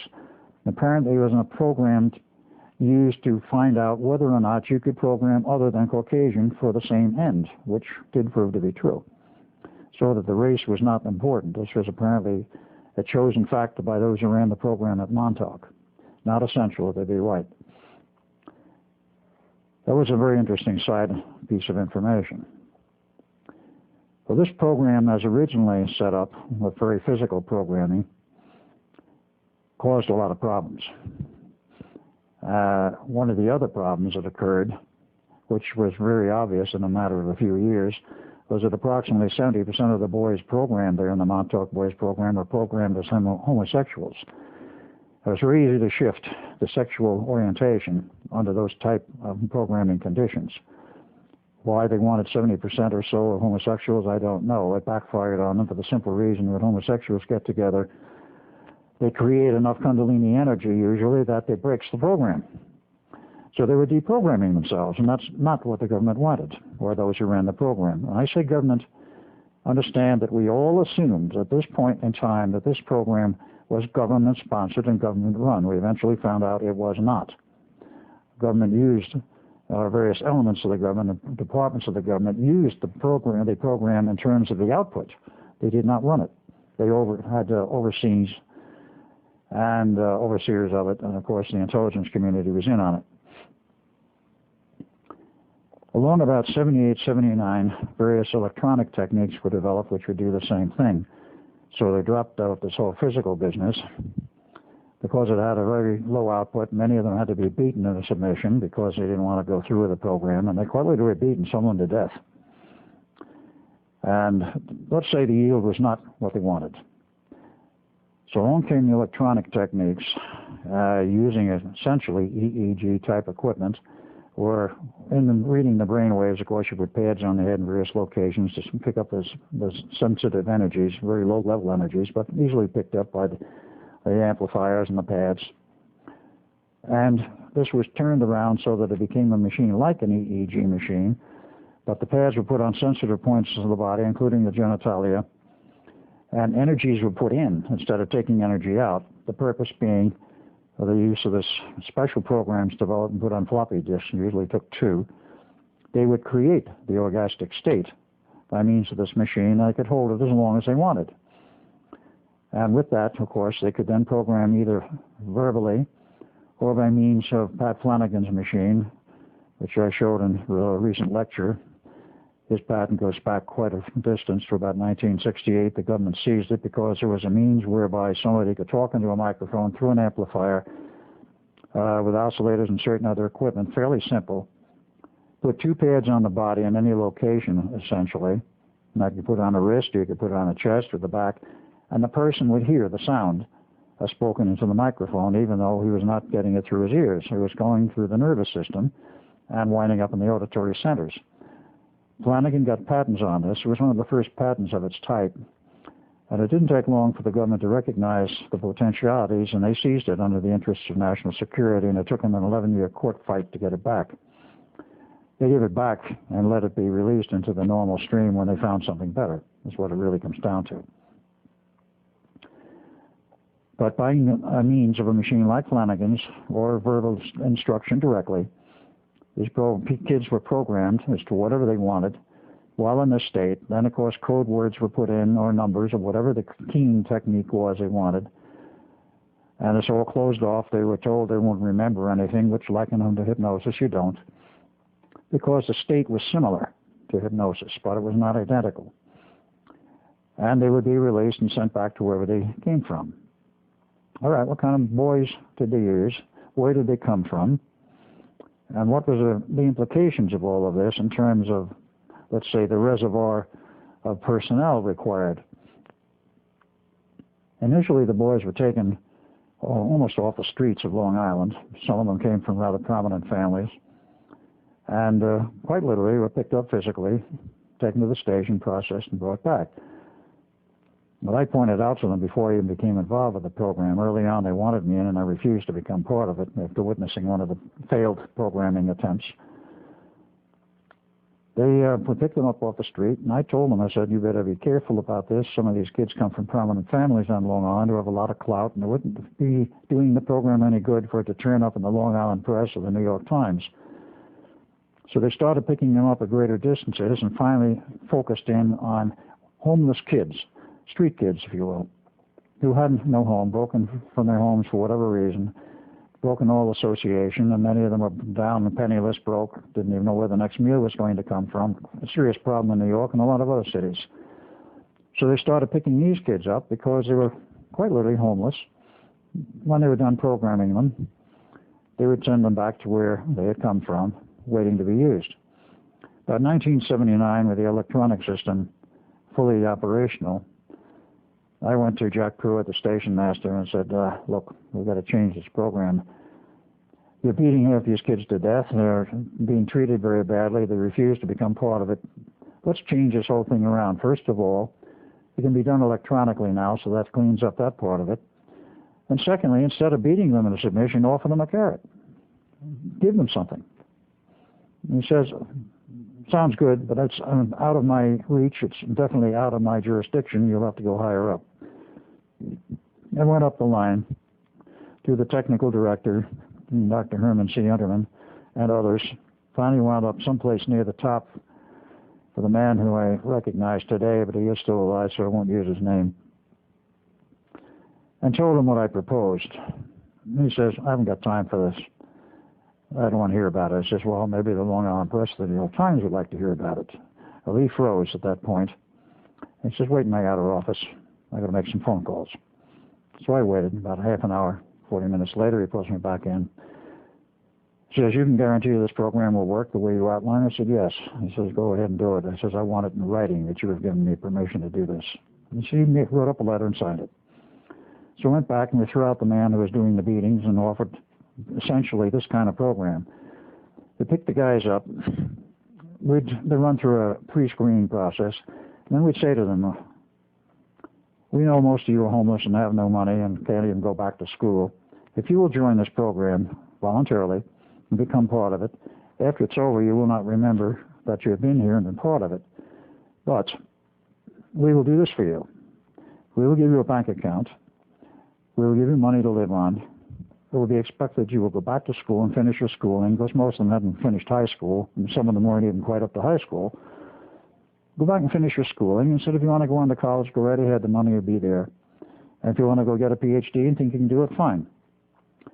But when you have finished your education, whatever level you decide to go to, and get into the mainstream of society and working, we will no longer feed your bank account. And you will, of course, not remember any part of this until such time as we decide we need to use you for whatever purpose it may be. Nothing was explained of what the purposes were at this point. It was about 90% acceptance, which was a lot better than something like 40%. And they went along with it voluntarily. I told them, I said, if you don't want to be part of the program, you're free to leave. Of course, you will never remember having been here. A few left, most stayed. So the program output went up and the numbers went up. At one point, that is in my early recovery in the Montauk memories, which was 1986, I put 2 to 2 together and came up with a number about, well, maybe we processed about 10,000 Montauk boys. That proved to be a gross underestimate, as I found out much later. But one of the questions will be, and is, of course, how did they continue to pull these people in? And in view of the fact that we learned later the numbers went into the millions, how did they get these recruits? Where did they get them from? They took them from all over the U.S. Well, did they pick them up with a car and drive them there, or put them on a plane, or just capture them physically? What did they do? No, they didn't. Eventually, it came down very simply to using the Montauk Tunnel. They would go into an area, scan it. Perhaps agents would go into an area and scan it to see if there were appropriate material there for the Montauk Boys program. They would pick them up by means of the time tunnel, instantaneously transport them to Montauk, pre-screen them, see if they were part of the program, process them, and ship them back to where they'd come from. And with the capability of not only transportation physically in space, but also of time manipulation, they could pick them up, let's say, at 12:01 a.m. some other morning or some day that they wanted to pick these people up. I might run them through Montauk and take a week at it, ship them back at 12:01 plus half a second. They would never remember it ever happened. There would be no indications they had ever been anywhere. Nobody who their friends would ever see that they had been missing. And they did this on a very regular basis for a long period of time. The program was removed from Montauk itself in about 1980. I was involved in it from 1979 until about 81 because not all phases were removed from Montauk. And it spread from there to 6 locations on Long Island, and every major city in the U.S. had a Montauk Boys program sometime after 83. The Montauk project collapsed on the night of 12 August 83, as I previously outlined, due to the arrival of Duncan and myself in our original form from the Eldridge. And when we were left, of course, then Duncan number 2, the reborn Duncan, was triggered in order to set loose this monster to shut down the station. The station was shut down on the night of 12 August 1983, at least on the surface. I understand from one of the people who remained on there for over a year after that some operations below decks, so to speak, continued. But then it was closed completely, rebuilt, another 2 levels added underground from what we were told, and reopened in 1987. The Montauk project continued for the same basic personnel from 1987 to 1991, doing mind control, other types of things like traveling across the galaxy with the time tunnels, doing whatever they wanted to do. And in 1991, the Air Force moved in and took over because they had a very special project in mind. I was not part of this. I only know about it through Preston Nichols, who was part of it. He was pulled back in. Operation Sky Pebbles. While this is not part of my history, it is interesting to note that Operation Sky Pebbles was the Air Force's official title in the program to divert the comet known as Hale-Bopp, which arrived in 1997-98. They knew about Hale-Bopp 10 years before it arrived in orbit inside the solar system, and of course swept around past the Earth. The reason it swept around past the Earth is because Montauk Point, using extremely powerful particle beam weapon systems, was part of the later research, and that of course goes back to some of Tesla's original work. We used to divert it. Now, the 2 people, of course, who were given credit for it, Drs. Hale and Dr. Bopp, discovered it 2 years before it arrived in the vicinity of the Earth. But NASA and the Air Force knew about it 10 years prior to the arrival and been tracking it because it was the largest comet known in history to approach the Earth. As it got closer, they were concerned with the fact that the gaseous envelope, over 25 miles in diameter, was filled with chlorine and methane, and if it should contact the Earth's atmosphere, it could quite literally poison the atmosphere and kill everything on Earth. Or if the cometary body itself were to crash into even the ocean, the tidal waves and the disturbance could kill approximately, by estimate, half the world's population. Therefore, there was a great deal of effort in diverting this thing. When they knew it was going to approach the Earth, they had to wait and see what the trajectory was. Well, the trajectory didn't remain the normal trajectory. There were 23 course corrections. Somebody was steering it straight into the Earth. And of course, it was eventually diverted. Preston was part of it, and he could tell his own story on this as how it happened. But it was diverted by a very wide distance, slightly ahead of the original mathematically plotted and computer-generated trajectory, and left a safe distance. After it was passed, it was hit again and broken into 6 pieces, which went on out into space. With the successful termination of that program, the Air Force moved out of Montauk in June of 1998 and abandoned the base. It wasn't abandoned for long. Again, I was not part of this, nor was Preston at this time. The Navy moved in and took over the base for their own operations from that point to this day. Exactly what they're doing, we don't know, other than the underwater and underground particle beam generating systems, which are very complex and require an enormous amount of power, are still used. But my involvement in Montauk ended on the night of August 12, 1983. I was told, actually, 3 days before that date, about 9 August, to go take a hike, take a vacation, get off the base.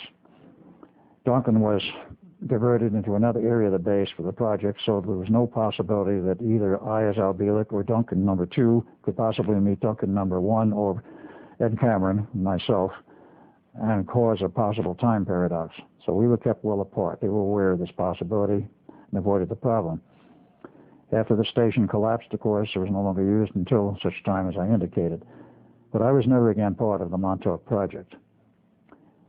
Aside from the Montauk Boys program, which expanded to every city in the U.S., major city, and as the Air Force later determined, sometime in 1997, 98, that it was a worldwide problem, though certainly of much less intensity and usage than in the U.S., because I went to Europe on my lecture series, and I also went to Australia. There were Montauk Boys there, but the numbers were very low.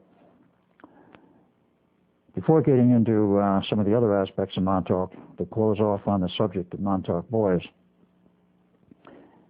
in 1993, I met a gentleman by the name of Phil Schneider, who was a retired, by his own choice, government geologist.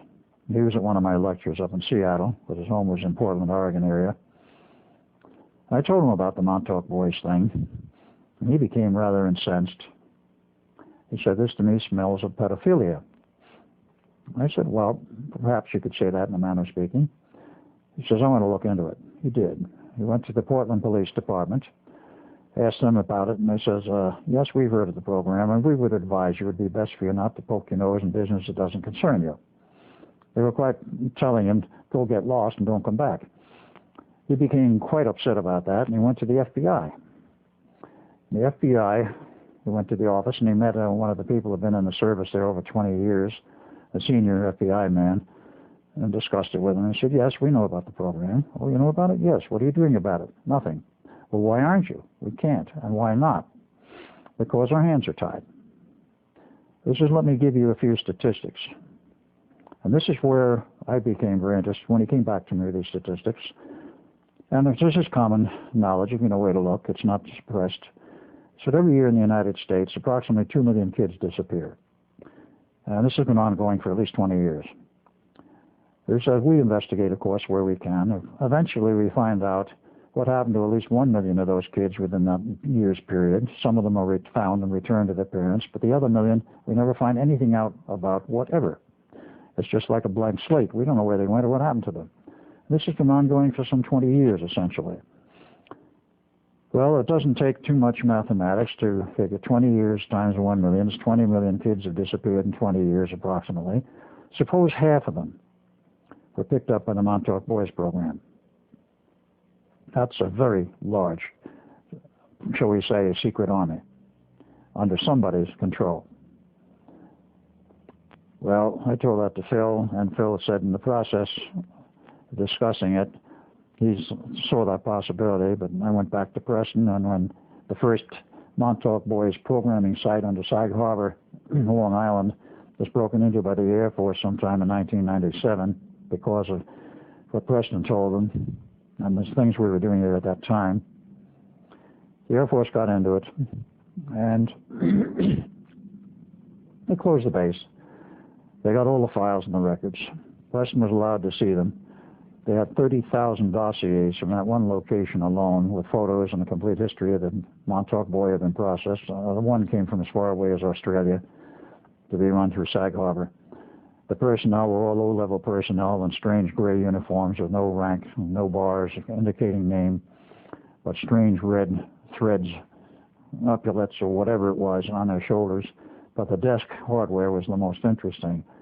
The desk pen and pencil sets all had a red rose on top of a golden cross, which could be the Rose Cross, it could be the Rosicrucian Order. We're not sure exactly what, because there are both. And further digging on part of Preston and myself indicated, so far as Preston was concerned, the Palatine monks were involved in this thing, and other groups, the Knights Malta, not the Knights Templar. And by implication, of course, the possibility of the Masonic Order. They're not making a statement the Masonic Order was involved, but there is an implication there could have been. Somebody at high level was running this thing. The religious orders were being used as a front. And as we finally learned, the government and the military had nothing to do with the operation of this program. And it was set up by the Germans. It was not being run by the German people as it went on in time. We are still to get all the answers as to who's running it, what the ultimate purpose is. Again, at that time, I got no answers. as to what the purpose was and what they'd be used for, but it's fairly obvious today because all you have to look around you, as I've already said, you can see the mayhem that has been created, and particularly in terms of the school shootings, where these kids act, in some cases, absolutely blankly, a blank mind, and then are snapped out of it later. Particularly the Conyers, Georgia incident, exactly 1 month after the Columbine operation, where the kid was shooting one quite randomly in the yard, hit no one. The assistant principal came out, told him, talked him into dropping the gun, putting it down, which he did, then came up and put his arms around him, and the kid snapped like that, jolted. Where am I? What's going on? He had absolutely no recollection of what he did. This is what has been going on in all of these cases of these school shootings. One has to look a little further and understand what the program is. And it's becoming quite obvious what the program is to those who look at it at all, particularly in the Columbine operation. This resulted in passing legislation on gun control, which had been stymied for a long period of time. And that operation was massive. I won't go into it because that's a totally different story, but it's one of many. This is only one aspect. Somebody is running a program to control the thrust of legislation. This is one possibility, and there's actually one reality. The Montauk Boys can be used for a lot of other things. One can look around and one can see it. You might note that in the whole operation of these school shootings, whether it be Conyers, Columbine, or whatever, no one ever suggests that these kids have been under some form of mind control. This is a totally verboten subject. They will not approach it. They will not admit to it. They will not even consider it. This is one aspect of what I would like to get public. This Montauk Boys program is very subversive. It is very invasive. It intrudes in many areas of our society in a very unobvious manner, but it's very real. Those who are manipulating it, we cannot really point out and say, you're running this program, or you're doing this. There are many levels involved in terms of this mind manipulation as to who is responsible and what the ultimate agenda is. I could go on this for a very long period of time because one can surmise where some of it is coming from. And I might add, from my experience, I don't think all of it is directed from our legislative bodies or the secret governments on the face of the earth. I do feel that some of it comes in the agenda, and the ultimate agenda comes from off-planet. But that is my feeling, and my stated feeling. I cannot prove it. Before I close out totally on the subject of the Montauk Boys, I might add that much of the information I have garnered, of course, is my recall of what I was involved in after I became aware of my connection with the Montauk Project and the many phases of it. Further research since that point, in terms of what's going on with the Montauk Boys, that I think you will find interesting. What they went through at that time, 76 to 83, and for quite some years after, because while Montauk Point was closed down, the programs were not. The Montauk Boys program continued to this day at various locations. If you have psychic sensitivity and can see auras, or if you are good in reading body language, a Montauk Boy in phase 1, of course we call the initial phase, not the physical, that was perhaps 1A, whatever. Phase 1 in terms of electronic processing, the one-on-one pad business, continued for many years. And this produced a product, if I may use that term, which was rather obvious. Anyone, even without body language or without psychic sensitivity, could detect that these victims, in many cases, didn't act entirely normal. They lacked spontaneity. They sometimes were a little jerky in emotions, and so forth, depending on how severely they've been hit. Anyone who could read auras could see immediately this person had been processed through the Montauk Boys Project, if they knew what it was about. But they would see in the outer aura a jagged black outline. It's just like let's say a fairly wide pen or a narrow paintbrush would paint a jagged line around the entire aura. A person who could read body language would see, because of what the body language says, that I have been programmed, I'm not normal. This is very obvious to a person who can read body language. This system, this approach, went on for quite a number of years, and about I would estimate about 1995, we went into phase 2. It was refined in terms of the electronics. They were much less obvious in normal daily life. The outline in the aura was much smoother and less obvious, and the body language was not as easy to read. About December of 1997, while I was in Denver, I was in Denver in 1997, from August to December, I started to note an influx of a new type of Montauk boy, and I also noted something else. It was approaching saturation of young people, because it became a case not of trying to find a Montauk boy among the boys running around the town, but trying to find somebody who was not a Montauk boy. This is what the situation is now, and virtually all young people who run through the program, it's at least 90%. Those who are unfit, of course, physically or mentally, and they are dropped out. But those who run through the new program, there's no longer one-on-one pads, there's no EEG machines or anything similar. But the new program is now on a totally new approach. Speaking in terms of electronics and electronic manipulation of the mind, they now have a technique using RF microwave energy with the proper modulations. They produce a scalar wave wherein if they pick a group of candidates who fit the same general categories of what they want, you have the same general physical characteristics, mental characteristics, traits, whatever, and they want to put out, let's say, 30 people into one particular program, they put them in this room and now batch process them. The RF energies will impinge on everyone's brain simultaneously. No longer are you concerned about the chakras and approaching it through the chakra system, but you impinge it on through the brain into the conscious and the subconscious. And in a fairly short period of time, I've never witnessed this program, but I would make an estimate of about 30 minutes max. They have been fully programmed. It's all through in the subconscious. And they've done some 20 or 30 people all at once. They go out the door and they're Montauk boys, but very undetectable. The new system is very smooth. It leaves almost no mark on the aura, and body language is very difficult to read. And in terms of an ordinary person observing somebody else, there's hardly any evidence of a lack of spontaneity or any evidence of a change in that person's normal characteristics or behavior. This is the ongoing program as it is now, and this is where the numbers come in of at least 10 million Montauk boys in the U.S. Nothing like this around the world, but having been in Switzerland and in Australia, I've seen them there, but they are very limited in numbers.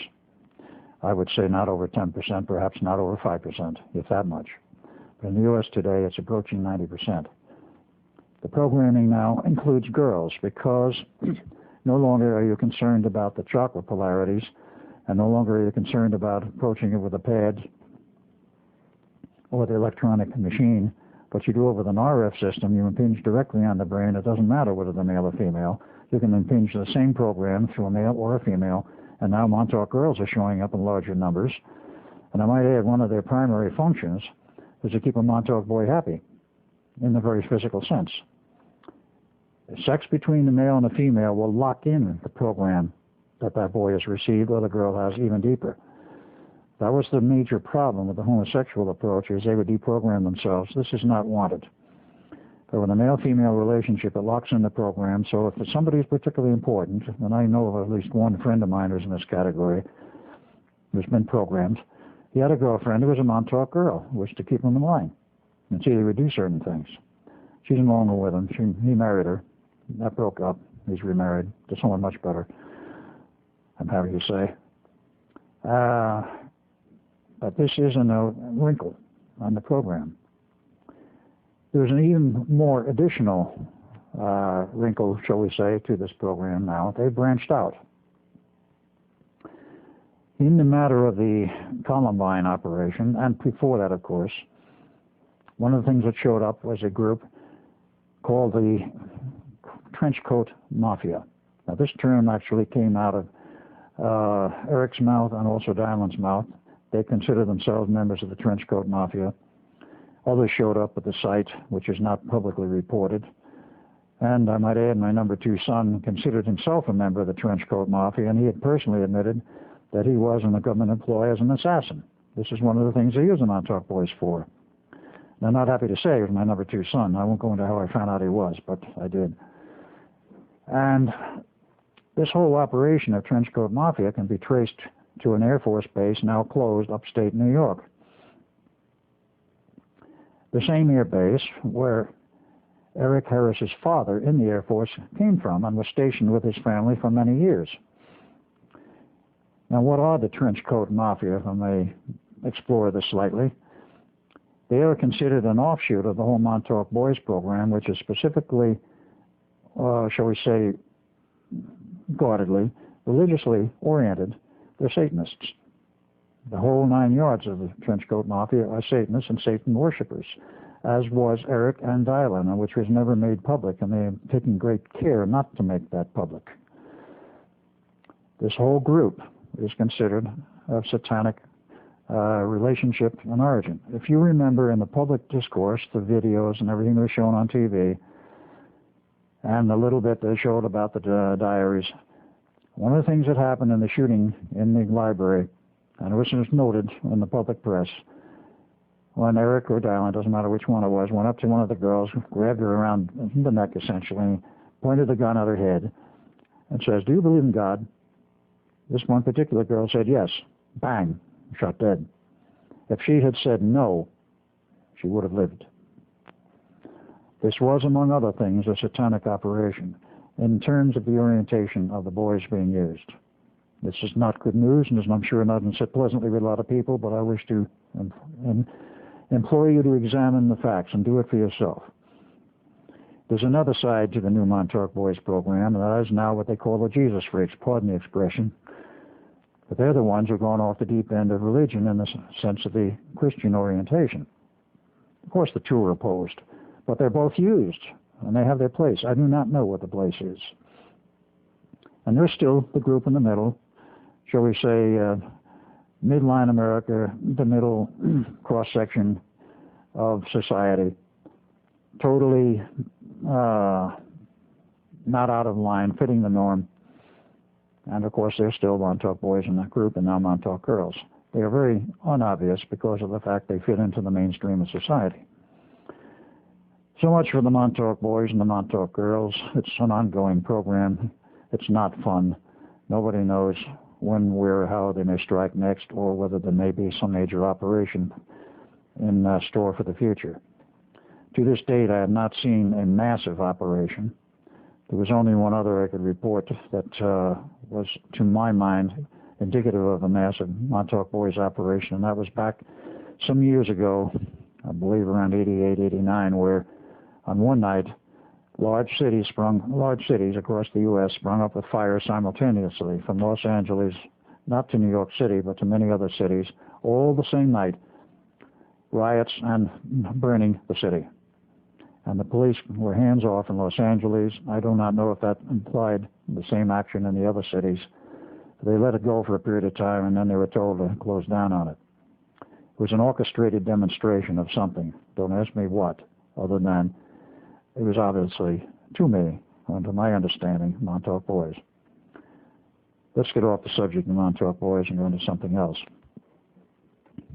Other aspects of the Montauk Project which were interesting was, of course, there was some genetic experimentation there, not very much of it, but it was there and it was elsewhere. This is a side of the issue I don't really care to get into because I'm no expert in genetic manipulation and the attempts to crossbreed races. But there was some of it at Montauk. Much more was engaged in at Dulce, New Mexico, and other locations sponsored by the government. One of the other things we were doing, and of course this was the primary thrust of Montauk, other than the boys program, was the exploration of time and space, traveling forward and backwards in time, and of course across the galaxy. There was one program I became involved in, several I were involved in, but I will not go into more details on this one. They did use it for going back and altering history. But in this case, in the program I'm referring to, it was not a matter of altering history, it was a matter of determining history. Unbeknownst to the general public, but at least one person in the last few months has come forward to verify it, Mars has been colonized by humans for quite some years. It goes back to the period after the initial landing in 1962, an unmanned lander, sponsored by the U.S. and Russian governments jointly, And the history of that is available in a video entitled Alternative 3, which shows the result of a program broadcast in England on Anglia TV on April 1, 1977, detailing what they investigated as the brain drain in England. Well, they got into other subject matter and eventually became involved with the whole operation of Alternative 3, namely get off the planet in case the global warming goes totally out of control, and establish colonies elsewhere, Mars being one of them. According to my understanding and the info I have, I know at least one man has gone public on it, Mars is colonized, human colonies. A lot of the people who disappeared from Earth have gone to Mars. In the process of colonizing and building these dome cities, if they were all domed, they found evidence of underground installations totally sealed off, like obvious cavern entrance, but a concrete plug in it or some other type of structure which blocked it, and they didn't have earth-moving equipment up there heavy enough to break in. So they radioed back via NASA, or whatever means they used, and said, we have these strange things here. It looks like entrances to underground installations. We cannot get in. What are we going to do about it, or can you do something about it? So the word went to Montauk. And this was about 1981. There's something here we'd like you to look into. So the management says, okay, give us the coordinates of at least one, maybe several of these locations, in terms of latitude and longitude of Mars, and we'll look into it. So they got the coordinates, and of course the celestial mechanics and all of the celestial perturbations and everything else of the solar system were already plugged into this monster computer. I mean, all of the basic scientific knowledge they needed was in it. So they figured, well, we don't know whether there's a cavern system there or whether it's solid rock and this is just a bum lead. We'll send a camera up there, and if it winds up in solid rock, nothing's lost except the camera. So they got the coordinates, put it through the computers, and decided, go. They put the camera in the tunnel, send it out, and of course the way the tunnel works is it's a one-way type thing. You start at this end, put an object, whether it be a truck, a car, a camera, or a person or a group of people, at the entrance point, move them up to it, and they're sucked through it like a vacuum cleaner was pulling them through. They're unharmed and uninjured. They go through this thing to the output end, wherever it has been determined it shall focus. So they sent the camera up to Mars, and it was on, and they got pictures. Of course, they brought it back. They were able to bring it back.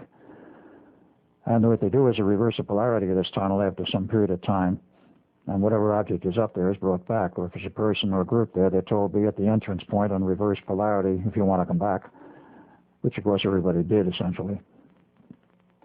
Back comes the camera. They get pictures of an underground facility. Okay, we'll send a team up there. They did. Duncan and I went on this team more than once, and we were in the underground of Mars. We found a huge remnants of an underground civilization. No one was there. There's no evidence of life or anyone being alive there, quite contrary to some of the metaphysical reports we get from people whom I shall not comment on their veracity, other than to say other people have other ideas, but we found nothing whatever to support the idea there was anyone left alive on Mars of the old civilization. Found all kinds of equipment. Everything was off. Tunnels went for miles. The explorations continued for quite some time, I think probably to the end of the time when Montauk was shut down. But after a number of these explorations, Duncan and I decided we were going to go on our own. The computer system was set up with all of the celestial data, as well as the data from Mars, and as Mars moved in its orbit around the solar system, they could correct for this on an automatic basis. All we had to do is punch in the proper code number for the, quote, trip to Mars, unquote, and it would make automatic corrections for the date. And when the green light went on, it says it was safe to go and the tunnel was operational. We went on our own twice to explore the underground. We found a lot of interesting things. In fact, as I remember, Duncan even found one of the power systems for lighting was still operational. Don't ask me how. We never tracked that down as to where it came from. We saw a lot of things. A few things were brought back. And of course, these teams brought a lot of evidence back. It's all buried somewhere. Even some of the religious artifacts. There was religious artifacts. We didn't learn much about the people. That is Duncan and I. Maybe somebody else did. But on the return from our second trip, they were waiting for us. We were slapped on the wrist and told very bluntly, "You're not to do this anymore." And they broke Duncan and I up as a team, so to speak, and we put in different sections and on different operations. It continued after that, but we never heard anything more about what they found. But in terms of the fact that is not publicly admitted today that there are colonies on Mars that are quite successful, I would suggest that you go find one of the books about to be published, if it hasn't been already, by Dr. George Merkel out of Corpus Christi, Texas, who announced this book at the last meeting of the Global Sciences Congress, which was in Houston, Texas, last month. He showed photos. I was not there, but he showed photos of life on Mars that totally, I would say, upset and also at the same time probably titillated the senses of the people who were absolutely amazed at what he had to show. I cannot vouch for the accuracy of his information, not having seen it. I do know George Merkel personally, and I know that he, as a scientist of great repute, has done a great number of things. He originally came from Russia, but he worked for the CIA for many years as a scientist. He holds 4 PhDs. He is not a dummy. He knows what he's talking about, so far as I have seen in every case. At this point, let's take another break.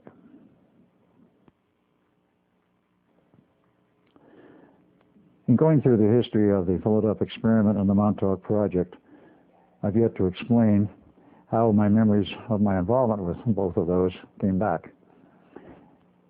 The first one that came back was actually the Montauk Project. In 1985, I was at a national USPA conference in Dayton, Ohio. Preston Nichols was there, and he brought a new assistant with him, Duncan Cameron. I did not know at that point who Duncan was, and I really didn't pay too much attention to it until he was involved with a lecture with Preston, a presentation on the stage. I sensed he was a very sensitive person, so I cornered him in the cafeteria the next day, and we sat and talked for about 2.5 hours. And about halfway through this conversation, I got the feeling quite strongly that I knew him from somewhere else. And I asked him, "Duncan, do you feel like maybe you know me from somewhere?" He said, "Yes." I said, "You have an idea from where?" He said, "No." I said the same thing. I knew him from somewhere, I was quite sure of it, but I didn't know where from either. As the conference broke up, I had an invitation from Preston to come out and see him sometime in Long Island. Possibly I might want to work for him because he was looking for some good engineers. He not only was working a full-time job, but he was also working in his laboratory on various research projects. So this was July 1985. In August of 85, I went to see Preston and Duncan, intending to spend a weekend. Wound up staying 2 weeks. In that particular period of time, Preston invited both of us to take a trip with him out to Montauk Point. It was at that time of that visit, and a subsequent visit in 1986, May of 1986, when the group from Phoenix came in, headed by Lenny Perlstein, as I previously mentioned, that my memories literally came back, not on the base itself, but after that second visit, sitting alone in Preston's laboratory one afternoon. I insisted, during this period of time, I had not been part of the Montauk Project. Duncan and Preston insisted I had been, a rather an important part of it. So all I could say was I didn't remember it, which was true at that point. Sat down and started meditating on the subject, so to say. All right, what if I was actually a member of the project and had been part of it? What then? Well, for the next hour and a half, I started to shake like a leaf, and I knew that this was a body telling me that something was coming up, and I was sort of fighting it and resisting it, but memory did come back. The memory came back of the trip to the director's office and being recruited in the whole 9 yards in my involvement with the project. And of course, more came back later. But that was the, shall we say, the opening of the door to the beginning of the return of my memories. Strangely enough, the Montauk Project came back first, and that was the most recent. The, shall we say, the debriefing from that project was not nearly as thorough as it was from the Philadelphia experiment. long since, Duncan and Preston had recovered their memories. And that was because of that, many visits during the period from August 1985 to May 1986, many visits on their part to the Montauk Point operation. And they were both quite sure at that point of their involvement. So the memories of that back, it then became rather interesting with more visits to find out just what was going on. I moved to Long Island in August of 1986 and obtained employment there, which didn't last very long. And eventually I went back to Phoenix in 1987, remained there until 1993 when I moved to, of all places, Atlanta, Georgia. In the interim period in Phoenix, I kept working. And it was in January of 1988, late one night, on a Saturday night, I don't know which weekend of January, it's not that important. I was watching late night TV and widescreen projection TV. At 4 a.m. in the morning, HBO announced that the next feature of the evening would be the Philadelphia Experiment. Well, the movie had gone by me. I've never saw it. I didn't go out of my way particularly to see it, and there wasn't much time to go out of my way to see it because when it first showed up on the circuits in August of '84, I was at that point living in a little out-of-the-way place in Arizona. And there's a theater, showed it for about 2 weeks, and it disappeared. And I thought it was going down to Phoenix, but I found out much later that it was pulled after 2 weeks.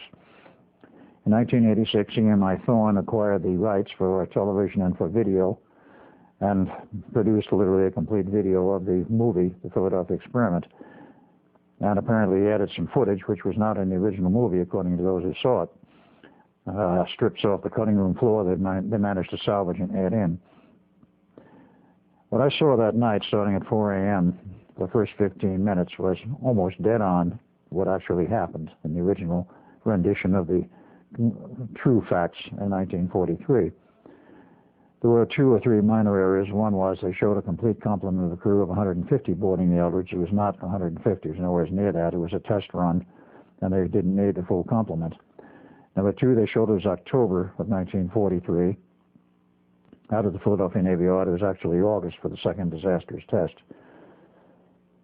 The other part that was erroneous was that the base, which was connected with the operation, they did show the operation and the connection with Montauk Project Base, except they, in the movie, moved it from Montauk to Wendover Air Force Base in Wendover, Utah, and changed the date from 83 to 84.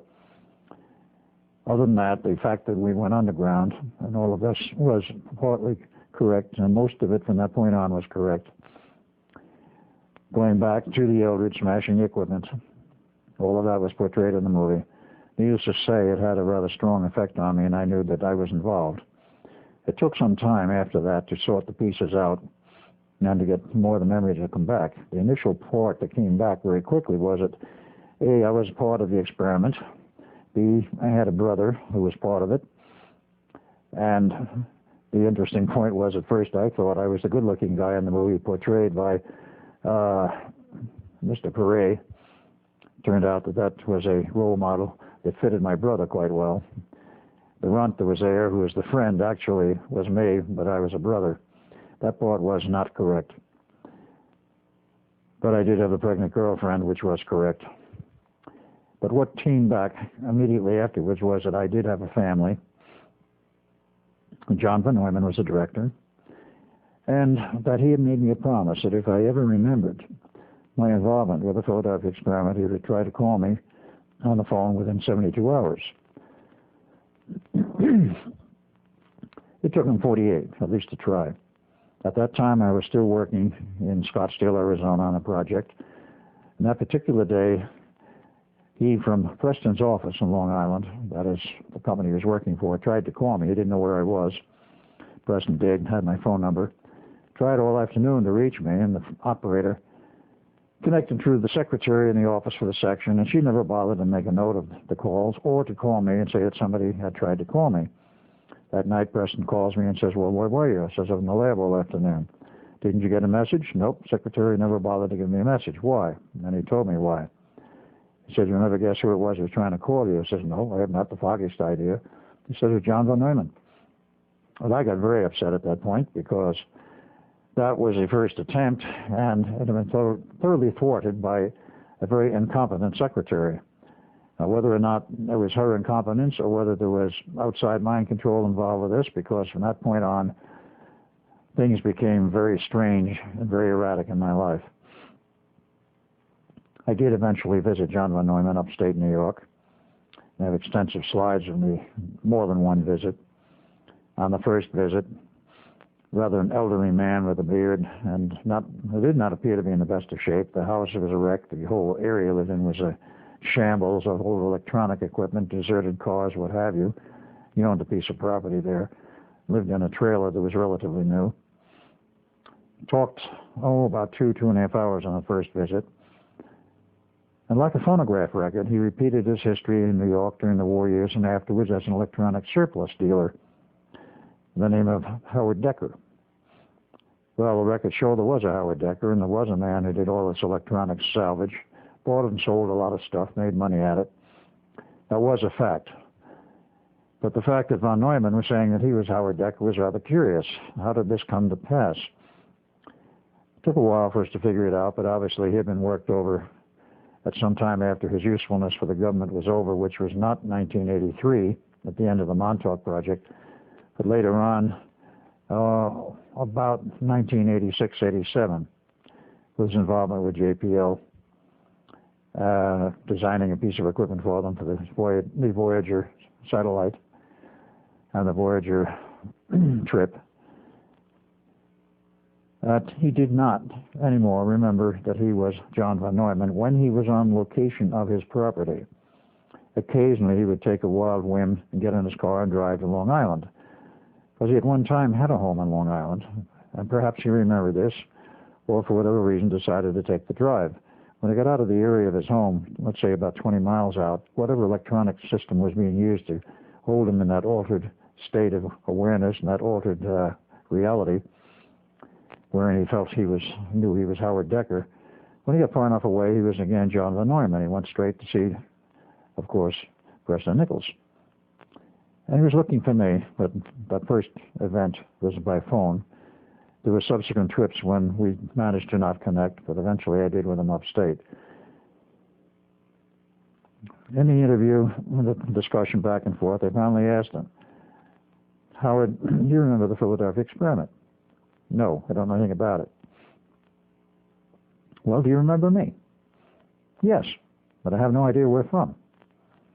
They erased everything else, but not the memory of me, though he did not put in his mind where he knew me from. Eventually, it did come back, but only when he was out of that area.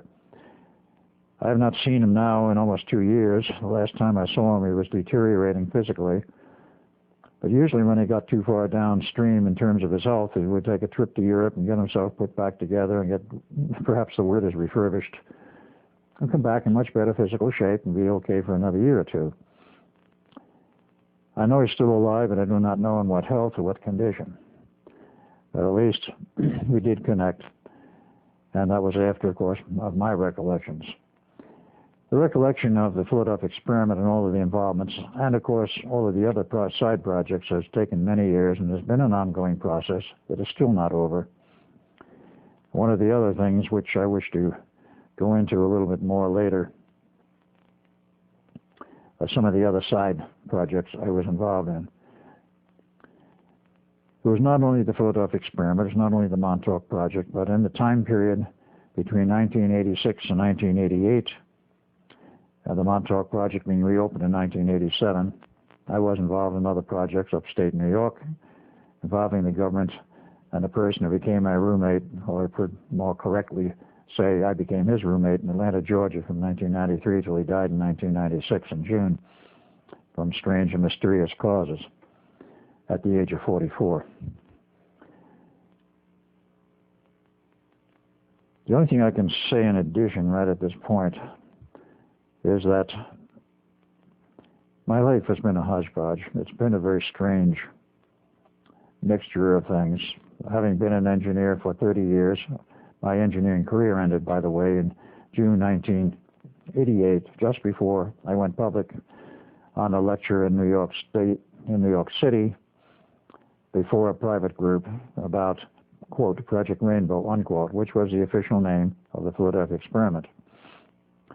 Project Rainbow, by the way, was the name for the original phase of this experiment, or series of experiments, which involved, of course, two other ships, the DE-076 and the DE-013, the 076 operating out of Norfolk, Virginia Navy Yard. All of them were outfitted at the Philadelphia Navy Yard with all the special equipment. The 076 is still, shall we say, alive and well today. It's still in service. The 013 during the test sank in the Atlantic out in the Azores. But so much of this history goes on, and the Eldridge, I might add, even though it was sold to the Greeks, or allegedly sold to the Greeks in 1951, along with a sister ship, under Harry Truman's Lend-Lease Act of 1950s. The Greeks acquired the Eldridge, kept it for many years, and then strangely enough, in 1995, the U.S. Navy goes back to the Greeks and say, we want this ship back. Oh, but you gave it to us. No, we didn't. We loaned it to you. They did acquire it back after extensive refurbishing in order to even bring it across the Atlantic, because at that point it was a rust bucket. And all of the photos taken at that time, which were published, at least some of them, were published in the Playboy magazine, Greek edition, in Greek, of course, showed the condition of the Eldridge and certain things about the cabling and the wiring which were still there I recognized as part of the wiring for the coils on the deck. It came back to Norfolk, Virginia. It's being towed across the Atlantic. Was totally refurbished and rebuilt with a new hull under it. The hull was rotten and is today, strangely enough, still in service, but tied at the dock side of the Office of Naval Research and the Washington, D.C. Navy Yard. According to computer runs and the internet, it does make occasional trips up the Long Island Sound for purposes not stated. Why the Navy wanted to keep that and the fog alive, so to speak, and viable ships doesn't, to me, make much sense, but they must have their reasons. They are still very much afloat and very much alive and well.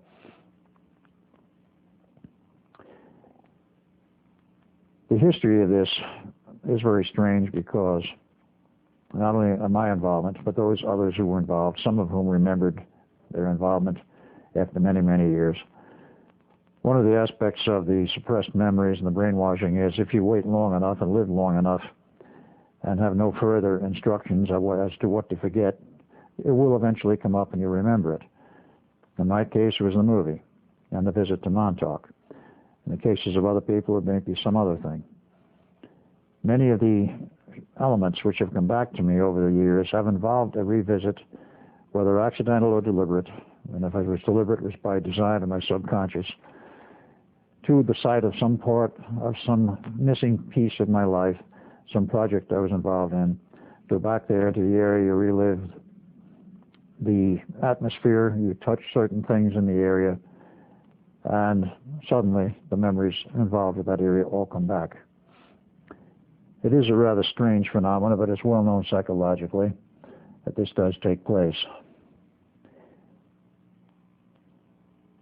Now, one of the other things I think I need to cover here is why, when I was converted from Ed Cameron to Al Bielek, why was the Bielek family chosen? That took many, many years to understand, even after I was aware of the fact that I was not originally a Bielek, but it was Ed Cameron.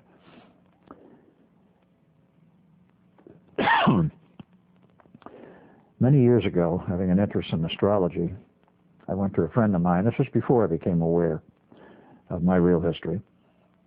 I was a geologist, but an amateur astrologer, but very good, and I asked him to do a chart for me. And he did. I was Al Bielek. And he said it was a very complex chart. He didn't really understand it all. There were 5 fire signs in one house, and it was obvious that I had a lot of problems.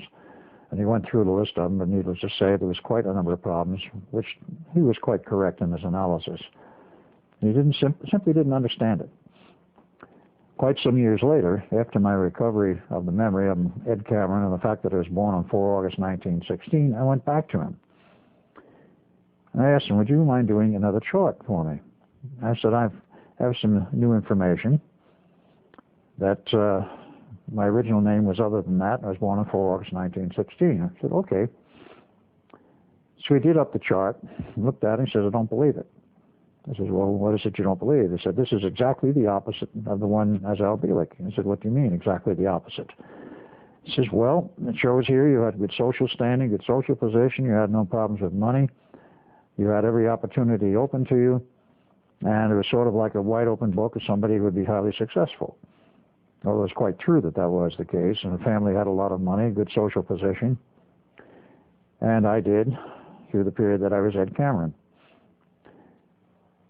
The only thing I can see, well, there's two things involved. Number one, when they decided they had to get rid of me as Ed Cameron, because of my traveling through time and the time loops involved, they could not kill me because of Norman Levinson time equations, one of the people involved in the background of the experiments. Norman Levinson was a professor at MIT, wrote a whole series of books in the open literature, 5 of them, on mathematics, and some work that is still classified to this day, the time equations and the time matrix.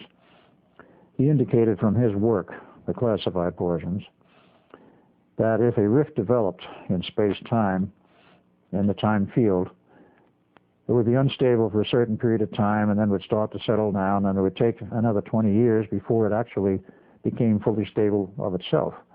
And that interim period, there had to be dampening applied to it, or it might become highly unstable again. For reasons I do not understand, nor does Duncan or anyone else involved with this, which includes John von Neumann, we are the dampers, if you will, providing the stability for the time field to settle down to its normal flow. How this works, I have not any idea whatsoever. Apparently no electronic equipment could handle it, or at least what we know of at this time. But the instability resulted because of the rupture of the space-time field between 12 August 1943 and 12 August 1983. One of the other things we didn't know is why this date, 12 August, was so significant, which I had mentioned earlier in this presentation. We had the drop-dead date, which was given to John von Neumann, complete the test by 12 August, or this was, of course, 1943, or forget it.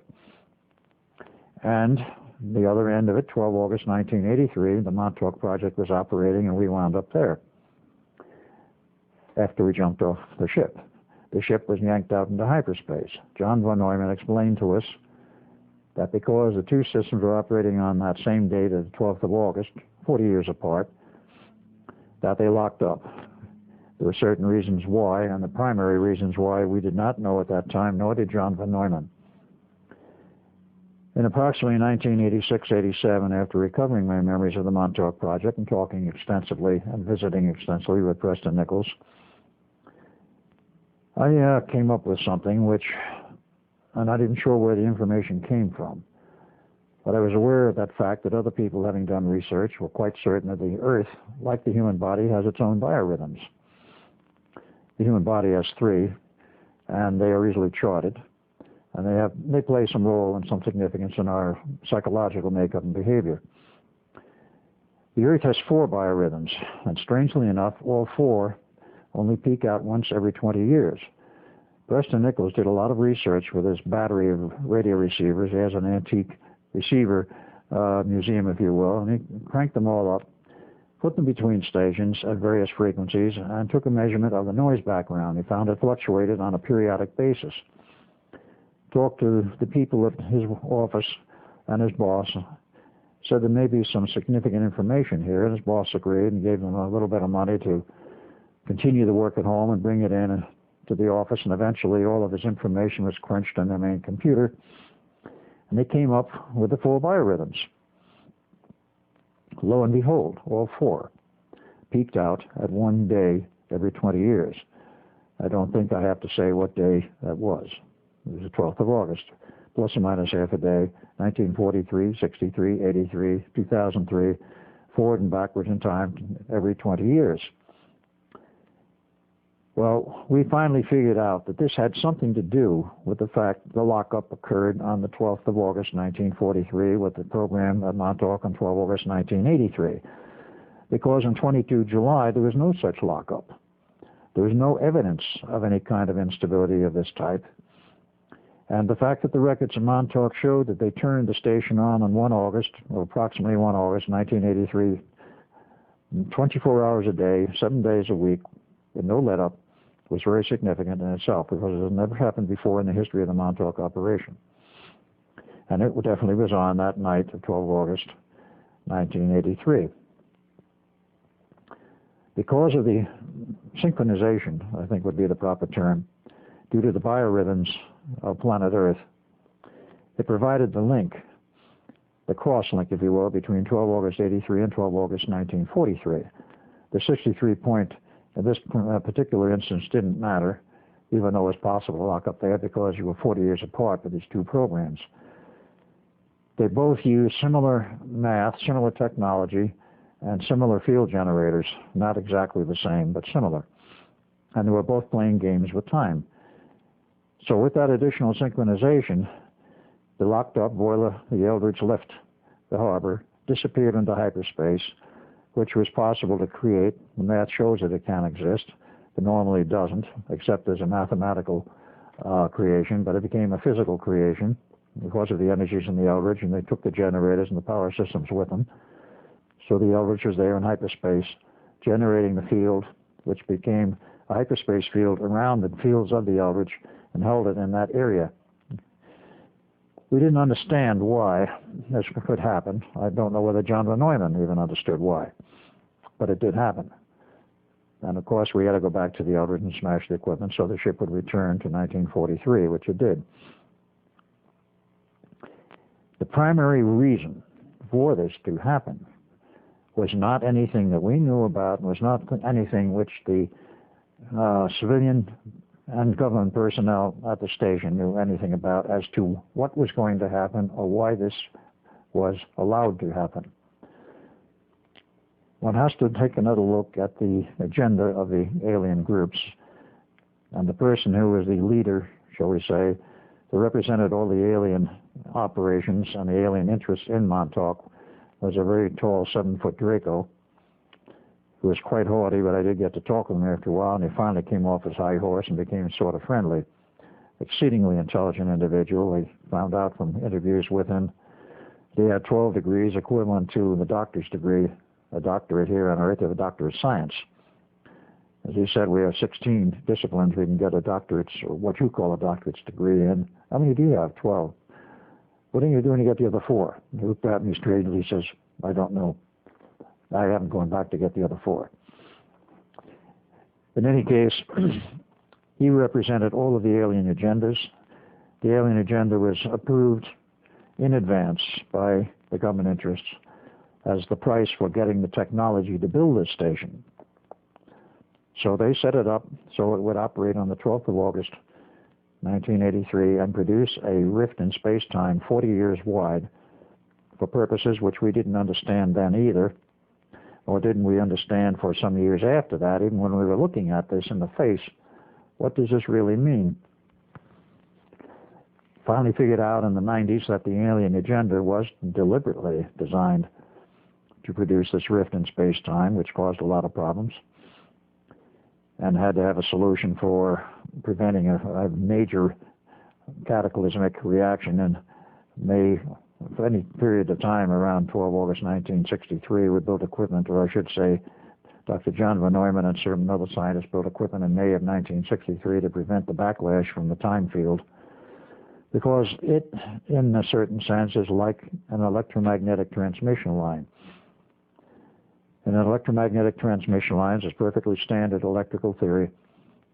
You transmit RF energy down a line from a certain source impedance. The transmission line cable has the same impedance, and you pump it into a load which is of the same characteristic impedance. You have maximum transfer of power, and it's very smooth. If you don't have a matching impedance of the final end that's off, then you start to get standing waves. There's energy reflected back to the source. And if these are really out of balance, again, you get very heavy reflections. The standing wave ratio is a common thing referred to in RF transmission and RF transmission lines. You want a standing ratio of 1, which means it's totally damped and stable and maximum transmission of power with no reflections.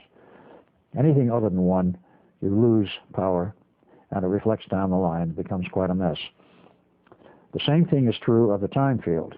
If something disrupts the normal function and the flow of time through this field, you can get standing waves in time. And this is what happened because of this disruption in 1943. Of course, after we were past that point, there wasn't much you could do about the 43 end, but the 83 end and 63 point had to be damped. We were the dampers, and according to Levinson's equations, it takes another 20 years, and that is to the year 2003, before it is fully stable of itself. I suppose at that point the government could get rid of us if they wanted to, unless there are other factors involved. There are a lot of loose ends on this whole project, I should say projects. I'm trying to wrap them up and trying to show what happened, and we're trying to understand it still ourselves, all of the aspects of it.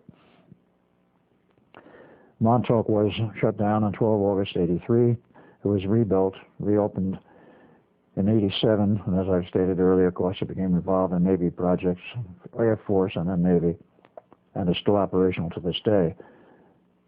There was other work that has been done on time travel at locations other than Montauk. I'm not privy to that information, other than I do know they exist.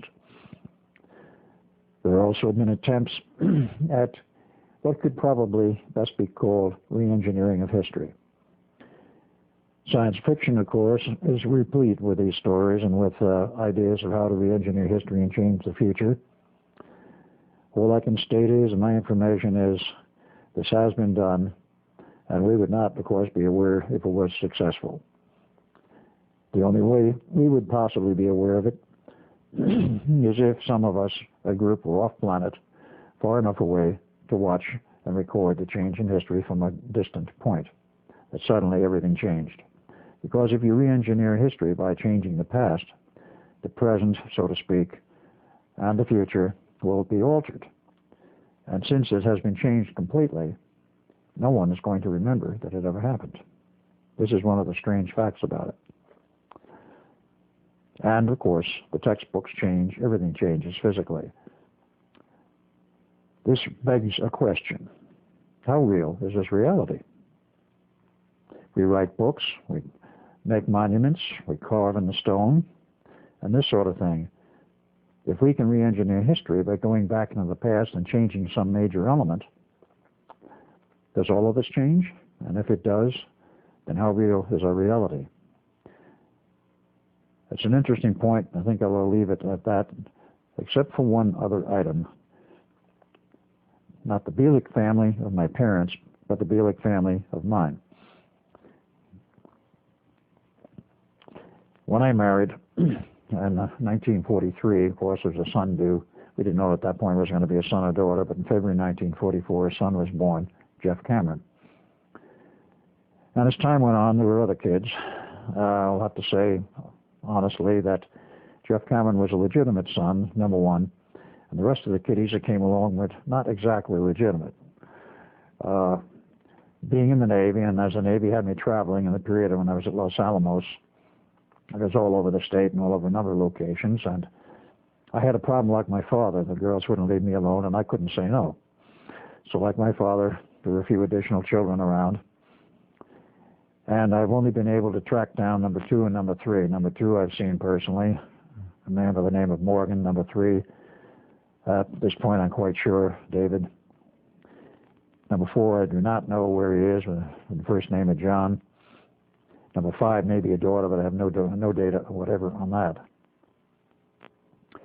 This is an ongoing pursuit at this point to find out where they all went, what's happened to them. And even though there have been many attempts on my part to meet with Jeff, they have all been thwarted. I do have a picture of them, and I'm going to put this up and show it, because I want this as part of the document. This picture was taken at the time when he was age 20 as part of a New Mexico State Fair contest, probably 4-H. This is a blow-up from the original photo. The last time I saw him was actually about 1952 with the family. And of course, at that point, he was 8 years old. In this picture, he's about 20. Today, he's 54, 55. I've not seen him since that time in 1952. In spite of the 10 years of attempts, they've all been deliberately thwarted by powers unknown. And today, to the best of my knowledge, he's under the protection of the military because a contract was put out on his life in excess of $10 million. Somebody wanted him dead. That occurred in 1998. From that point on, I guess there's not much more I can say about my family. I'm still trying to find them. A little late, but better late than never. I will close here, except that I will do an epilogue, and a few other points will be raised in that, trying to recover, and shall we say, rehash the whole thing, a summary, if you will. Let's take a break.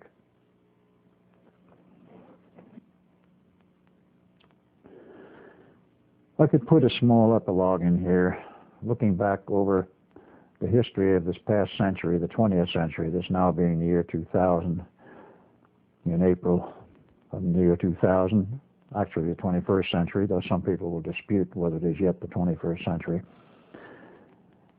The history of science is very curious. Back in the days, let us say about the turn of the century, mathematicians and scientists at that time said a heavier than air craft could never fly. Well, in Kitty Hawk, 1903, the mathematicians were proven wrong when the Wright brothers flew a plane. And of course, we know the rest in terms of history as to what has happened in terms of aircraft. Along about 1947, of course, with the mathematical controversy existing well prior to that, mathematicians insisted no plane could ever fly at the speed of sound or faster. It would fall apart. Well, on 28th of August, 1947, that was proven wrong when the Bielek Chronicles flew at Mach 1.05, slightly faster than the speed of sound, a rocket-propelled aircraft. I was involved as an observer on that project. But again, the mathematicians and the scientists were proven wrong. Today, and actually going back into the 40s, many scientists and others have said that time travel, that's impossible. That could never be. It's against nature, etc., etc. Time is an illusion. Therefore, how can you travel through an illusion? Well, unfortunately, time is an energy. The time field is an energy. And if you want to say it's an illusion, so is our whole reality. From another viewpoint, another standpoint. If you get outside of it, some of our renowned gurus of the Far East and of the Himalayas, after many years of meditation and self-denial and such, apparently have broken through to enough of a level to say what we call reality is an illusion after all. But we live in it, and we accept it. And, of course, as science has learned over a period of years, there's more than one reality. There's 7 parallel realities. Dr. Tiller of SRI has stated that, and others have stated that, and written papers on it, I might add. There have been papers written on the subject of time travel. Yes, it might be possible, but nobody really knows. Even such an esteemed man as Albert Einstein has at one time or another said that time travel may be possible, but he also postulated in his general theory of relativity that nothing could exceed the speed of light. And that was in his mind, and many scientists, because he was so esteemed, the limiting speed in the universe. And consequently, you could not, under that theory, go fast enough to go traveling in time. And at that point, he didn't even consider necessarily there was a time field. The concept of the time field came from Norman Levinson, and also came later from the unified field theory of Einstein, still classified. The scientists who worked on this project for invisibility were dealing with time, but not with the primary function of traveling in time. The idea was to warp time, if you will, sufficiently that an object would become invisible. And it did become successful. Some years after that, with the Montauk Project and the work that led up to it, as well as German research during World War II, we learned how to actually travel in time. I might add there was another project back in 1938 in which we learned a little bit about time travel then, before World War II. How far back the German research goes in time travel, I do not know. I'm not aware of it, except that they were successful, at least to some degree, during the period of World War II. They were all successful with a number of other things. Everybody has said, again, a scientific viewpoint, that gravity is an inherent function of matter, i.e. matter attracts matter, and there's nothing you can do about it. The larger the mass of the planet, the stronger the gravity field. Well, such was the accepted theories for a great number of years. Then along comes NASA, and they try to get a rocket to land on the moon. Not land at first, they merely wanted to crash it on the moon. The first attempts, they missed by over 200,000 miles. I cannot understand how they succeeded in doing that at this point, but after reading some of the texts put out by engineers later, one of the most important ones being a book entitled Operation Moongate. I do not know if it's still in print or not, but the author, an engineer who wrote that book, pointed out that NASA had to find out, and the hard way, that the gravity neutral zone, which they postulated was about 25,000 miles off the surface of the moon and would correlate with an assumed gravity on the moon of 0.16 that of the Earth, was grossly incorrect. When they finally got to doing their recalculations with their very good computers and more attempts to hit the moon, when they kept getting closer, they finally found out that the moon's gravity was not what they had assumed. It was much heavier, much stronger. At first they said about 0.6 of that of the Earth. Today it's assumed to be about 1. And if you look very carefully at the photos of the astronauts on the moon jumping with their boots and leaving heavy boot prints in the sand, though they show it in slow motion to give the illusion of they're jumping great distances, they're not. And they never jump more than about 8 inches to a foot off the surface, which any good athlete can do on Earth. That implies, of course, that the earlier assumptions that they'll be able to jump 6 or 8 feet in the air and jump a stride of approximately 75 feet were proven to be totally false. So we get back to two things. One, gravity is different than was assumed by Sir Isaac Newton. The more modern theories indicate very strongly and have been proven that it is an external field. And it took a 2-year delay in NASA's program to get to the moon to resolve all of this. And of course, then came into play some of the further research of the Germans connected with this point. Namely, can you provide what is loosely called an anti-gravity field, which could be said to be a gravity propulsion system which opposed the gravity of the Earth, or a shield? They did develop a system which would produce an anti-gravity field, that is a gravity field working in the opposite direction, so an object could be propelled upwards without using rocket thrust or this sort of thing. The Germans had some successful systems going in 44, 45, and all of that material, all of that research, of course, came to the United States after the war.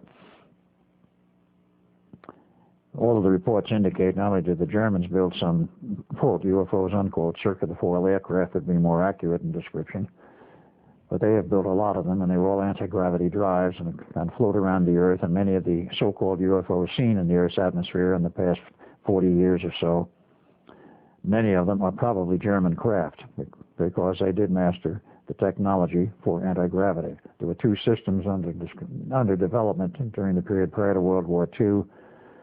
One is by the SS Group 2, and then Special Internal Group, and also a very renowned scientist from Austria who developed a system also that worked. We inherited this, and then when it came time to figure out how do we get to the moon and back, i.e. take an astronaut to the surface of the moon and return him to Earth, we were confronted with a very massive problem. And that was, if the moon's gravity is very close to that of the Earth, and the gravity neutral zone is some distance out, perhaps 100,000 miles into space away from the moon, putting it nearly in between, halfway between, what do you do about it? It takes a Titan V at 5 million pounds thrust and all of the fuel that it carries to get the payload called the moon orbiter and the pod out of the Earth's atmosphere, across space, and into orbit around the moon. Okay, you get there. You land on the moon. Now, if the moon's gravity is the same or close to being the same as the Earth's, how do you get off? The little rocket thruster they have on the back of the LEM is nothing but a thing for show because it could not possibly produce enough thrust to get off the moon. Its purpose was to guide it down to the surface of the moon for the proper landing with the platform. When it takes off, it leaves the platform behind and goes straight up. And anyone who's seen the videos, which have been played many times, of that LEM leaving the surface of the moon. It takes off in a great rush. Dust apparently stirs up all kinds of things from the surface, and it goes back into orbit and connects with the orbiting vehicle and then returns to Earth. If it were actually using rocket propulsion to get off the surface of the moon, it would have to be something essentially the size of a Saturn V. Now, how are you going to get a Saturn V to the moon and all of the components necessary, and the fuel and so forth, so that a Saturn V could return the astronauts to Earth? As a practical engineering matter, it's virtually impossible. They solved it, of course, and they've never told the public how they solved it. They had, of course, anti-gravity drives. We've had them for years, decades. And when Apollo 11 landed on the moon, the astronauts, happily there, and of course a great history point for mankind, radioed back to Earth, to NASA, and says, hey, we got visitors here. NASA says, and this was monitored by amateurs in Europe at the time, and they were not on secure communication links. We got visitors here. Yes, we know about it, or NASA replying. Well, who are they? Well, we'd rather not say. Well, as the astronaut's asking Houston, are they Russian? No. Are they aliens? No. Well, are they Americans? Yes. Needless to say, those astronauts were very pissed off when they got back to Earth. They're saying, in essence, all that we've been used for in this trip is PR. They have other systems to get up there that are better than what we have used. It was absolutely correct, because they had anti-gravity drive, secret ships, and they were there waiting for the crew to arrive by means of rocket, and in a way, their own way, welcome them, and then, of course, disappear into whatever area they wanted to do. Scientists and mathematicians have had a history of saying it's not possible, it can't be done. Well, we've done it. We've done many things. We have time travel, we have anti-gravity drives, we have weapon systems today, which doesn't fit in, of course, with my history. I'm not involved with them. But today we have particle beam weapon systems, which really were invented directly and originally by Nikola Tesla, which are sufficient power mounted on Earth with very long laser bored tubes for the twin-beamed gun, if you will. The longest one today is 300 miles long in the center of the, not in the center of the Earth, the center of the U.S. underground. And how it's controlled or steered, I don't know. But it has enough power that they use the moons of Jupiter for a shooting gallery. They've actually punched a hole 25 miles in diameter through one of the moons. It can't be done, but somehow they managed to do it. And I think we will continue to make progress and to do what has been called impossible. With that, I will close. Thank you.